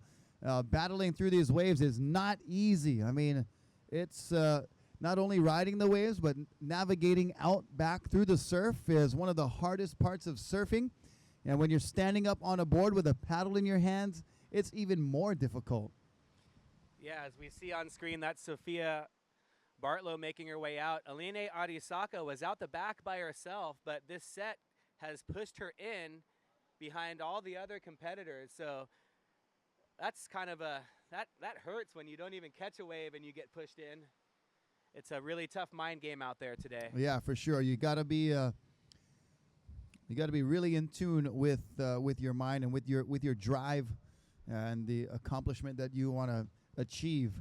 You got to always have that just right in your forefront, right in your mind's eye. You got to keep seeing that first place podium spot reserved for you and keep going for it as Nicole Pacelli tries a wave and she's not going to get it. She's currently in first place with the best score of the heat so far with a 6.67. Candace Appleby with the second best ride of a 5.67, and she's currently in second. And we missed that waves of Nicole live, but it was just a two-turn wave. But again, we've seen all day, if you're being aggressive in the critical spot of the wave, the judges love to see that, and especially her second closing turn. It was very critical, laid some style into it as well, which the judges like to see. Well, now we have all four of our competitors back out to the lineup. And all competitors on their feet at this time. Who's going to get this wave coming through? Who wants it? Looks like Aline trying for it. Nicole's on the inside. Might have had a chance, but all surfers are too far out for that wave right there, and they let it go. Time remaining 12 minutes and 40 seconds. 12:40 remaining. Nicole Pacelli in first. Candace Appleby in second. Sophia Teare Bartlow in third. And Aline Arisaka in fourth.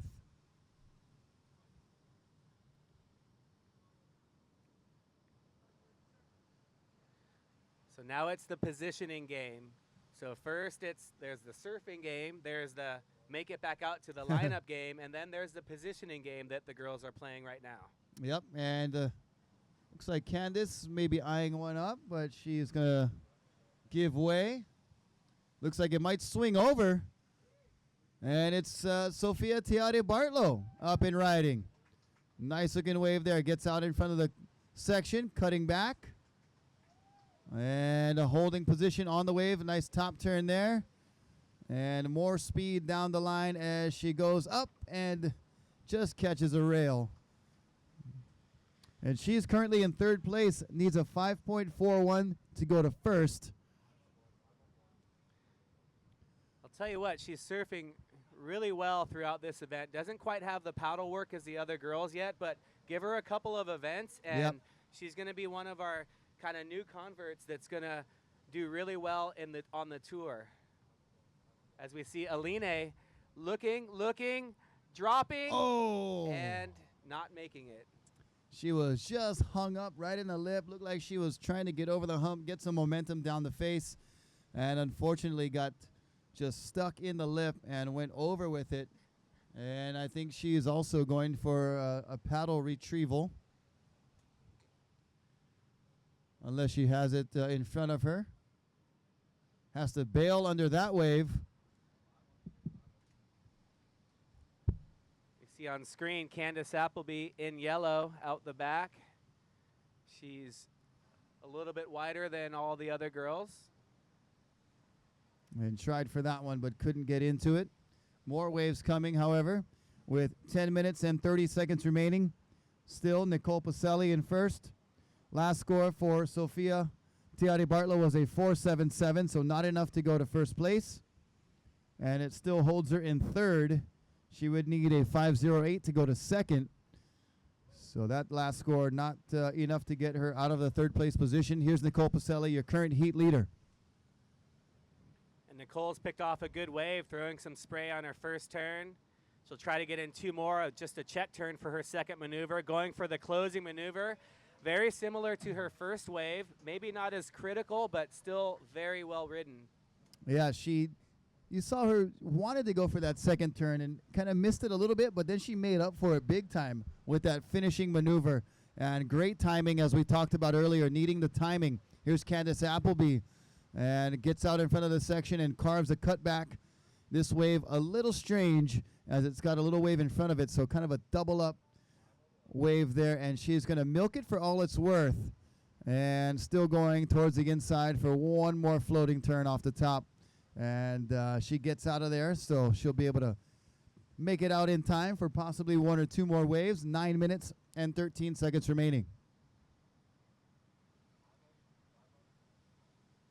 Yeah, both Candace and Nicole will be excited to look out the back and not see waves peaking on the horizon. So they've had some very tough paddle outs, all of these girls, and they just they're like the old Timex watches. They take a licking and keep on ticking. Yep, they're still going. And into the final here, 8 minutes and 45 seconds remaining.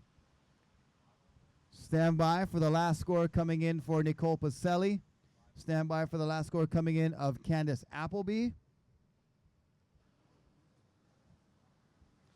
There you have Rocky Cannon and Anthony Vela.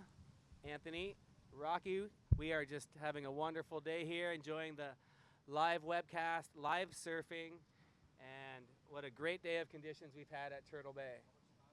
And right now we have 8 minutes and 13 seconds remaining in our final. Check.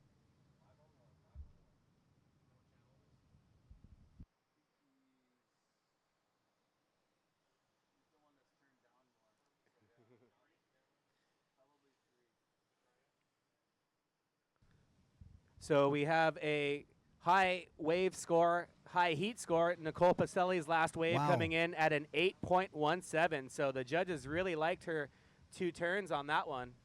Yep, that was White with an 8.17. Nicole Pacelli in the lead. Candace Appleby now needs a 9.17 to take first. And Sophia Tiari Bartlow in third. It needs a combination to get the first place of 14.84. And the same for Aline Arisaka in the red. So Nicole Pacelli really opening up the final with that last score. But don't count Candace Appleby out. She can get a high score given the wave. And Sophia's proven to be a water and ocean warrior. And she can get two scores with just a little bit of time remaining. And Aline Arisaka, she can get a one big turn and get that score as well. So don't count any of these girls out. Nicole Pacelli sure isn't going to do that, and she's going to make it back out as soon as she can so that she can establish position once again. Throw some spray and end it with a big maneuver.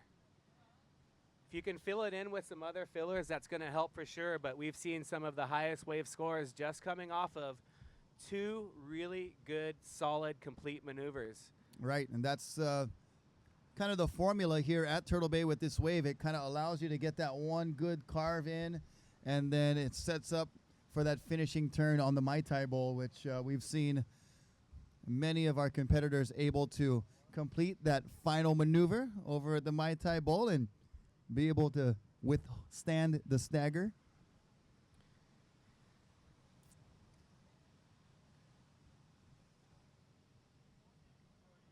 So we've got Nicole Pacelli in first, Candace Appleby in second. She needs a 9.17 to take over the lead. In third place, Sophia Bartlow. She needs a combination score to take over first. And in fourth place, Aline Arisaka. She's holding a 2.73 and a 3.37. She also needs a combination score, as Aline just getting annihilated right there. These waves are breaking all over the place. All over the place. Yep, it's Turtle Bay at its biggest, that it's at least contestable. And Sophia Tiare Bartlow up and riding, looking at this left, and she's going to go back right. I'm not sure if that's going to count. Are you allowed to take off on your stomach? I don't know. You know, it'll be up to the judges, but it is stand-up paddle surfing, so there could be a rule in place where you must catch the wave standing, unlike conventional surfing when you start on your stomach. For everybody, of course, you can lay down to start. But that is an excellent question, and probably, I'm thinking, it is a no ride according to our judges of the Stand-Up Paddle Surfing World Tour. So no ride there for blue. You must catch the wave on your feet. You can do whitewater takeoffs, but you cannot take off on your stomach. You must be standing. So 5-minute warning, 5 minute left here in the final. So currently it looks like we've got a two-person battle with Nicole kind of running away with it a little bit. Candace needs a 9.17. She needs to get into the 9 club or maybe get 2 quick ones that are going to help out her position. But Nicole definitely wanting to repeat as champion. And the girls will also be earning some valuable points towards the world title, which will be crowned later in France, I believe. So not just this event, but this is going to set the girls up for the entire tour. And this one is a big one. You know, it's always good to get off on that good start and have the confidence of winning event number 1. Nicole Pacelli looking like she's in good position to do so. But Candace Appleby, she's out there. She's got the waves. She will be on the hunt for something that will give her that 917 score, which she is entirely capable of achieving, even on a wave that's not as perfect. She can still manufacture a 917. She's got loads of talent and skill and has the ability to do so.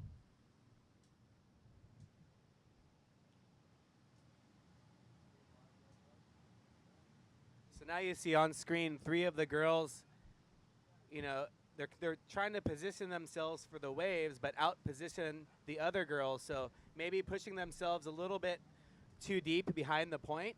From what I've seen from my vantage point, some of the higher scoring waves, Nicole's been sitting a little more on the inside, picking off some of the cleaner waves. Yeah, and that's generally the case, especially with this kind of swell direction. Now, albeit if it's a perfect swell direction for Kuilima Point for Turtle Bay, you can take off deep on the point and get one all the way across.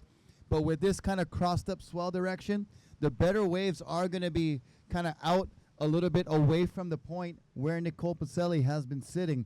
And you don't want to get caught in that position game where you just get, you know, who's going to go deeper. Next thing you know, you're around the point at discos. And even if you get one, you're going to be disco dancing with the rocks and the cliffs right there. Definitely.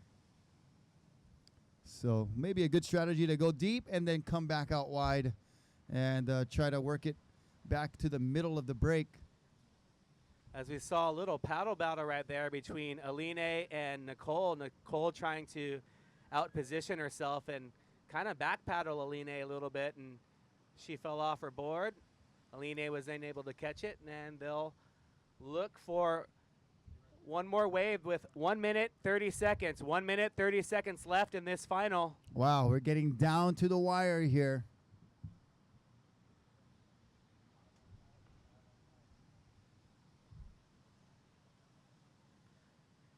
Nicole holding on to first place. Candace Appleby in second place, looking for a 9.17.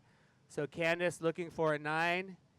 And we've got Sophia and Aline still in the combination situation.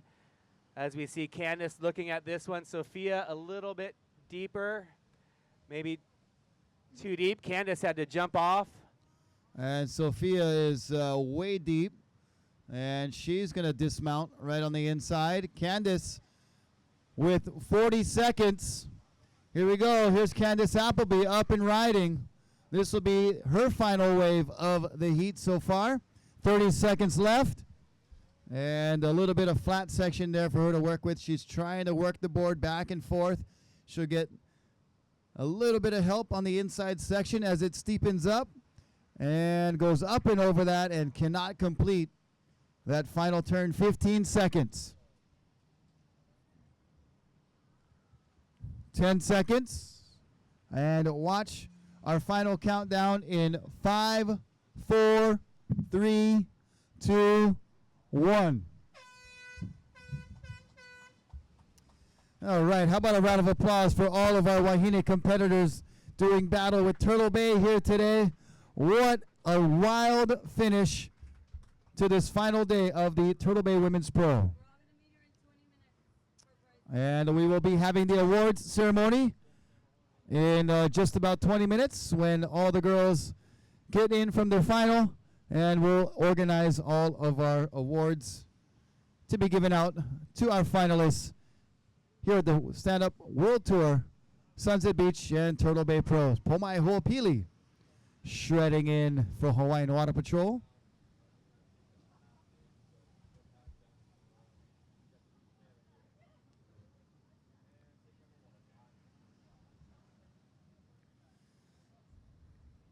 So it was Nicole Pacelli able to defend her Turtle Bay title 2 years in a row. Nicole Pacelli, your champion here. We'll be having our official awards ceremony following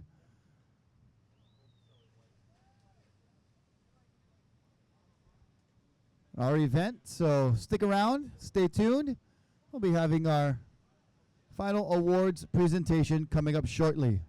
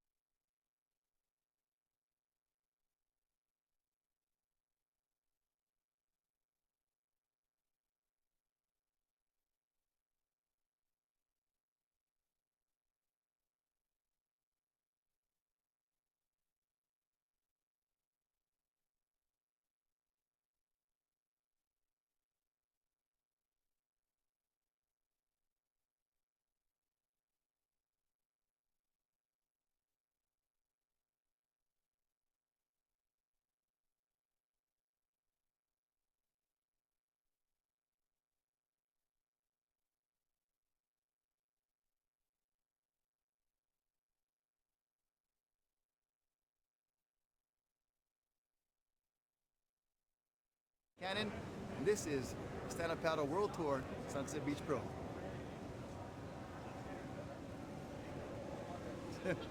Good enough.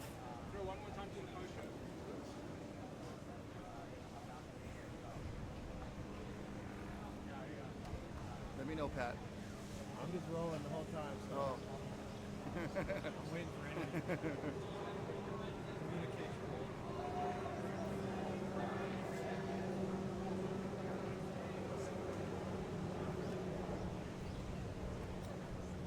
And you're going to check out more action during our post show coming up very soon on our webcast. Thank you for joining us. We appreciate it a lot. I'm Rocky Cannon saying aloha. Would have rather closed it inside the booth, but oh well. Thanks, Rocky.